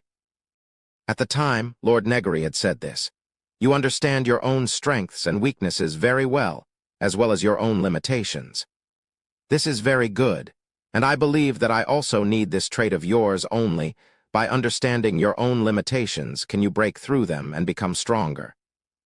Are you willing to become one of my traits? Seeing Negary extend his hand, Ainz couldn't refuse. If he couldn't break through his own limitations, then he might as well follow an entity that could and become a part of them. Perhaps Sir Negary is still lacking, but Ainz flashed a final smile. But one day, Sir Negary will break through the limits of humanity, or even higher, to become a truly perfect existence. Most likely the others felt the same way. Lord Negary was not only the leader that they followed, but also the ideal that they were willing to fight for, the ideal that they were willing to sacrifice everything for. So, Lord Negary, be it my soul, emotions, or special traits, if you have any use for them, take them all. You will ascend to the highest throne, and we are willing to be the stairs beneath your feet. Ainz unleashed the last of his power that seemed useless as death descended upon him. The rhythm of life slowly disappeared from Ainz's body. Willpower could often decide many things, but it wasn't omnipotent. At least for humans, no matter how strong their willpower was, they couldn't change the laws of nature. However, the rhythm brought about by that willpower deeply shocked Chris and made him even more confused. Confused about Ainz, confused about Negary. You seem very confused, a black-robed crowman spoke up. A voice sounded as a black-robed crowman jumped down from the roof of a house, landing not too far away from Chris. If he doesn't do this after being defeated by you, his faith will most likely be shaken. If that happens, he will lose the qualifications to become a ladder. This is something the crowman cannot tolerate, and if it were me, I would do the same. Staircase, are you here to stop me as well? Chris took a deep breath and prepared himself for battle. From the shape of the black-robed figure, he could tell that this crowman was a woman. Women had a certain weakness, and this was something he needed to pay attention to in battle. You could say that, but before that, I still have something I need to do. The crowman took off her hood to reveal a normal female face. The crow person took off her hood, revealing an ordinary female face. She extended her right hand towards Chris. In her palm was a bottle with a black liquid rippling inside. I, the crowman Tessa, represent the great Negary to extend an invitation to Sir Chris. The crowman spoke very seriously. Would Sir Chris be willing to become a member of the crowmen? Please don't refuse just yet. Sir Chris, Tessa smiled. You know your body's condition very well. Tessa smiled. You know your body's condition very well. Become a crowman and receive Lord Negary's blessing. He will be able to heal the hidden wounds in your body otherwise, Mr. Chris might not have many years left to live. I think there's no need for you to say anything more.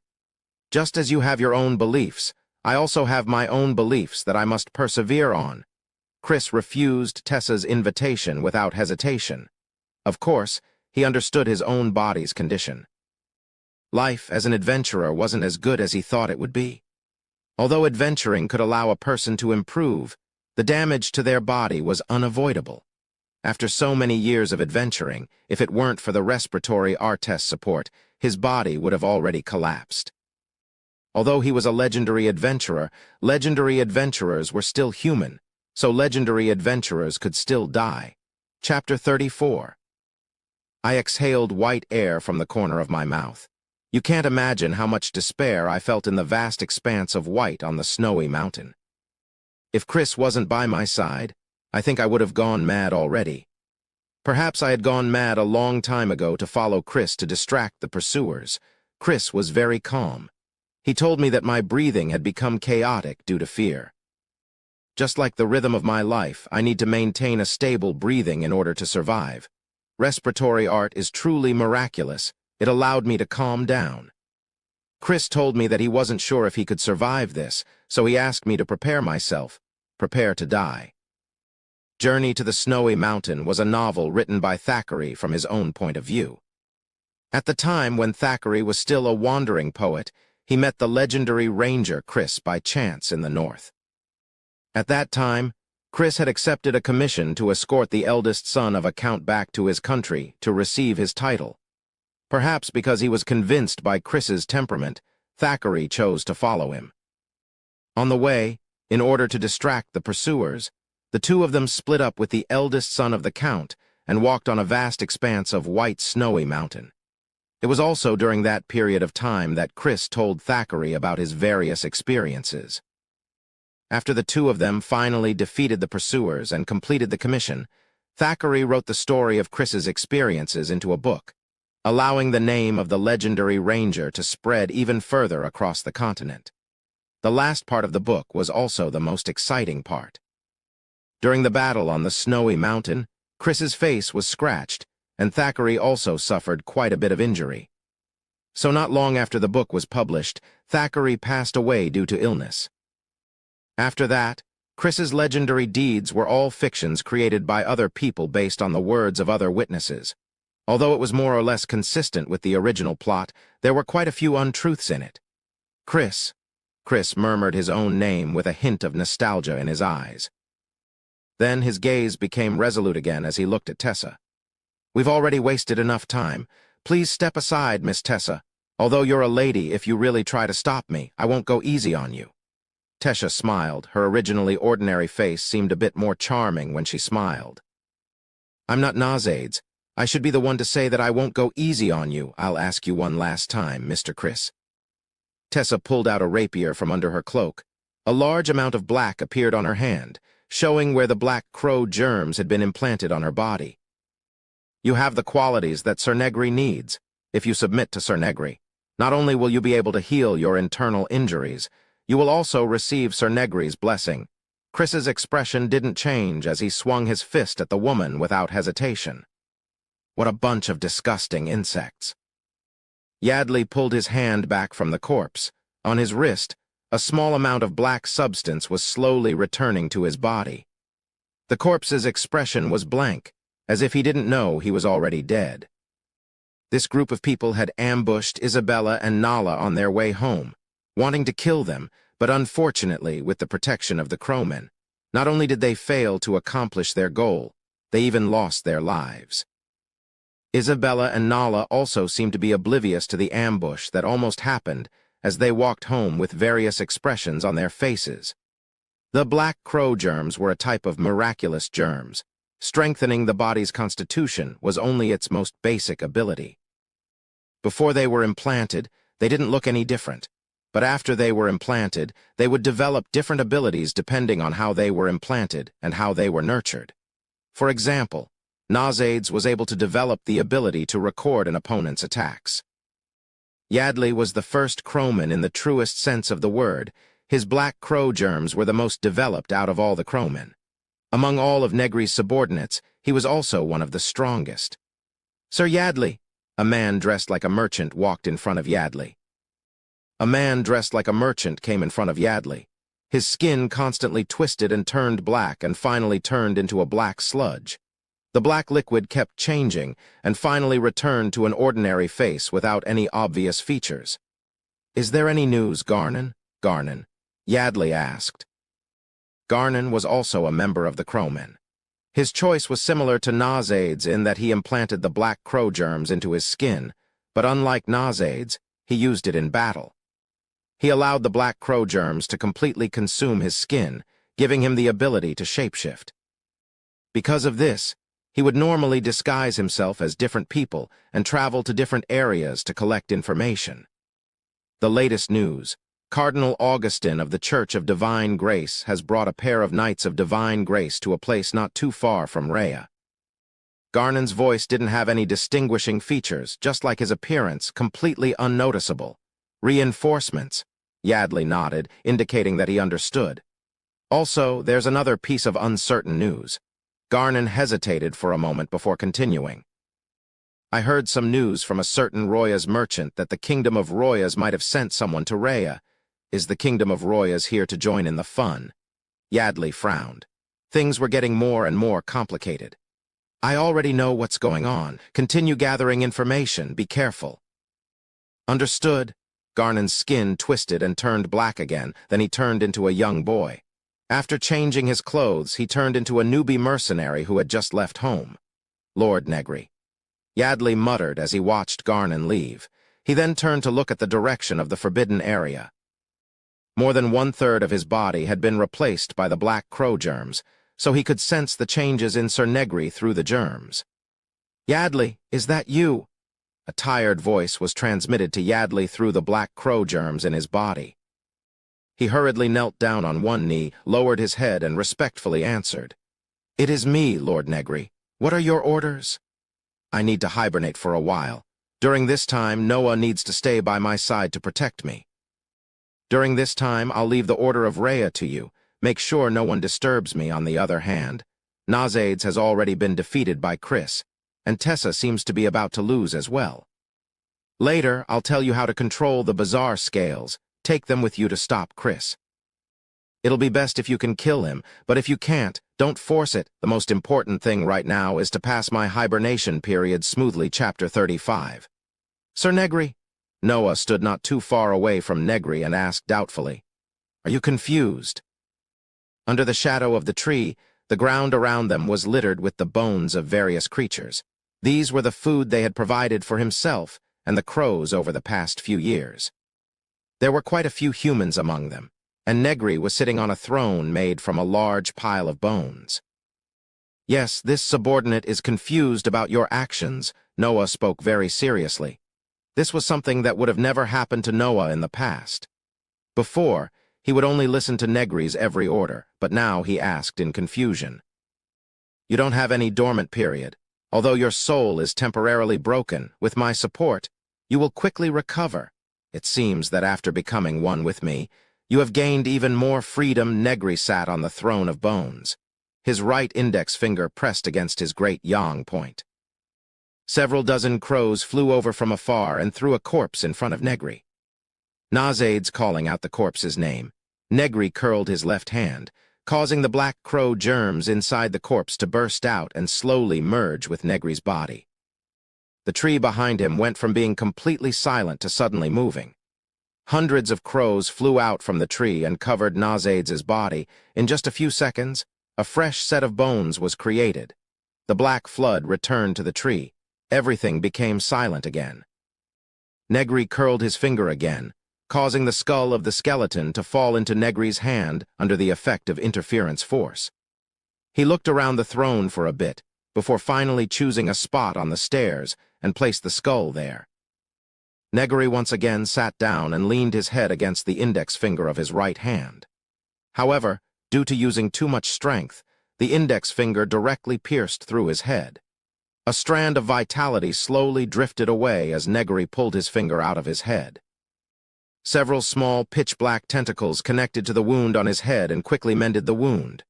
Following that, a bit of white mucus seeped out, which dried up and turned into pale white skin. Looks like this body still has quite a big flaw.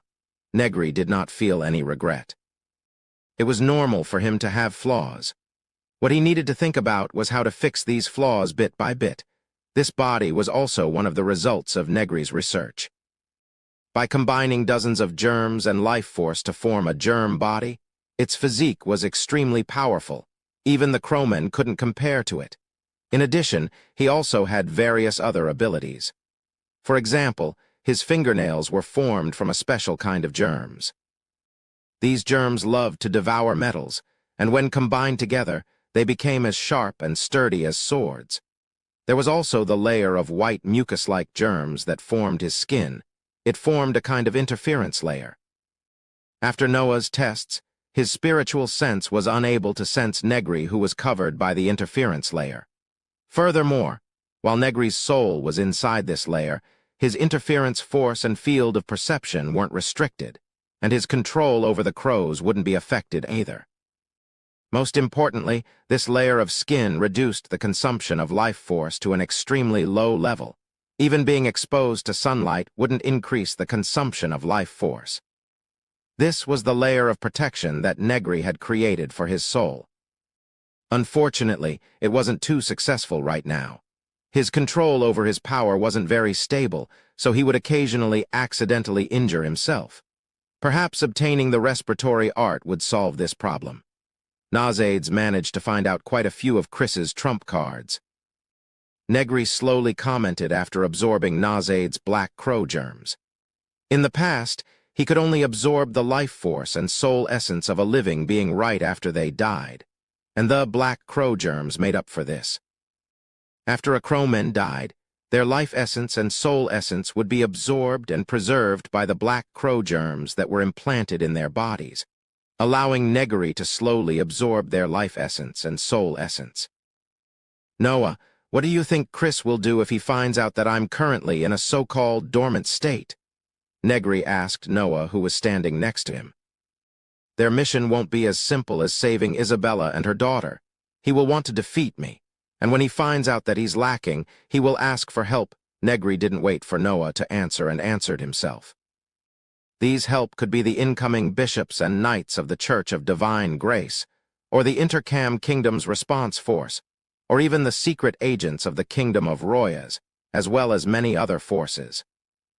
For the sake of developing Raystromia, we have accepted too many external forces, causing many things in Rhea to slowly slip out of our control. Even if we have the diffused germs, they are still forces that cannot see the light of day. This is a chance to clean up the forces within Rhea, as well as a chance to extend our reach further. At the same time, these chaotic forces also need a chance, and I'm giving them this chance, giving them the illusion that only by working together can they eliminate me. Chris is a talented person. Isn't it perfect for him to be the leader of this joint operation? Negary slowly said. So you gave the bizarre scales to Yadley in order to put pressure on those forces. Aren't you afraid that Chris will be killed by the bizarre scales? Noah understood Negary's intentions and expressed his worry for Chris. If he can't even do that, then he wouldn't be able to become the leader of those forces. So if he dies, Negary said without a care. Tessa and Chris were now fighting in a completely different place. Chris couldn't help but admit that this woman was quite difficult to deal with. Her rapier was extremely accurate. Combined with her inhuman speed, Chris had no choice but to defend against her attacks with everything he had. Even so, his body was already covered in wounds that bled non-stop. Huff, huff, huff. Tessa was breathing heavily.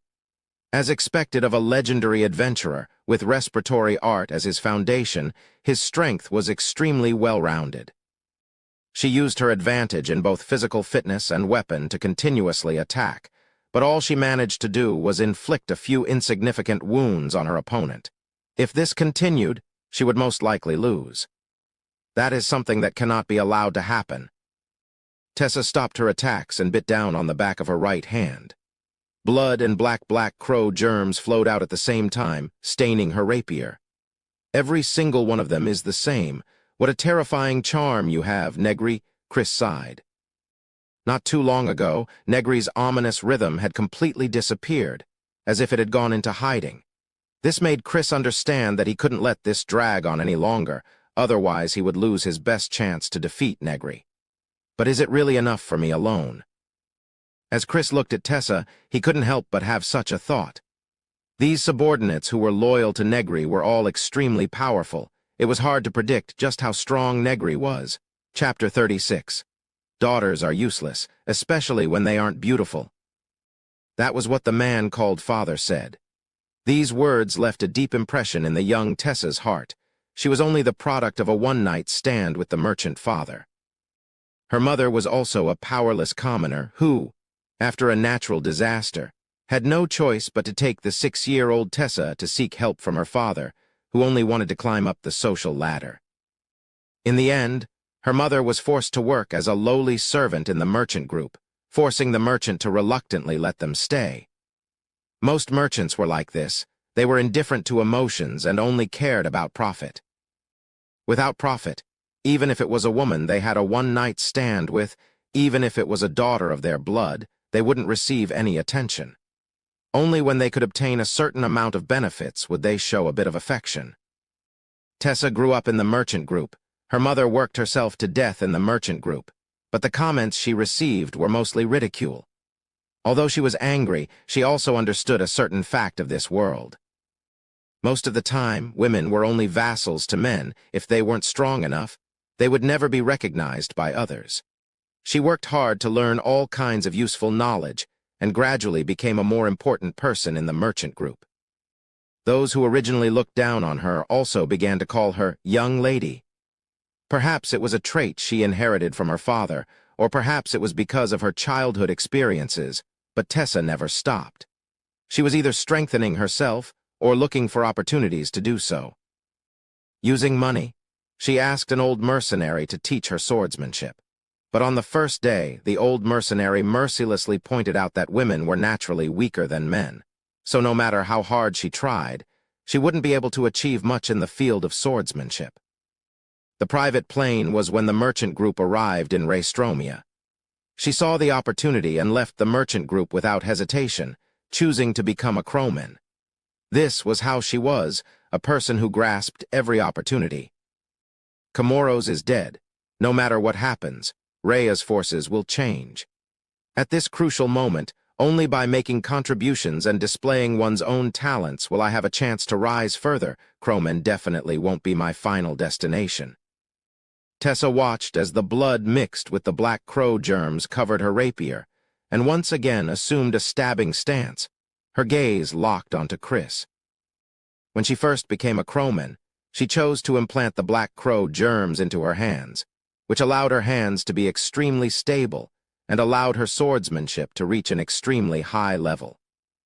The old mercenary who predicted that she wouldn't be able to achieve much could no longer take a single strike from her.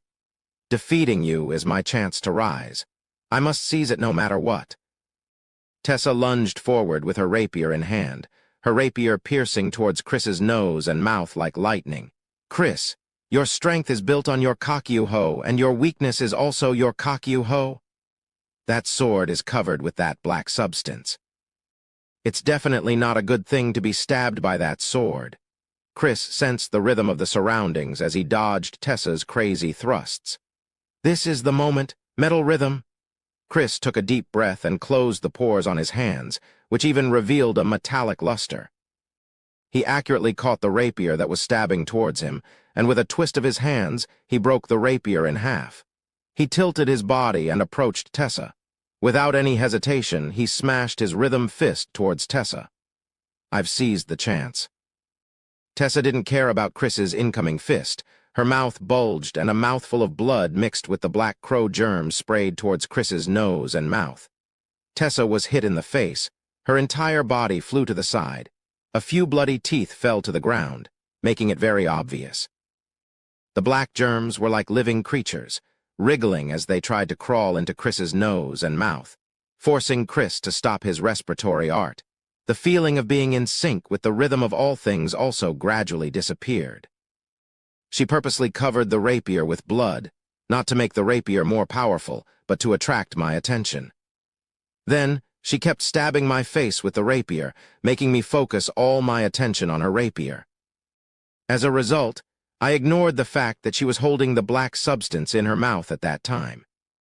Chris was a bit flustered as he tried to pull away the black substance that was crawling into his nose and mouth. Without the perception of respiratory art, he was very uncomfortable.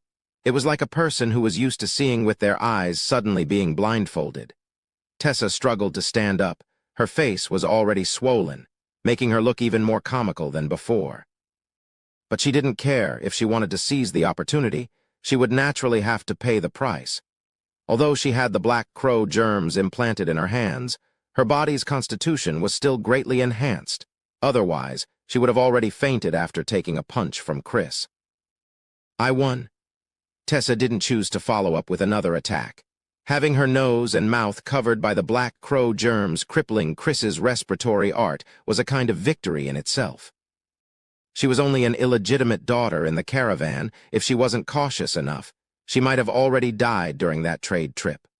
Although Chris's respiratory art was crippled, he might still have some trump cards up his sleeves, so there was no need for her to get involved.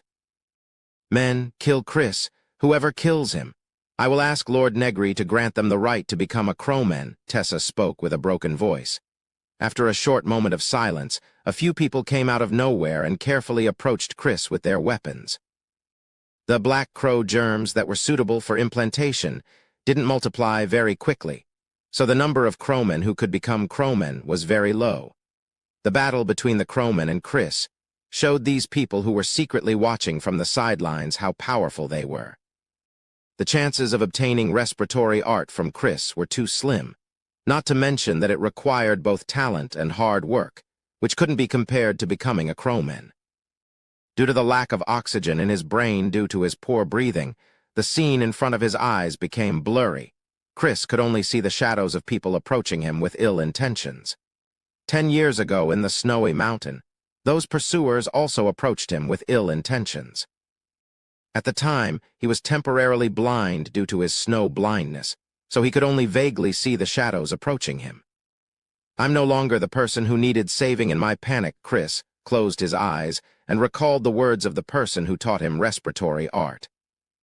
When you fall into a desperate situation, you will face the interference of fear, and the greatness of humanity lies in the calmness in the face of fear and despair. Only by calming down can you find a way out of a desperate situation. Chapter 37. Are you so scared that you want to beg for mercy? A man wielding a one-handed axe excitedly looked at the kowtowing Chris. What kind of game is this? Even in the face of death, you can't do anything about it. If that's the case, I'll take the spot to become a crowman. The axe-wielding man rushed to the front and swung his axe at Chris with an excited expression. Whoosh! The sound of breathing did not alert the axe-wielder. Chris, who was kneeling on the ground, leaped forward and accurately hit the enemy's running feet with both hands. He then rolled to the side and dodged the axe-wielder who had fallen. Chris raised his head to see that there was a wound on his forehead. Blood was constantly flowing down his face. The black crow germs were crawling along the blood towards the wound on his forehead, revealing Chris' mouth. Sorry about that. Rhythm-stripping Chris grabbed the black crow germs on his face and used an advanced application of respiratory art. Everything in the world had its own rhythm, and by harmonizing with the rhythm of everything in the world, one would be able to gain the perception and even power of everything in the world. For example, golden rhythm. If he changed his own rhythm to reject it, he would be able to expel the germs from his body. Earlier, he used respiratory art to expel the germs from his body. The blood on Chris's face trembled. Chris grabbed the germs on his face and threw them at the axe-wielding man. These germs only have their own instincts. They instinctively want to enter a living being's body, and of course, they also instinctively chase after fresh blood. You also had a mouthful of blood in your mouth to ensure that the germs didn't enter your throat, woman. Chris kept breathing, using rhythm stripping to expel the germs that had already entered his body. The axe-wielding man was hit by the germs on his face, and the germs flowed into his body through his nose and mouth. The axe-wielding man howled in pain as black spots began to appear on his face. It wouldn't be long before he died from the black crow disease. Not everyone who was infected with the black crow germs became a crowman, otherwise there wouldn't be so many crowmen, and there would be a limit on the number of slots. Should I say, as expected of a legendary ranger. Even in such a situation, he was still able to discover the Black Raven's characteristics. Tessa slowly held the broken rapier in her hand. She could be cautious and let others kill Chris, but in this situation, she wouldn't back down. Just as she said, if she was in the same situation as Ainz, she would do the same thing. Become a part of Lord Negary, follow him to the peak, and fight to the death to seize the opportunity to become a ladder. The image of Negary reaching out to her appeared in Tessa's mind. People always needed other existences' acknowledgement and needs. The reason why Tessa worked so hard was so that she wouldn't be judged as useless. Do all of you not cherish your life? Chris looked at the attackers who had been scared off, and Tessa, who had been hiding in the back but was now walking forward with firm steps, and his eyes flashed with admiration. Regardless of whether they were enemies or not, regardless of what kind of beliefs they held, as long as they were able to clearly understand their own needs, persist in their beliefs, and even give up their lives for it. You could look down on them for having incorrect beliefs, but you should praise them for their persistence. "Enough, Tessa," a voice called out from afar, stopping Tessa's advance. Adley, wearing a chrome and black robe, stood on top of a roof and spoke with a serious expression. "Right now, Rhea still needs people. For the sake of Lord Negary, please stay alive." "I understand." Tessa stared at Chris in front of her, put down the broken rapier in her hand, and hurriedly retreated. A new enemy, Chris, was constantly breathing to adjust his condition. The 2 consecutive battles had already used up a lot of his stamina, and this new enemy was even more powerful in terms of rhythm alone. "How unbearable. My body's condition is getting worse and worse." Chris squinted his eyes. Respiratory art was a miraculous technique. If you simply practiced it, you would be able to adjust your own rhythm, strengthening your body and extending your lifespan. But as Chris continued to take risks and use respiratory art to fight, his body's condition was deteriorating day by day. For example, metal rhythm. When using a human's body to match the rhythm of metal, every time it was used, it would disturb his own rhythm and cause it to become uncoordinated. After a long period of accumulation, this uncoordinated rhythm had become a hidden injury that would most likely kill Chris on the spot if it were to explode. "Who can kill me? Who can kill me?" the axe-wielder shouted in a frenzied manner. After being infected by the black crow germs, he could only feel his entire body twisting in pain. Death was already a form of release for him. He staggered towards Chris, who was the closest to him, forcing Chris to divert part of his attention to him. "You've caused enough chaos. Rest here forever, Chris Modo." Yadley didn't pay any attention to the axe-wielder. His gaze was solemn as his voice became a bit strange. "Bizarre scales, kill him." A dark golden light flashed for a split second. The axe-wielder's body was instantly torn apart. The light reappeared in front of Chris. Its sharp claws reached towards Chris, then seemed to have sensed something and hesitated. Blood splattered everywhere. Chris fell to the ground. A long gash appeared on the right side of his waist. If it went any deeper, he would probably be able to see his internal organs. If that thing didn't stop the axe-wielder for a bit, and if that thing didn't hesitate a bit, his body would have been torn in half already. "Thank you." The axe-wielder's body was torn apart. He fell to the ground, spat out 2 words, then died with an expression of relief. What was that thing? An animal? Chris only saw some dark golden scales in his days. And that extremely uncoordinated rhythm, it reminds me of Rhea's leader, Komoro's. No, that thing was even more uncoordinated than Komoro's. "Continue." Yadley's cold and eerie voice resounded, causing Chris to hurriedly stand up. What he feared the most was facing an opponent whose speed or strength far surpassed his own. That kind of respiratory art techniques would be extremely difficult to use. Chris hurriedly jumped into the alleyway. The main street was too wide. There was no way to stop an opponent of this speed. Only by entering the complicated alleyway would he have a chance to restrain that thing and win against it. There's one more question. Why did that thing hesitate for a bit when it tried to grab me? Is there something on me that can affect it? Chris's mind quickly turned. With a flash of dark golden light, Chris managed to avoid this attack by hanging on the wall. Chapter 38. Chris stuck himself to a nearby wall. Since stripping rhythm could cause him to repel other objects, then choosing a rhythm that was compatible with him would produce a suction force. Just as I thought, something on my body is affecting this so-called bizarre scales, causing it to hesitate a bit when facing me. Chris climbed up the wall and stood on top of a roof. The bizarre scales rhythm is filled with madness and pain. Creatures with this kind of rhythm are nothing but mindless beasts, so how did that crowman order it around? Chris's body flashed to the side. A thin black thread flashed and disappeared. Chris was constantly breathing to sense his surroundings. Right now, he was walking on a tightrope. One misstep, and he would die. With a flash of dark golden light, the bizarre scales jumped out from a certain corner and destroyed the roof Chris was standing on. The bizarre scales body hovered in the air. Its movements slowed down, and its face appeared in front of Chris. It had a humanoid shape, dark golden scales of various colors, mucous membranes under its arms, a long barbed tail behind it.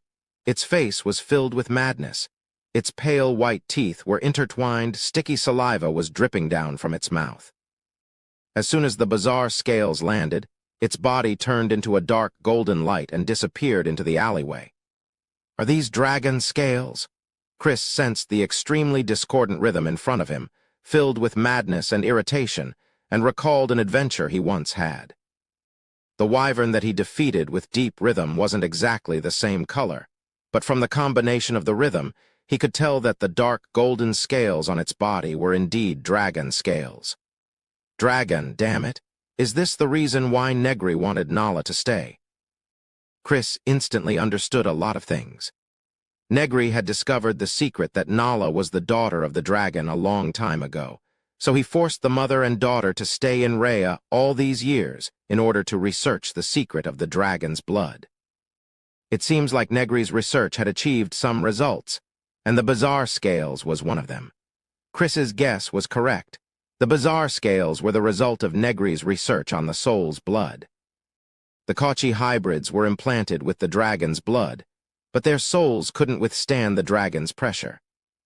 Under the pressure of the dragon's pressure, the implanted individuals became more and more frenzied until not only did they lose their rationality, but their bodies also mutated under the influence of the dragon's blood. These monsters were only wild and irrational beasts. If Negary hadn't researched a way to control them, these monsters would have already been destroyed. If that's the case, then the item that can affect the bizarre scales. Chris looked at the pair of teeth hanging on his robe. They were the teeth of the ferocious wyvern. If the bizarre scales hadn't been affected by the wyvern's tooth, causing it to hesitate every time it attacked him, it would have been able to easily crush Chris and kill him if he wasn't careful. I wonder how many of these bizarre scales there are, but it seems that Negary's accumulated strength is truly terrifying. This ominous evil must be eliminated. With that thought, Chris took out the wyvern's tooth with a flick of his wrist. Regardless, I need to get through this crisis first. With the wyvern's tooth, the bizarre scales has at least a bit of protection. The one in danger now is the crowman that commanded the bizarre scales. Chris recalled the black thread that flashed for a brief moment. "Kill him, bizarre scales," Yadley's voice called out. Chris immediately felt an unprecedented sense of danger. The dark golden bizarre scales turned into a streak of light and charged towards him. Chris used the wyvern's tooth to block its path and bought himself some time to escape, but right after that, his body stiffened. Next to him, several black threads had completely sealed off his escape route, waiting for Chris to walk right into their trap. Boom, tilde, tilde, tilde, dust and smoke filled the air as the bizarre scales smashed through the roof where Chris was standing a moment ago, leaving a large hole. The black threads spread from the ground to the surroundings, probing every inch of their surroundings. If one tried to trace the source of these threads, they would find that they were connected to Yadley's fingers. 1/3 of his body had been replaced by black crow germs. The tips of each of his fingers were made from these black crow germs. These germs were bred to take the shape of threads, capable of easily piercing or cutting through the flesh of living beings as he willed. They were also extremely sensitive, capable of sensing any vibrations in their surroundings. If these threads pierced through the body, they would quickly spread throughout the enemy's entire body and control them like a puppet.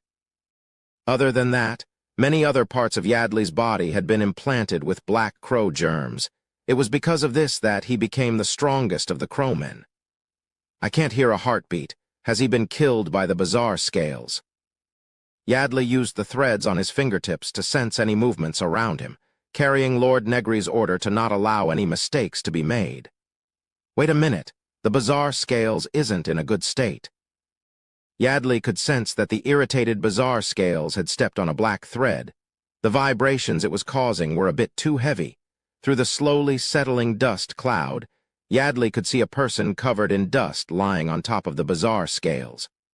Who else could it be other than Chris? Right before the bizarre scales charged at Chris, Chris used rhythm to blow up the wyvern's tooth that had been sitting there for a long time.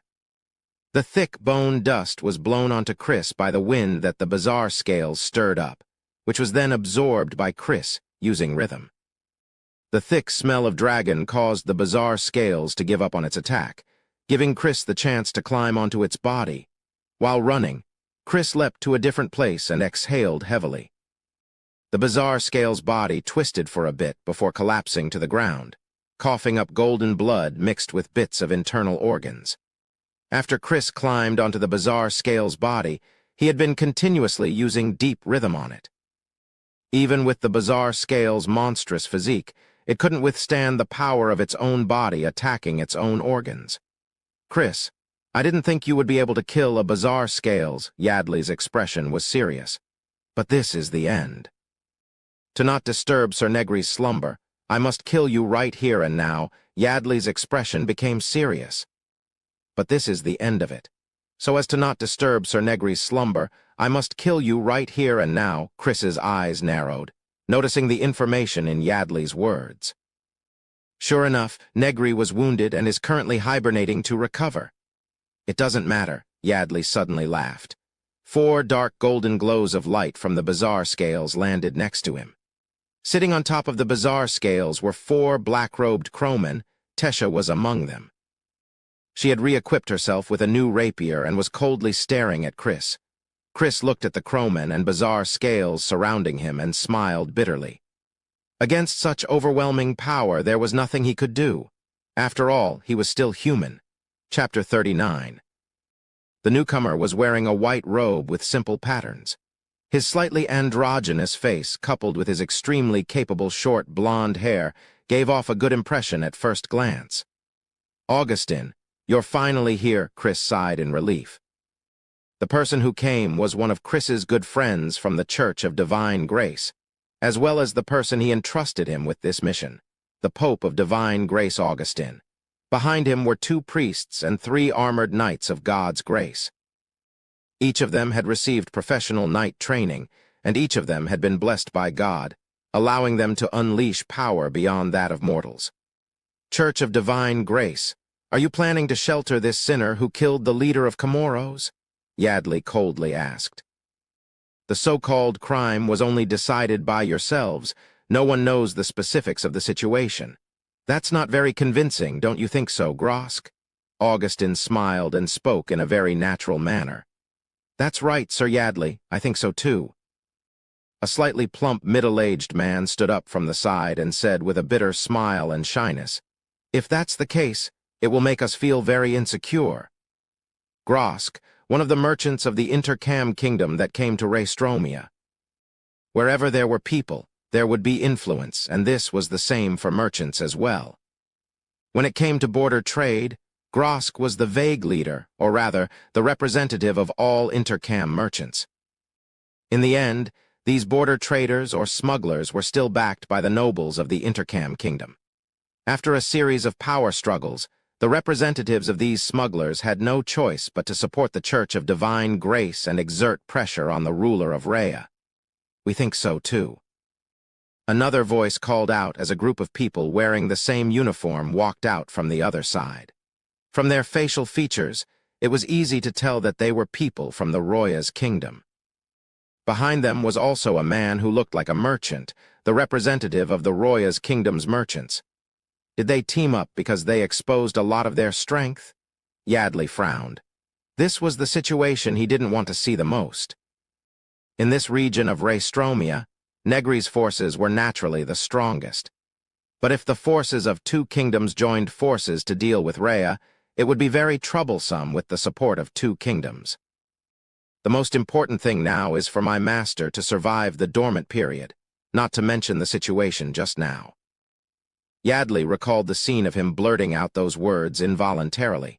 He snorted coldly and said, "Regarding the death of the Comoros' leader, we will investigate it separately. However, as the suspect, Chris must be restricted until the truth comes to light."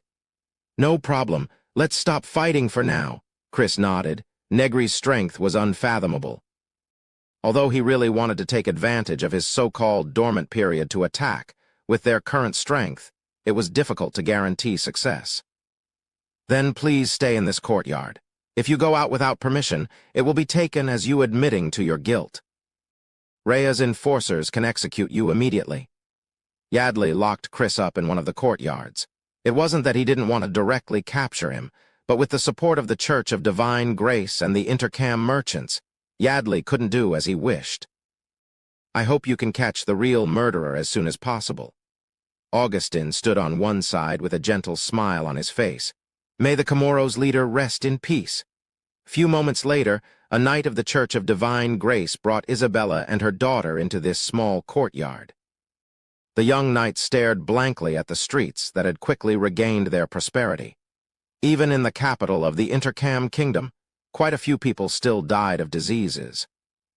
The priests of the Church of Divine Grace had the grace of salvation, which could cure the majority of diseases, but there were only so many priests in the Church of Divine Grace who could obtain the grace. Even using the grace required a lot of stamina and energy, so they couldn't use it every day to heal the civilians for free. What made the knight even more curious was that, when he went to pick up Isabella and her daughter and strolled around Rhea, he didn't notice that most of the people here were healthy, as if diseases didn't exist in this place. Meyerson, what are you thinking about? A voice startled the young knight out of his reverie. As he turned around, he saw a priest in the group, Augustin's disciple, Lewin Donner.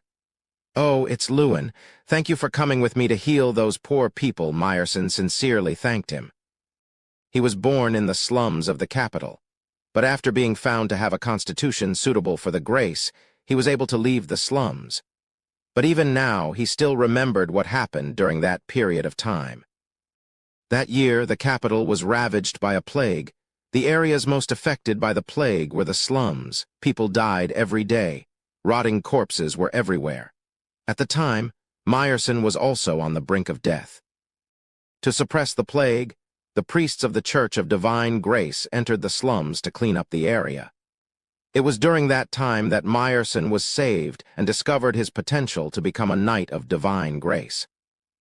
Unfortunately, his grace of salvation was a grace of combat, so he couldn't adapt to the grace of salvation, so he could only become a knight of divine grace.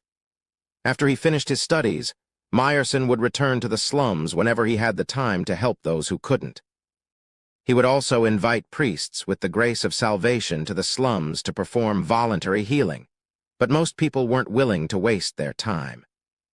Healing those nobles would also earn them a lot of money, but the slums were dirty, messy, stinky, and filled with feces and even corpses, so how could a priest who considered himself a superior be willing to go there? That is what I should do. The glory of the Lord should not be limited to nobles and merchants, Lewin Donner replied with a smile. Unlike Meyerson, Lewin Donner was born into an aristocratic family, received a high degree of education, and was extremely devout towards the Lord. With an extremely confident and ambitious smile on his face, he continued, If I can be elected as one of the higher-ups of the Church of Divine Grace in the future, I will definitely set up a rule to include voluntary treatment as a priest. Compared to Meyerson, Lewin was born in an aristocratic family, so he was much more passionate about power and authority, but Meyerson could also sense that Lewin truly wanted to spread the glory of the Lord to everyone. Then, Lewin, you have to work hard. I'm looking forward to it. Meyerson said very seriously.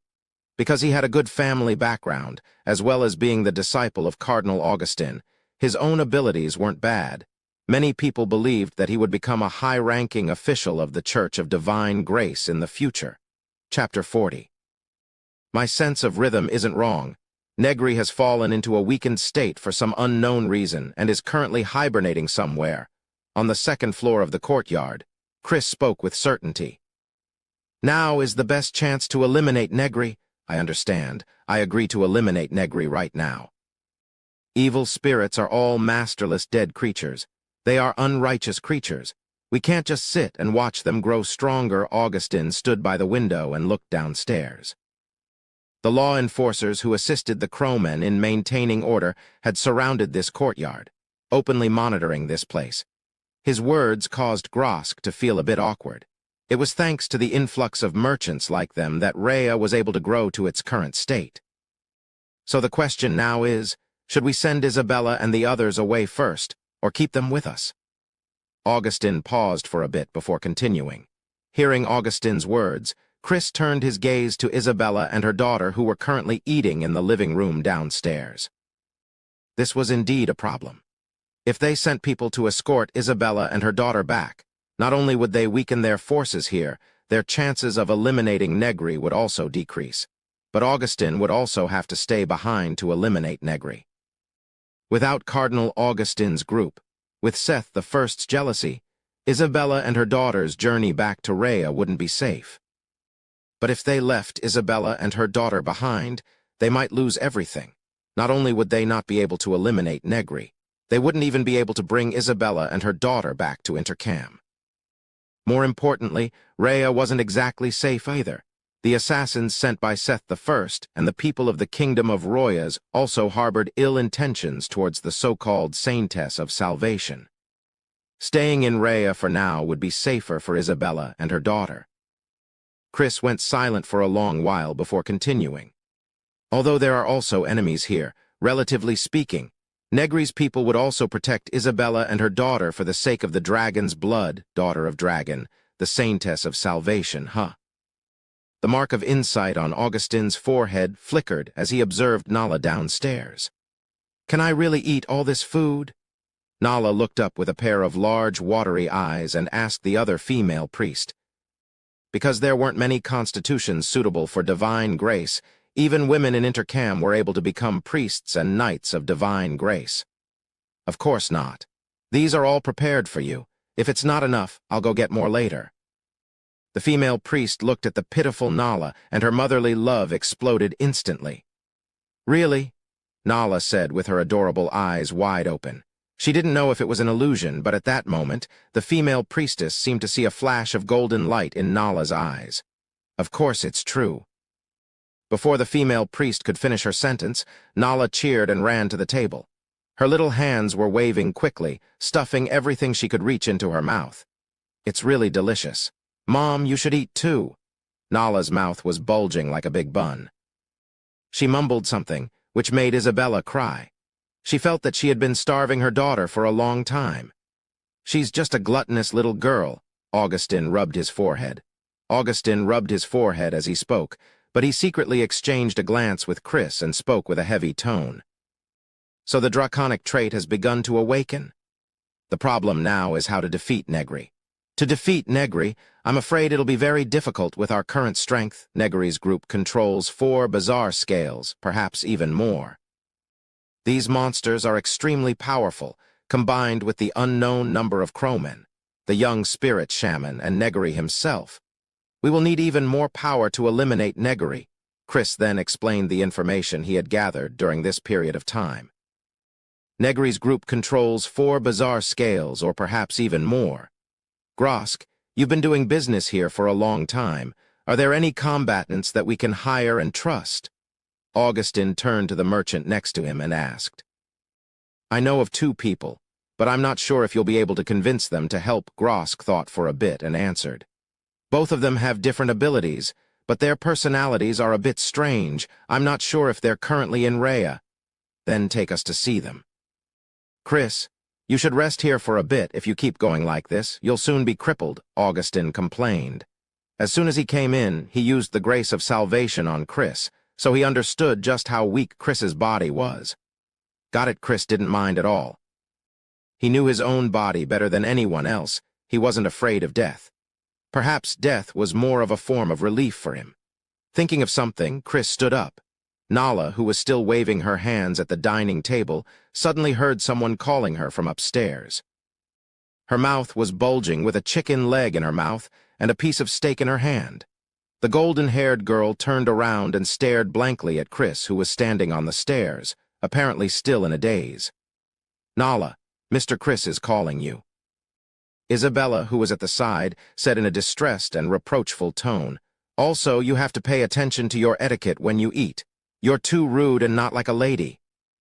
I know, Mom. After finishing the drumstick in her mouth, Nala reluctantly looked at the steak in her hand. She put it back on the plate and wiped her mouth and hands with a napkin.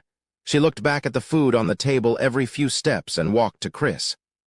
"Mr. Chris, what can I do for you?" Nala stared at Chris with her eyes wide open.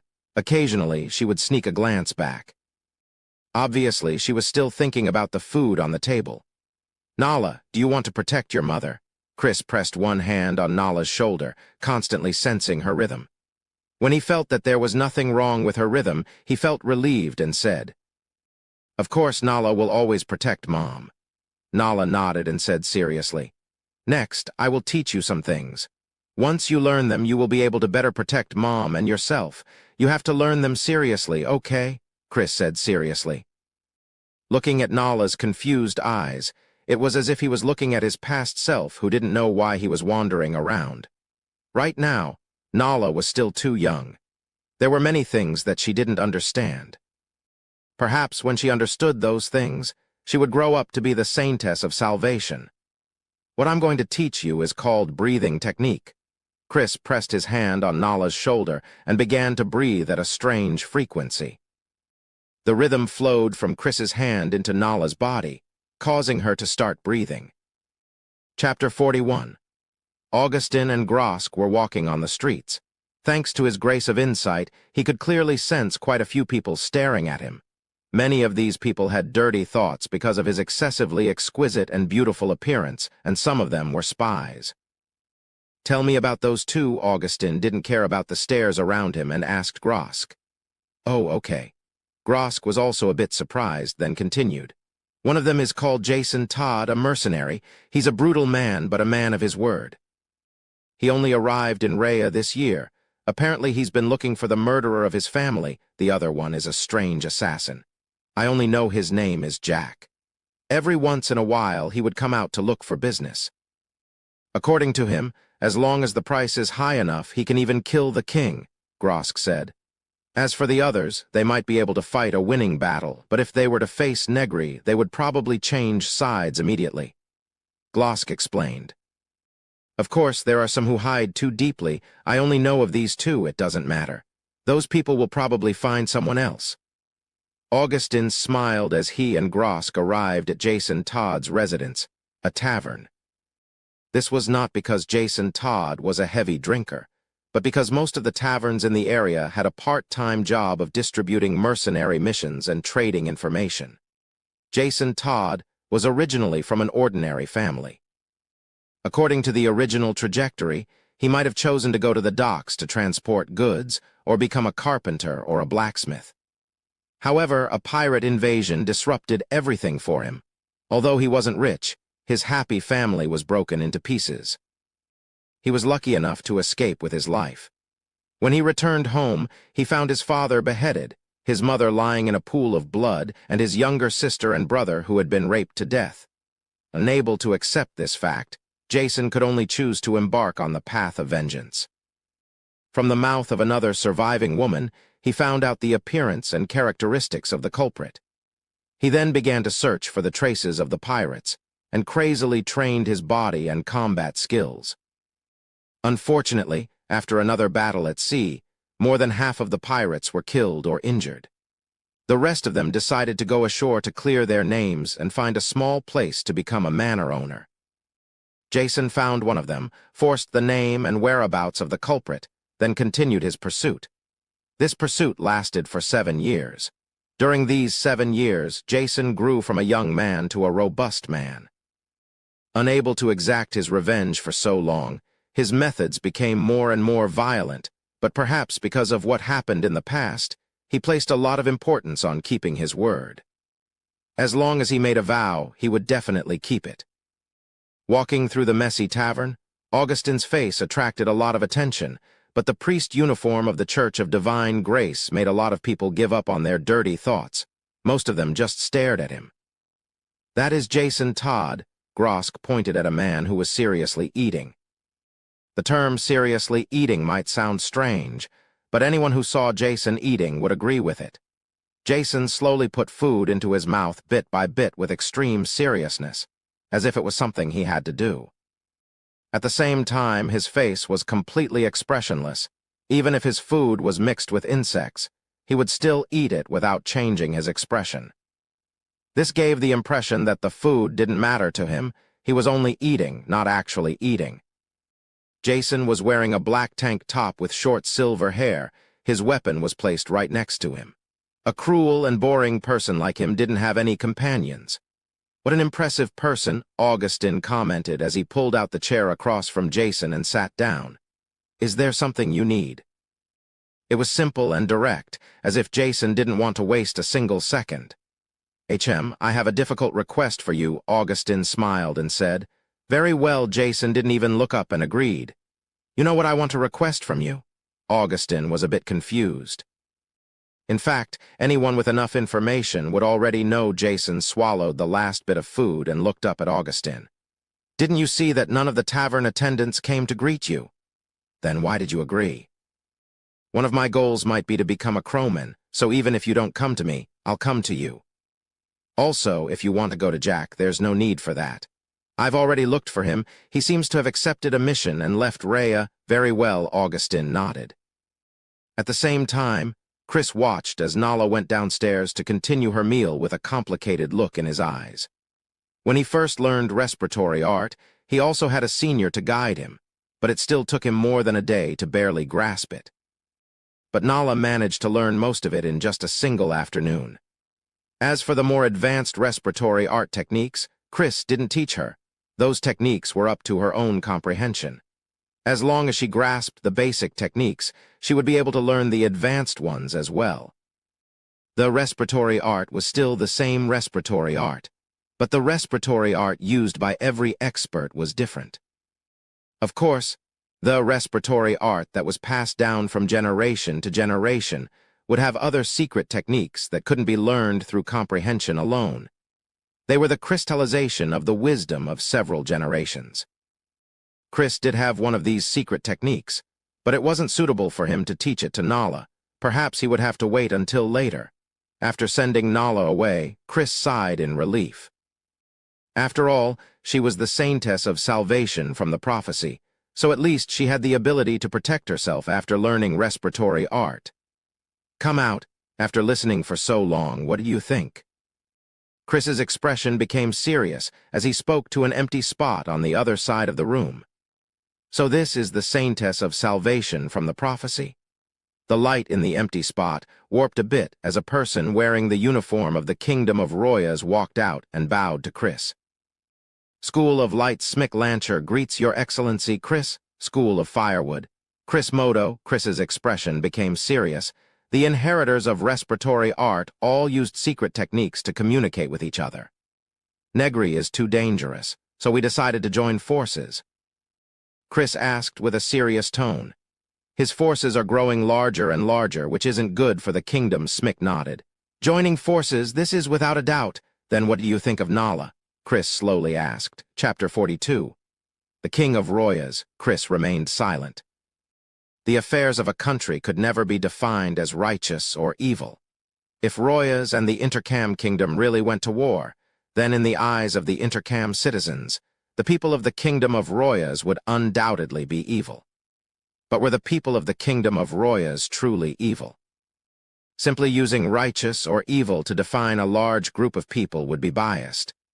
The so-called righteous or evil was only in accordance with the public morality of the people.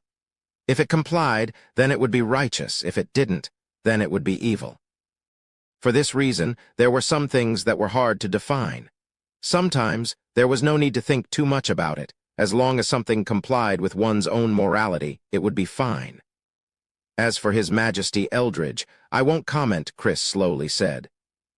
Although a country couldn't be simply judged as righteous or evil, from a personal point of view, Chris was more inclined towards the Intercam Kingdom. On one hand, the Intercam Kingdom was a multiracial kingdom, while the Kingdom of Royas was dominated by Royas citizens, which was a place of severe racial discrimination. Especially after the incident with the great thief Ika Alisa, the majority of Roya's people treated other races with the attitude of a lowly race. On the other hand, the Kingdom of Royas, under the leadership of His Majesty Eldridge, who was known as the greatest ruler of Royas in the last 1,000 years, was filled with aggressiveness. They invaded for the sake of their country's expansion. In their own country, it could be said that they were expanding their territory, but for the civilians, war had always been painful. For this reason, although Chris wouldn't call the other side evil and would eliminate them, his impression of the other side couldn't help but worsen. But in the end, the only thing Chris could do was not to help Royas, but also to help the Intercam Kingdom and try his best to prevent the war from happening. But for His Majesty Eldridge, none of that mattered. If there was one person that Chris knew who could match Negary's rhythm, or even slightly surpass it, then it would be His Majesty Eldridge, the kind of arrogance that made him think that the God that the Church of Divine Grace believed in should be beneath him. 13 years ago, when Eldridge had just ascended to the throne, a bishop of the Church of Divine Grace went to the capital of the Kingdom of Royas, met with His Majesty, and asked him to allow the Church of Divine Grace to preach in the Kingdom of Royas. At that time, within the borders of the Kingdom of Royas, there were already quite a few people who were very interested in the Church of Divine Grace. There were even some aristocrats who agreed to introduce the Church of Divine Grace into the Kingdom of Royas. Of course, how many of them were true believers of the Church of Divine Grace, and how many of them wanted to introduce the Church of Divine Grace to counterbalance the increasingly powerful Andre royal family. However, His Majesty suppressed all discontent with iron and blood. He claimed that the so-called God was nothing more than a member of his throne, and that it was enough for the people of the Kingdom of Royas to believe in him. He banished the bishop, causing the Church of Divine Grace to fail in their plans to take over the Kingdom of Royas. Then he cleaned up the aristocrats who were holding him back in the Kingdom of Royas, united all the aristocrats who stood on his side, and began to strengthen the Kingdom of Royas. By now, the national power of the Kingdom of Royas had far surpassed what it was when he first ascended to the throne. On the other hand, the Intercam Kingdom's national power had declined due to the internal strife caused by Seth I. Both kings had used iron and blood methods in their own countries, and the time period was also very close. At the time, the Intercam Kingdom was much more powerful, but now, the Intercam Kingdom's national power was becoming weaker and weaker. There was only one reason for this, and that was orthodoxy. Eldridge ascended to the throne through orthodoxy, so after he cleaned up all the discontent in his country, he was able to focus on development. On the other hand, in order to ascend to the throne, Seth I borrowed the power of too many aristocrats. After he ascended to the throne, he wanted to expand the Intercam Kingdom, only to find that he was constantly being held back by those aristocrats. Thus, Seth I, who believed that he was not inferior to Eldridge, became more and more silent. This led to two different situations between the two Kingdom of Royas. Right now, Seth only wanted to keep his throne and was known as the sunset of the kingdom, while Eldridge was known as the greatest king of Royas in the last 1,000 years. Countless youths of the Kingdom of Royas were willing to submit to His Majesty's throne and risk their lives for him. As a member of the Royas aristocracy, I have always been fearful of Eldridge's strength, but as a citizen of the Kingdom of Royas, I am extremely proud to have such a king, Smick said with a complicated expression. Let's end this topic here. I won't act against that little girl. Furthermore, I can restrain my subordinates. They won't act before Negary is taken care of. Smick spoke with a serious expression. Right now, whether it's as an aristocrat or as a citizen of the Kingdom of Royas, Negary is an obstacle. The time is set for midnight tonight. There shouldn't be any problems, right? But to avoid conflict, we will attack from the east of the Forbidden Zone, Smick continued. No problem, we will attack from the south. Chris nodded, then both sides exchanged a few secret signals. The light around Smick's body warped a bit before his figure completely disappeared without a trace. School of Light, huh? Chris sighed. Eldridge had basically completed his dictatorship, so the ones who should oppose him the most were the aristocrats of the Kingdom of Royas. But now, when Smick talked about Eldridge, he couldn't help but reveal a worshipful tone. From this, it could be seen just how strong the current Royas was. Forget it. This is something that Seth I and the Church of Divine Grace should have a headache over. Chris couldn't help but recall Nala's face. He suddenly didn't want her to become the so-called saintess of salvation, because that would mean that the burden she would have to bear would be very heavy. After going through everything briefly, Chris slowly closed his eyes. He needed to rest well in order to prepare for tonight's battle. On the other side, Yadley had a strange expression on his face as he arranged the defense of the Forbidden Zone for tonight. It could be predicted that those people would choose to attack the Forbidden Zone tonight in an attempt to harm the great Negary. But what Yadley found strange was the source of all of this. It could be said that the one who caused all of this was most likely that His Excellency. He already understood His Excellency's intentions, but there were still many doubts. However, regardless of what was going on inside, Yadley's job was to complete Negary's defense, protect the order of Raystromia, and prevent those people from disturbing His Excellency Negary's dormant period. "With our lives we swear to protect His Excellency Negary," Yadley declared to the crowmen. Chapter 43. Night slowly descended. Soon it was midnight. All of their forces had been gathered. Countless people were unable to sleep at night because of this. After tonight's battle, the situation in Raystromia would be completely changed. Would it be Negary, the master of Rhea, who would sweep away the other major forces of Rhea and take control of Rhea for himself? Or would the two kingdoms' forces defeat Negary and completely change the dominant force of Rhea? Most people believed that the two kingdoms had a higher chance of winning. After all, they were two different countries with the support of their own countries, while Negary had only risen to power for 10 years, so his foundation definitely couldn't compare to the two kingdoms. However, those who knew of Negary's greatness only smiled. From a logical point of view, the two kingdoms did indeed have a higher chance of winning, but whenever they thought of that figure, they would feel fear from the bottom of their hearts. It was an extremely ominous feeling, as if humans were nothing more than food for him to eat every day. His innate sense of danger was constantly reminding everyone who saw him that it was dangerous, dangerous, dangerous to lie down and not move, or to run away, or to pray without stopping. They didn't attract his attention because he was a being that surpassed humans. And the only way to make them feel at ease was to submit to him and offer their foreheads to him. That way, they would no longer panic or feel uneasy because they already belonged to him. They were already in hell, so why would they still be afraid of going to hell? Chris looked up through the window. The thick black clouds had completely covered the moonlight, giving off an ominous feeling. However, the arrow had already been fired. If he didn't act today, Negary might have already recovered. As he turned around, he saw the forces they had gathered. The Church of Divine Grace had Cardinal Augustin, 2 priests, and 3 holy knights, a total of 6 people. In addition to them, the merchant Grosk had also brought 3 bodyguards, all of whom were his trusted aides.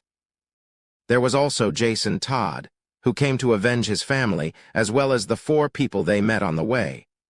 They were all dressed differently, most likely people who wanted to rebel against Negary but didn't dare to do so. Of course, there was also the possibility that they were spies. Including Chris himself. Grosk the merchant and Isabella, the mother and daughter, wouldn't be going, so there were a total of 15 of them heading towards the forbidden area of Rhea, where Negary was. He reckoned that the kingdom of Royas had gathered quite a number of people. With all these people gathered together, even if the Sky Dragon were to be resurrected, the current lineup would be able to kill it. "There's only one problem now, Crow," Chris explained in a low voice. "These are the most common birds in the Rhea region, and they are under Negary's control. Once hundreds or thousands of them attack, even an army of 100 can be easily killed by them. If we don't have a way to restrain those crows, our operation this time will definitely end in failure." "Don't worry, Mr. Chris," Grosk smiled and said, "Before we came here, we've already sent people to buy a large amount of smoke grass. They should be on fire by now." The so-called smoke grass was a special kind of withered grass that would be planted in certain pastures. Its main purpose was to produce a large amount of smoke when the grass was lit. The smoke would linger in the air, and while humans wouldn't be a problem, birds wouldn't be able to survive in the smoke. It was usually used during the autumn harvest to prevent migratory birds from eating the crops. Now it was being used to restrain Negary's crows. Sitting on his throne of bones, Negary reached out his hand. Around him, a cloud of smoke had unknowingly gathered. The smoke wasn't suffocating, but it smelled a bit strange. But judging from the crows behind him, it was obvious who caused the smoke. "Looks like we don't need to hold back anymore," Negary smiled and waved his hand. Countless crows flew out from the trees like black clouds and took to the sky. Outside the forbidden area, there were people observing the situation from a high vantage point. As they heard the cawing of the crows, they understood that the crows had left the forbidden area and quickly sent people to notify Grosk. "Everyone, the crows have left the forbidden area. We've bought all the smoke grass in this area. It can burn for 3 hours, plus the time the smoke stays here. It should last for about 6 hours, which is until sunrise. I'll take Isabella and Nala to a safe place later," Grosk said. "Then may the glory shine upon you all." Everyone exchanged glances and walked out from the courtyard.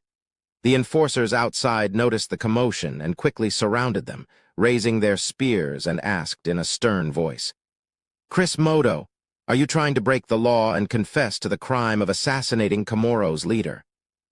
"I'm sorry, but we don't have time to waste here." Chris sighed and moved without hesitation. His rhythm fist was unleashed at an incomprehensible angle, making it impossible for them to react in time and feel strange no matter how they tried to block it. With just a few casual attacks, the enforcers were all knocked unconscious. Although they were all Negary's subordinates, they didn't commit any crimes, so there was no need to kill them. "Let's go." The group split into a few smaller groups and headed towards the south of the Rhea Forbidden Land in different directions. The sky was already filled with dark clouds to begin with, and now there was even more smoke, further reducing visibility. They had no choice but to move at night, since their actions weren't righteous at the end of the day. If they won, they would naturally be able to shout about Negary's wickedness and properly deal with the remaining problems. There were quite a few smart people in Rhea, but most of them were normal people whose livelihoods depended on this area. If these people openly tried to start a war without any righteousness, they would soon learn the meaning of the people's anger. Although visibility was still affected at night, it was also a lot easier to move around. The group maintained their silence and soon reached a place not too far away from the forbidden area of Rhea. There were several sentry posts around the outer perimeter of the forbidden area, with quite a few people patrolling them. "Should we attack?" Augustin asked. Chris was about to nod. A man wearing an iron mask and a bow on his back with a slight limp stepped forward and spoke in a low voice. "Come with me. Someone will open a gate for us. We need to hurry." Chapter 44. You still came after all. After seeing the figure of Iron Mask, a sentry tower at the corner of the wall moved his lips and sighed. "He destroyed one of my sons. I can't let him destroy my other son as well." The Iron Mask spoke in a low voice. "Just these people? If you want to die, there's nothing I can do about it. Don't ever tell anyone that you'll see me again after tonight," the guard helplessly said. The guard said helplessly. He opened a small door on the wall and turned to leave. "Remember to close the door." "Let's go. We're going to kill the demon that destroyed my son." The Iron Mask walked through the door with a torch in hand, turned around to look at Chris's group. Under the flickering light of the torch, he seemed to have gone through a lot. "That is our goal." Augustin spoke in a low voice with a serious tone. Chris didn't say anything else and stepped through the door. As he practiced respiratory art, his own rhythm became more in sync with his surroundings than ever before. As the rhythm around him began to move bit by bit, Chris's expression froze for a bit before returning to normal. "What's the matter?" Augustin walked in and asked. "It's nothing. It's just that the rhythm around us is very ominous. I wonder how many lives have been buried here." Chris answered in a low voice. Observing his surroundings from the rhythm alone, he could hear the screams of death everywhere. "That's right. There's resentment everywhere." The rune on Augustin's forehead flickered as he glanced at Chris with a strange expression. Through the grace of insight, he could tell that Chris's words were a bit off, but he wasn't lying. "Let's head towards our destination. We don't have much time." Chris didn't look at Augustin and continued. "Split into groups of 2, spread out a certain distance, and cautiously move forward." If you find any enemies, use the secret signal to communicate. I'll go alone, everyone. Take your dragon powder with you. When we meet the bizarre scales, those dragon powder will be our chance of victory. The dragon powder Chris mentioned was one of the supplies the Intercam Kingdom sent as reinforcements. The bizarre scales would naturally hesitate against creatures that also had the aura of a dragon. In fact, if the aura of a dragon was strong enough, the bizarre scales would even give up on attacking. Otherwise, since the bizarre scales' movement speed and attack power didn't have this weakness, they wouldn't necessarily have the confidence to start a direct battle.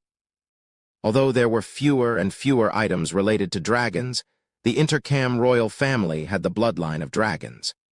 The royal family was proud of dragons, so quite a few aristocrats would collect items related to dragons to show off their personal taste. This dragon powder was made from some of the scales and bones that Grosk provided. Although most of them were wyverns, it was more than enough to deal with the bizarre scales. Be careful. Augustin didn't say too much and quickly split up the team into groups of 2 according to the plan they discussed before coming here. This was also to prevent the bizarre scales from attacking. If a group of people were to stand together, if the bizarre scales were to launch a sneak attack, it would be very difficult for them to dodge, and casualties could easily occur. If possible, they really wanted this to be a fairy-tale-like adventure where they defeated the Demon King. The heroes survived, and the ending would be perfect. But reality wasn't a fairy-tale-like story. Of the 15 people who entered this place, there was no telling how many of them would be able to survive, or even win. In this dim place, abandoned houses and cages could be seen everywhere, as if telling the story of what happened here 10 years ago.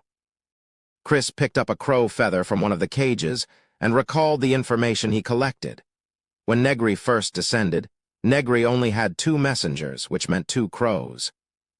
After taking over the Kochi village, the Kochi people formed a new hunting party to bring back the crows in batches.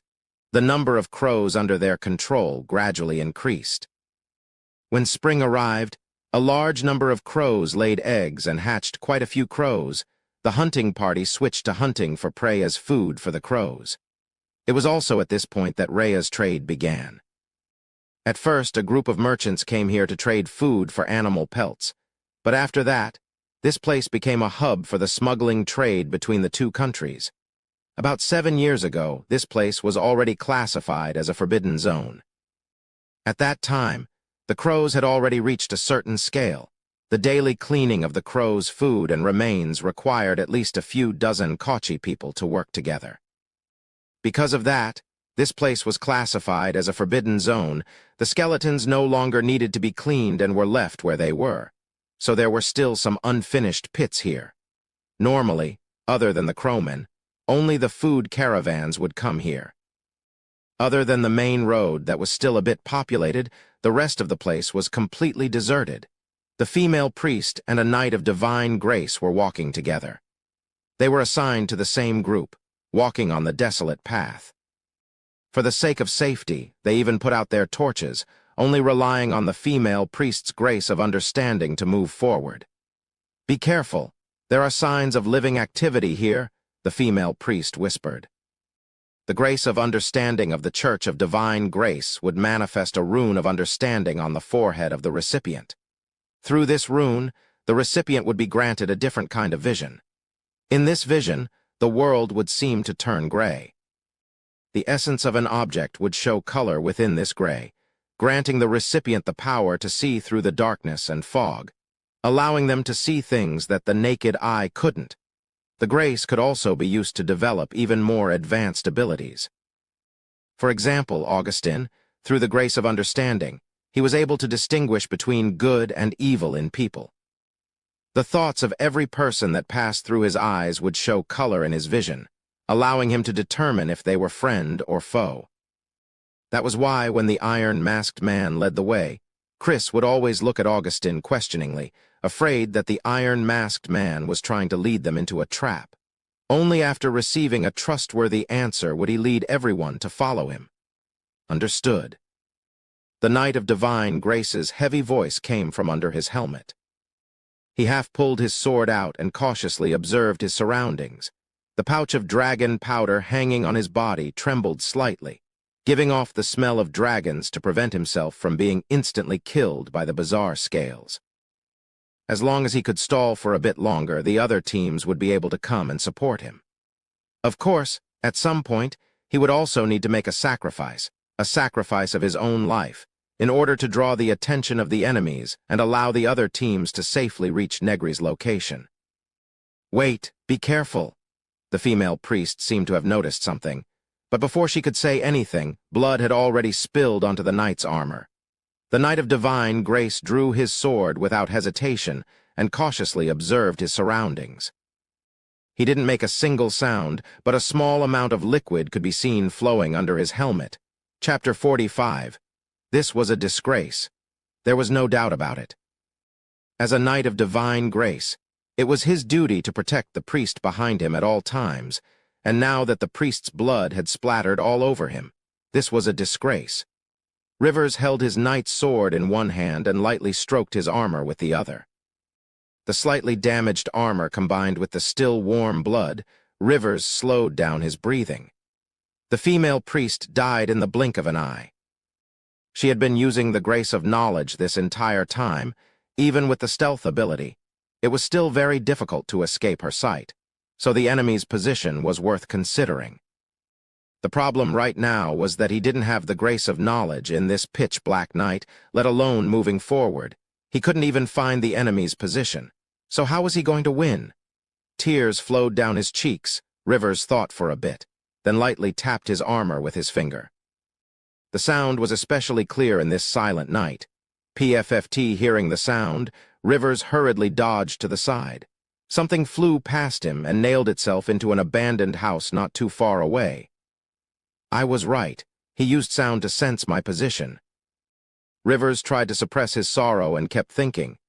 He attacked with a single shot, and from two different locations her blood splattered on me, which means that his attack was aimed at me. This time, the attack came from my side. He changed his position, but I didn't hear any sound. PFFT, another sound of something breaking through the air.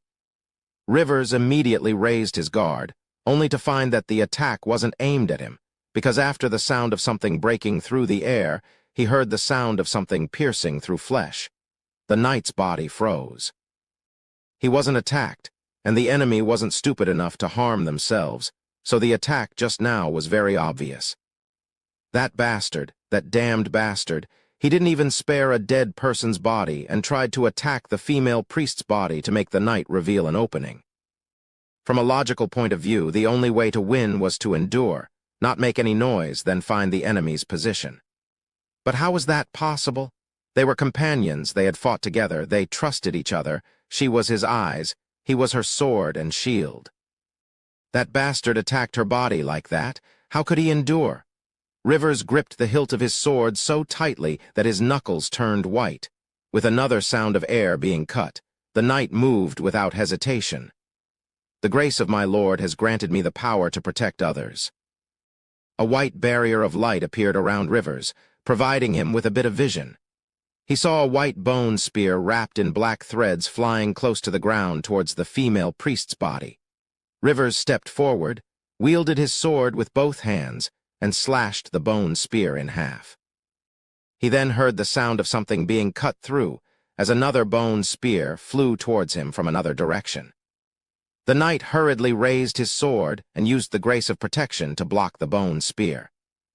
As the glow of the grace of protection slowly faded away, Rivers gripped his sword with both hands and stood next to his comrade's corpse, no longer trying to hide his breathing. There was no need to.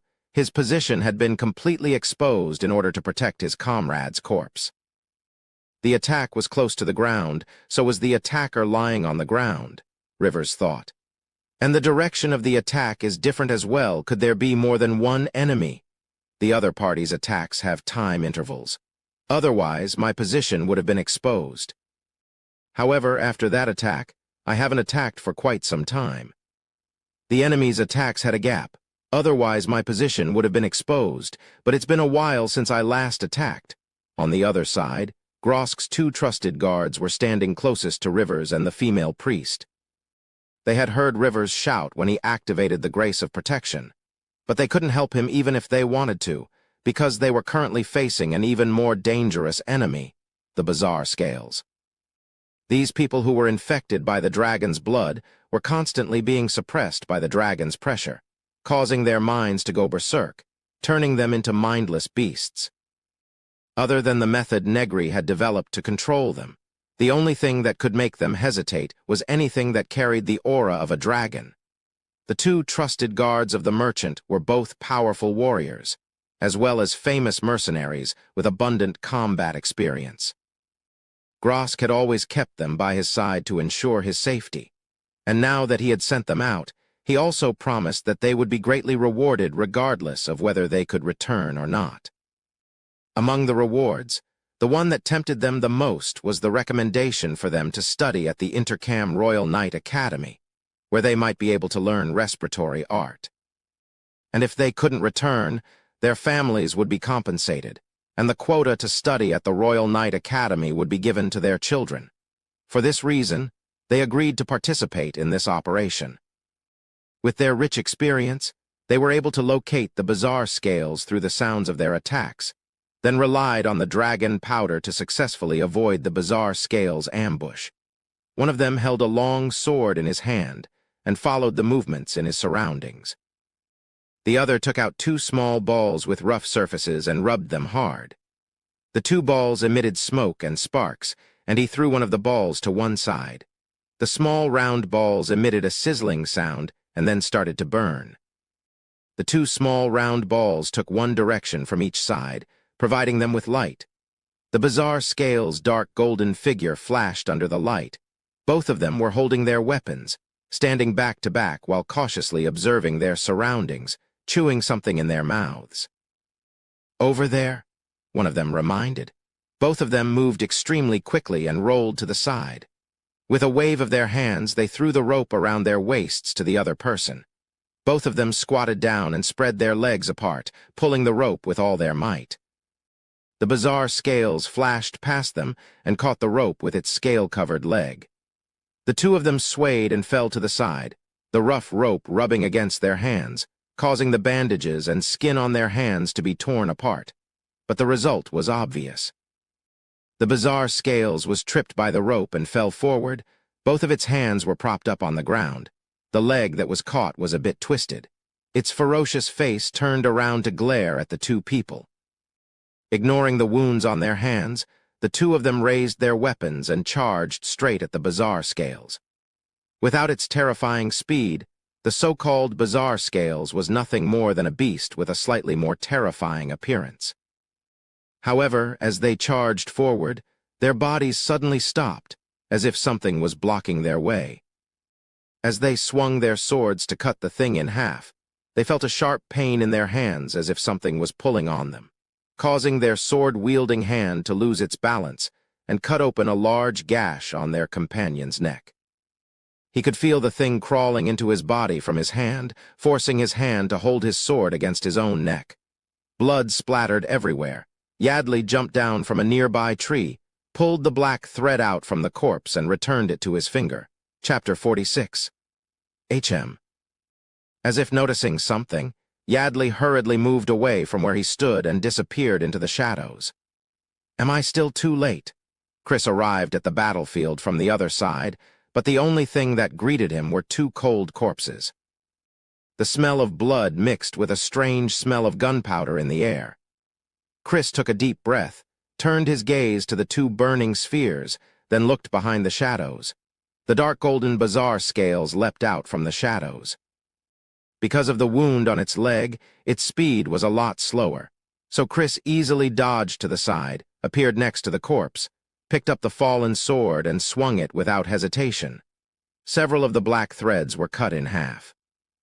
Yadley leapt out from the side. The muscles on his right hand quickly turned black and turned into a tentacle that lashed at Chris. The Bizarre Scales also turned around and pounced at Chris again. The black tentacle swung forward, knocking the sword out of Chris's hand. His body was sent flying backwards. then rolled on the ground to avoid the bizarre scales attack. Yardley's right hand that had turned into a tentacle was cut open by the sword. The black threads continued to spread from the wound and healed itself in just a few seconds. I used the black crow germs to devour the muscles of my arm. Due to the limitations of the human body, there can only be so much muscle on one arm, but Sir Negary's grace allowed me to break through the limits of the human body. Yardley's body began to tremble. A large amount of black matter began to gather from his body towards his arm. Tentacles began to grow from his shoulder. Each one of them was made from the black crow germs that mimicked the muscles of Yardley's body. As the muscle tentacles swung, the howling wind seemed to be telling everyone just how terrifying his strength was. Chris stood up and stretched his wrist. The power of that black tentacle wasn't any weaker than the wyvern from before. If a human body was hit by it directly, they would most likely be cut in half at the waist. If he didn't notice that something was wrong and let go of his hand might have already been severed. "You've turned into a monster through and through," Yardley muttered. Looking at the tentacles that grew from Yardley's body, it could be said that Yardley's main body was now made up of tentacles. The rest of his body was nothing more than a burden. "Bizarre scales, go, kill him." Chris took a deep breath and began to move. The bizarre scales had slowed down, and with the help of the dragon powder, as long as he was careful, it wouldn't be able to harm him, but it did limit his range of movement. Two of Yardley's tentacles were propped up on the ground, while the other tentacles were waving about. Trees that were in the way were directly smashed down. Houses that were in the way were directly smashed into ruins by the tentacles. Chris' skin was aching from the strong winds that the tentacles created. Against such a violent tentacle attack, as well as the bizarre scales' occasional attacks, he had to focus all of his attention on defending against these attacks, not allowing a single moment of carelessness. Otherwise, as long as he was hit by a tentacle or knocked down by the bizarre scales, death would be upon him. Yardley's body was practically hanging off the black tentacles. Because the bizarre scales that made up the rest of his body had been stripped away to form muscle tentacles, he was now extremely thin and small. If he didn't have two tentacles to help him stand, he wouldn't even be able to stand straight. Yardley's body was almost hanging off the black tentacles. Because the black crow germs that made up the other parts of his body had been taken away to form muscle tentacles, he was now extremely thin and small. If not for the two tentacles supporting him, he wouldn't even be able to stand straight.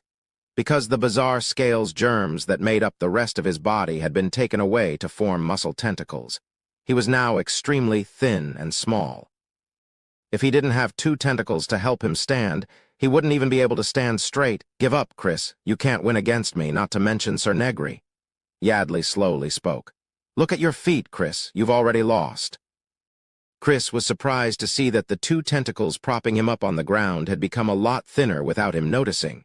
While on the ground, strands of black threads had formed a large net, and Chris had fallen into it. The black threads pierced through Chris's pants and pierced through his skin.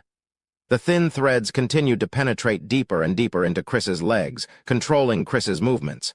The thick tentacles then swung towards Chris, who had been restrained. "You lost." Chris let out a sigh. "Deep rhythm?" Yardley felt a bit of discomfort, but he didn't mind it too much. "Chris, your chaotic rhythm requires time to accumulate. You and I only came into contact for a short period of time when my threads pierced your body. The most your chaotic rhythm can do is make me feel a bit of discomfort. Other than that, it has no effect whatsoever. You still haven't noticed." Chris reached out his hand and used golden rhythm to forcefully resist the tentacle's attack. "You've let the black crows devour most of your body, and now you've pulled it out to form tentacles. This has already created a kind of disharmony in your rhythm. Your skinny body is already proof of this, and with the addition of the poison, your rhythm has already become very problematic. My chaotic rhythm is just a catalyst. Poison." Yardley turned his gaze and saw the two little balls that were about to burn out, as well as the thing that the two people were chewing in their mouths. He instantly understood. It's getting weaker. Chris forcefully blocked the tentacle's attack, But at this time, the tentacles' strength had already become weak due to the disharmony in their rhythm. Counterattack has begun. Rhythm stripping fist. Chris swung his fists, striking the tentacles that looked like targets. Rhythm fist could attack the weak points of the enemy's rhythm, making it impossible for them to react, while stripping rhythm could create a repulsive force against the object it was trying to strip away. Combined, each of Chris's punches carried a powerful repulsive force. The threads that had pierced into his feet were also torn apart. Fist after fist, the final punch landed directly on Yadley's chest. The repulsive force struck his heart, causing it to rupture and stop beating. Sensing Yadley's life force slowly fading away, Chris forced himself to take a deep breath and remained vigilant against the bizarre Scales ambush. Although it looked like he won easily, he was indeed running out of stamina. If Yadley had lasted just a bit longer, he might have actually lost. There was nothing he could do about the bizarre Scales right now. He could only hope that, without its master's control, the bizarre Scales wouldn't attack him because he was covered in dragon powder. After Yadley died, the bizarre Scales became extremely agitated. It glared at Yadley's body, approached and retreated, then roared and jumped on top of Yadley's body, opened its mouth full of sharp teeth and bit through Yadley's neck without hesitation. A small bump that had been implanted in his neck was broken and golden blood spilled out. Watching the bizarre Scales licking the golden blood, Chris slowly retreated. He had dealt with the enemy here, but what about the others? Chapter 47. That light? As Chris saw the blinding light coming from that direction, he didn't even bother to recover his stamina and rushed towards it. The bizarre Scales on the ground was madly licking the blood from Yadley's neck. However, the bizarre Scales' movements suddenly froze as several tiny black tentacles reached out from Yadley's neck and pierced into the bizarre Scales' mouth. The large, muscular tentacles began to move and wrapped around the bizarre Scales' neck, easily twisting the bizarre Scales' neck like a fried dough twist, then tossed it aside. The bizarre Scales' head fell to the ground. Yadley watched as the monster that looked even more monstrous than he was reached its tentacles into the bizarre Scales' body, then pulled out a still-beating heart. The tentacles slowly returned to Yadley. The black crow germs inside his body began to wriggle. Finally, Yadley opened his eyes. I really did almost die. Yadley stood up. His new heart had already started working. Along with it, the remaining dragon blood in the heart slowly flowed into his body. How troublesome. I'm not suitable for transplanting dragon blood. Who knows when I'll turn into an irrational, bizarre Scales? Yadley felt more tired than ever. The black crow germs have been working for so long. It's time to eat. Yadley then glanced at the bizarre Scales corpse on the ground. After that, Yadley glanced at the bizarre Scales corpse on the ground and reached out his right hand. A black tentacle extended from his hand and pierced into the corpse. Yadley no longer cared about being contaminated by the dragon's blood. He had already made up his mind. After replenishing his energy, he would once again pursue Chris Group. Before he became a bizarre Scales, he would use his life to stop the enemy's advance. That's more than enough. Come back, Yadley. A voice suddenly appeared in Yadley's mind, causing him to hurriedly kneel down. For the sake of Sir Negary, I will do anything. Even if I have to give up my last drop of blood, I will fight for Sir to the very end. You think you've done well. Negary's voice caused Yadley's face to turn pale. Some of the enemies are already not far away from me. Negary sat on his throne of bones and spoke with a cold tone. Do you know why I spread the fake news of my hibernation? This subordinate believes that it is to make all the enemies who are hiding come out, Yadley said hesitantly. That is indeed one aspect. The other aspect is that I believe that you are gradually falling behind me. Negary's tone was exceptionally calm, but the content of his words sent chills down Yadley's spine. Look at the weaknesses you've exposed in battle. Pride, arrogance, lack of motivation. You're all immersed in the power I've bestowed upon you. You're getting weaker and weaker. Negary's words left Yadley in despair. The meaning of life had been denied, and he no longer had any hope of living on. However, compared to them, you're still a lot better. The way you fused with the bizarre Scales heart gave me a bit of an idea. You're still useful for now, so come back for now, understood, Lord Negary. Yadley knelt on the ground as tears flowed from his eyes. His eyes were filled with shame and determination. No matter what, he had to do his best this time. He could not let this opportunity go to waste and disappoint the Lord. Let's rewind time a bit. At this time, the Knight of Divine Grace, Rivers, was standing guard next to his companions' bodies, ready to attack at any moment. Can you hear the commotion over there? A despicable voice suddenly resounded from all directions, making it impossible to determine the exact location of the speaker. The sound of your companions dying, the voice excitedly replied. Your companions, just like this woman, were killed without being able to resist. Their bodies were pierced through. Their blood spilled everywhere. The most precious thing in life was lost just like that. That's why I say you people are such a joke. Isn't it good to be alive? You just had to come here to die, then hold on to your companions' bodies so that they can't be defiled. Such a laughable thought has brought you one step closer to death. Shut up, Rivers shouted in a low voice. Two sounds of breaking air could be heard at almost the exact same time. Protection. The grace of protection glowed with a faint white light, allowing Rivers to see where the two bone spears were coming from, but it was already too late for him to dodge or cut them apart. He barely managed to cut one of the bone spears apart with his sword, but the other bone spear had already pierced through his light of protection and stabbed into his chest.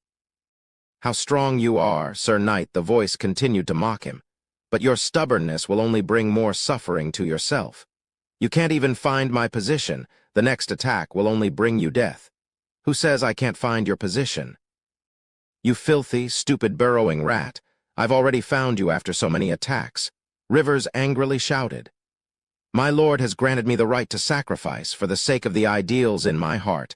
I will not hesitate. Rivers leapt to his feet as his body glowed with an intense white light. He held his sword upside down and stabbed it into the ground below his feet. With a series of cracking noises, the entire ground caved in, revealing something underneath. This was the large pit where the remains of the crow's food had been buried. In this large pit, countless bones were piled up, and the surface was covered with a layer of soil. There were originally gaps in the pile of bones, and after that, several tunnels had been specially cleared out to connect different locations underground. The other party's voice was also transmitted through these tunnels to different locations, creating the feeling that it was coming from all directions. The reason why the voice could be heard underground was also because of the bone conduction. The grace of sacrifice, once activated, would grant the recipient the blessing of a powerful holy light, allowing them to unleash terrifying attacks. Of course, the user would also have to pay a heavy price. A lot of the skeletons below had already been taken out to create the tunnels, so after Rivers' sacrifice was used, it naturally collapsed. Rivers laid in the middle of the pit of bones.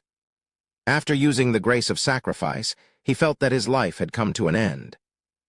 The crowmen who were buried underground were constantly struggling. If anyone else was buried alive like this, they would have no choice but to wait for death. But he was different. He had implanted the black crow germs into his bones, allowing them to devour and replace his bones, allowing him to turn into a soft-bodied creature when necessary. There were 2 holes in his palms, which he had emptied out of his forearms and turned into bone spear launchers that he could use as long as he placed them there. The black crow germs in his body extended out of the holes in his palms and turned them into digging tools to crawl upwards. That stupid knight, using such an attack and lying on the ground on the verge of death, I won in the end. The crowman pushed away the dirt and emerged from the ground, but before he could even show a joyous expression, he saw Chris and 2 other people standing in front of him. Chapter 48. How's the situation? The one who asked that question was one of Grosk's guards, another knight of divine grace in his party. The guard's expression was extremely grim. Obviously, he already knew about the death of the other 2 guards. I used the breathing technique to adjust his rhythm. His life is saved, but he needs to be treated as soon as possible. Otherwise, he might not wake up for the rest of his life. Chris stood up. Rivers was leaning against the wall of the house with his eyes closed. He had already fainted. The grace of sacrifice had drained him too much. If it weren't for Chris, who arrived in time and used his breathing valve to alleviate the side effects, he would already be a corpse by now. On the other side, the Knight of Divine Grace was pulling out his sword to prevent the captured crowmen from escaping. At the same time, he was also preparing to ask for information. After all, the crowmen from before were willing to risk their lives for Negary. But now this crowman was squatting there, and when he noticed Chris looking at him, he even smiled at Chris. "Can you let me go? I can tell you everything. Let me go, and I'll leave Rhea immediately and never appear before you again." The crowman said in a humble tone as he hunched his body and tried to look as pitiful as possible. "Speaking of which, aren't Negary's crowmen fearless of death?" Chris asked pointedly. Lord Negary chose the crowmen to make up for himself, so anyone with a good personality can be recruited. The crowman spoke rather proudly. "In terms of combat strength, I can't compare to those adults, but my desire to survive is the strongest among them and myself." Chris narrowed his eyes. "Tell me in detail. Tell me everything you know about Negary, as well as everything about the other crowmen. I'll speak. I'll speak at once." The crowman smiled. He seemed to have some kind of magical power that made everyone who saw him gradually give up their hostility. Because his every move was in the most comfortable place, making people want to let him go. Regarding Sir Negary, I don't know much. Being selected as a crowman was also an accident. In fact, I haven't met Sir Negary many times. The crowman carefully said. Lord Negary wasn't as bewitching as he is now. At the time, the feeling he gave off was just that he was a bit more powerful, like a king that made people want to follow him. But as his enemies died one by one and the crowmen offered themselves to him, he became more and more powerful, becoming more and more inhuman. To be honest, I'm different from those who desperately want to get closer to him. Instead, I want to stay far away from him, because whenever I'm by his side, I always have the urge to sacrifice my life for him. Therefore, my advice to you is to leave this place, really. The crowman looked at them with extreme sincerity, so much so that it was frightening. Lord Negary has already surpassed humans. Every time he saw me, he would tempt me to kill myself and offer my will to live to him. And every time I broke free from his charm, I could feel his joy, like a farmer seeing his crops grow healthily. Even now, there's still a voice in my head reminding me to kill myself and offer myself to Sir Negary. That way, I won't have any more worries or fears. Don't you think so? The crowman opened his eyes wide, revealing a sense of madness. His boneless body slightly shrunk, then like a venomous snake hunting its prey, the majority of his body rushed towards the Knight of Divine Grace. Opening his hands, 2 pitch-black bones reached out from the holes in his hands. "For Lord Negary," the crowman shouted in a frenzy. As he described how terrifying Negary was, he couldn't help but recall Negary, the scene where Negary reached out to him, and this time he couldn't endure it. The Knight of Divine Grace was already wielding his sword to prevent the crowman from playing any tricks, so when the crowman suddenly rushed towards him, he instinctively slashed down. Without the protection of his bones, the crowman was easily cut in half and fell to the ground. The pain woke him up. Tears and snot mixed with blood flowed down his face as he used the last of his strength to crawl towards the big tree in the forbidden area. "Lord Negary, I don't want to die yet. I can still grow. Save me, Lord Negary." "No, you have already matured." A voice resounded in the crowman's mind. "Right now, your will to live is at its strongest, Lord Negary." The crowman was still begging for mercy until the very last moment, but he still couldn't escape death. His life officially stopped. The black crow germs slowly flowed out from the hole in his hand, seeping into the ground and flowing towards Negary. The 3 people present were shocked to see this. This was a person who wanted to live, but because he recalled Negary, he decided to commit suicide. The shadow of the name Negary unconsciously grew larger in their hearts. "I'll send this knight back to receive treatment." The guard's lips twitched as he lowered his head, feeling extremely ashamed. He was indeed afraid. He could faintly sense an ominous aura around him. Saying that he would send Rivers away at a time like this was nothing more than a disguise for him to run away. There's no need to feel ashamed. This is only human nature, Chris smiled. After traveling for so long, he had seen all kinds of people, and after witnessing Negary's eerie terror, his choice was normal. Asking others to sacrifice themselves for the sake of so-called justice wasn't justice at all. It was nothing more than moral coercion. Watching the guard carry Rivers away, Chris sighed. Now they only had 10 people left. 2 crowmen were gone, and the bizarre scales that had been freed didn't count. From what they saw the other day, the other side still had 4 crowmen and 3 bizarre scales. I wonder how the others, as well as the people from the Kingdom of Royas, fared. Let's go and support the others. We can't afford to lose any more people, and we're not too far away from where Negary is right now, Chris told the Knight of Divine Grace. The 2 of them moved through the darkness and headed towards where the others were. Sitting on his throne of bones, Negary rested his chin on his hand with a joyful smile on his face. His smile was similar to the smile of a farmer who had just harvested a bountiful harvest. Suddenly, Negary looked up and saw someone quickly moving forward, stepping on a pile of bones. Chapter 49. Ho, ho, ho! A crowman wearing a black robe was running on top of the bones, breathing heavily without slowing down for even a second. Obviously, he was running away from something. Why did you come back instead of defending against the enemy? Noah stood on top of the bones, coldly staring at this crowman. Sir Noah, the enemy is too strong. John and the bizarre scales have already been killed. We can't defend against them at all. We need to take Sir Negary away. The crowman hurriedly said, Has your brain been corrupted by alcohol and women? Noah looked at this crowman in disappointment. Another spoiled fruit. Sir Noah, what are you trying to do? The crowman cautiously looked at Noah, his long black hair fluttering behind him like seaweed. Ainz, you were the one who earned the right to become a crowman by persevering to the very end. Noah's words caused the crowman's expression to change. Ainz's expression became complicated, then he angrily said, Now isn't the time to talk about such things. The Royas people are already here. We need to take Sir Negary away as soon as possible, so I was wrong. Your character of persevering to the very end hasn't changed. It's only been replaced by stupidity to the very end. Noah mocked him.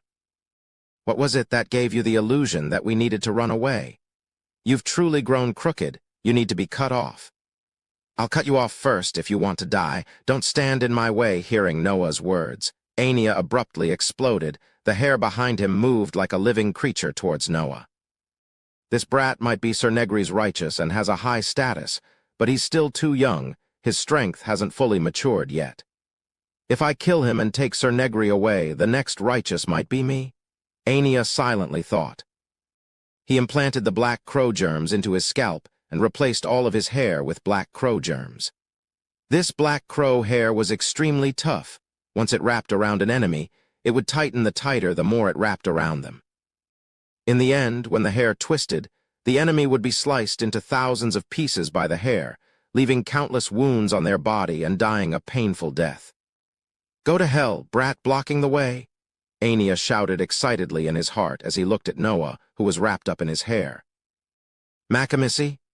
A golden flame burst out, instantly igniting the black crow's hair. The hair turned into dust and drifted away. Noah walked out from the ashes completely unharmed, Mako Missy, the Kochi goddess of fire. Of course, her appearance in the legends was that of a dragon that breathed fire from its mouth. After transplanting the soul's blood into his body, Noah was able to sense the god of fire's name better. When he chanted the god of fire's name, the flames he spat out were not only much more powerful, but also golden in color. Impossible. The flames flowed through his hair to Ainz's body, turning him into a golden torch. The golden flames caused him immense pain, but what made him feel even more despair was Noah's strength. Your spirit shaman abilities can't possibly be this strong, Ainz shouted in disbelief. You think everyone is the same as you. After struggling for a long time, they would stop moving forward. Noah coldly stared at the torch.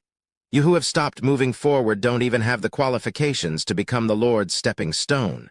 Let the black crow inside your body be purified along with the flames. The sound of bones breaking came from not too far away. 7 to 8 Roya's people wearing the same uniform came from the other side. Smick looked at Anya, who was burned to death, then turned his gaze to Noah, the unnaturally calm young man. "What, you're killing each other? Are you trying to surrender to us and show your loyalty to His Majesty Eldridge?" Smick purposefully asked this. Young people like him couldn't be provoked, so he might reveal some useful information. Pointless probing. Noah remained expressionless as he looked at the people of the Kingdom of Royas and slowly spoke. "Sir Negary invites you to his place to discuss a few things, so he wants to join Roya's side." Smick narrowed his eyes, trying to read something from Noah's expression, but he couldn't find anything. If he met this young man at the same age, he would probably be shocked. "Please come with me." Noah turned around, as if he wasn't afraid that these Roya's people would ambush him from behind. Smick scowled. If he thought about it on the bright side, perhaps Negary was truly afraid and wanted to negotiate peace with them. That would be the best-case scenario. The Roya's people had already taken over Raystromia and turned it into an outpost to attack the Intercam Kingdom. But this young man's expression and behavior didn't seem like he wanted to surrender at all. Furthermore, through respiratory art, he had already sensed the ominous aura coming from Negary. He couldn't help but admit that level of rhythm was something that only His Majesty Eldridge could compare to. In fact, from the bits of information he received, Negary was still surpassing himself and becoming more and more terrifying. Smick thought to himself, even if the other side really wanted to negotiate peace, they would probably find a chance to suppress Negary's aura and stop him from advancing any further. "Keep up. Be careful of traps," Smick reminded his teammates in a low voice, then followed Noah forward. Ominous, dangerous, a bewitching charisma that surpassed human beings, these were the various feelings Smick had when he saw Negary sitting on his throne of bones. "Ah, you must be the people of the Kingdom of Royas. Not bad at all." Negary opened his eyes to look at this group of Roya's secret forces and slowly commented. That tone of voice, that look in his eyes, caused Smick to tremble uncontrollably. Negary was like a diner at a table, looking at them with a smile. "Look, this steak is quite good, it's quite tender." This gave Smick the illusion that he was food. No, it wasn't an illusion. Smick looked at the bones all over the place. Among them were the bones of various creatures, but most of them were human bones. As a soldier of the Kingdom of Royas, the number of people Smick had killed was probably more than some people had seen in their entire lives. Although this was the duty of a soldier, and there was no such thing as right or wrong in battle, he would still sometimes feel guilty and uneasy. But when facing the existence in front of him, Smick could feel from the bottom of his heart that the other side was truly treating them, the living humans, as food that he ate every day without a shred of guilt, because for him, it was only right and proper. "Negary." Smick spoke in a loud and serious tone. "As a member of the Lancher family, as the inheritor of the School of Light, as a soldier of the Kingdom of Royas, as a member of the human race, I demand that you surrender immediately, or else the only thing that awaits you is death." Chapter 50. When Negary said humans, it was as if he was talking about a piece of bread, causing the people of the Kingdom of Royas to feel a chill down their spines. "Do it!" Smick shouted, then his body twisted and disappeared from sight. The others all drew their swords and charged towards Negary at the same time. On the belts of these Royas soldiers, there was a row of thumb-sized vials that contained various colored liquids. These Royas soldiers skillfully drew out one of the vials that was filled with a fiery red liquid, threw it into the air, and accurately sliced it with their swords. The fiery red liquid inside the vial leaked out and smeared on the swords, causing a layer of eerie crimson flame to appear on the surface of the sword. The flame also contained a strange, ominous power. This power. Negary squinted his eyes as he observed the layer of crimson flame. According to the information he gathered in the past years, there were only two main supernatural powers in the Kingdom of Royas. One was the respiratory art that the nobles mastered. The other was the so-called national treasure, the ancestral spirit armor. According to historical records, there were only a dozen of them in the entire Kingdom of Royas. The armor was only a normal armor. The key lay in the ancestral spirit. The so-called ancestral spirit were heroes in the history of the Kingdom of Royas. When they realized that they were about to grow old, they would perform a ritual, using death as the price to turn themselves into something called the ancestral spirit. After that, the blacksmiths of the Kingdom of Royas would attach the ancestral spirit to the armor. After that, as long as someone was recognized by the ancestral spirit, they would be able to wear the armor and receive the buffs from the ancestral spirit. Every warrior who wore the ancestral spirit armor was a warrior that could fight against 100 enemies alone on the battlefield. After knowing about the existence of the ancestral spirit, Negary was very interested in it. As far as he knew, after a human died, the true spirit that represented the origin of the human body would leave this world, leaving behind only the soul that was derived from the true spirit. These remnant souls would directly collapse and turn into soul essence that carried their emotions and memories before death. But if the corpse was intact and the soul was strong enough, it would turn into a remnant soul. These remnant souls had no intelligence at all. They were muddle-headed and lingered around the corpses. They relied on absorbing life force to maintain their soul bodies. When the corpses ran out of life force and couldn't be replenished with life force, their soul bodies would be completely exposed, and they would collapse and turn into soul kai. In the past life, Negary once heard a joke. Some people said that he wasn't afraid of ghosts because if a ghost killed him, he would also become a ghost. Wasn't of that embarrassing? Aside from that, Negary had never seen the remnant soul of a living being turned into another form after death. He had also tried to intercept the true spirit of a living being after death, but unfortunately, he had no control over the fate of the true spirit. The ancestral spirit ritual of the Kingdom of Royas could possibly use the true spirit, which made Negary want to see it for himself. But the Royas warriors in front of him were using a completely new power. From the information that Negary had gathered, it was mentioned that after Eldridge unified the forces of the kingdom, he had gathered all sorts of skilled craftsmen, even wizards, in an attempt to create something. So this is what Eldridge created? Negary crooked his finger, and a finger bone floated in the air. With a flick of his finger, the finger bone turned into a white ray of light and struck one of the knight's swords. The finger bone knocked the sword to the side, then rebounded and struck the center of the man's head. The warrior's body fell powerlessly into the pile of bones. There was no blood flowing out of the wound on his forehead. Instead, it was burning with a blood-red demonic flame. The flame continued to expand until the entire corpse turned into a torch. The flame continued to jump on the body as if it wanted to transform into something. Unfortunately, for some unknown reason, it could not succeed. The flaming knight's sword fell into the pile of bones, but the strange thing was that the bones didn't change at all. The flame only flickered for a while before it stopped. The other warriors didn't stop because of the death of their comrade. They had already raised their flaming knight swords next to Negary and swung their swords at Negary from different angles. They really don't know the meaning of death. Negary sat on his throne of bones and didn't make any big movements. With a wave of his hand, the bones on the ground flew up and turned into a storm of bones, forcing the warriors to dodge. One of the vertebrae passed through the shoulder of a Royas warrior. As if the vertebrae had come to life, it coiled around the neck of the Royas warrior and tightened its grip. The warrior's face was bright red. He held his sword with one hand and tried to pull the vertebrae with the other, but it was useless. Negary continued to control the bones to shoot, forcing the other warriors to retreat. With a flick of his finger, the strangled warrior was dragged in front of Negary. Several vertebrae flew up and coiled around the man's hands and feet, making him unable to move no matter how much he struggled. It looks like flames, but it's not, Negary thought.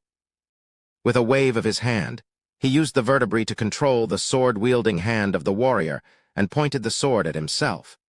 As the crimson flames on the sword approached the warrior, he could already see something wriggling under his skin. When the flames reached him, the thing under his skin completely went berserk. They were blood vessels, burning with crimson flames, piercing through the skin of the warrior, but what came out wasn't blood, but flames. Flames that only burn blood. It seems that as long as I'm indirectly burned by this flame, it will ignite this flame, Negary thought, and controlled the warrior to stab himself with the sword. Another torch rose up. Negary was a bit more interested in this kind of crimson flame.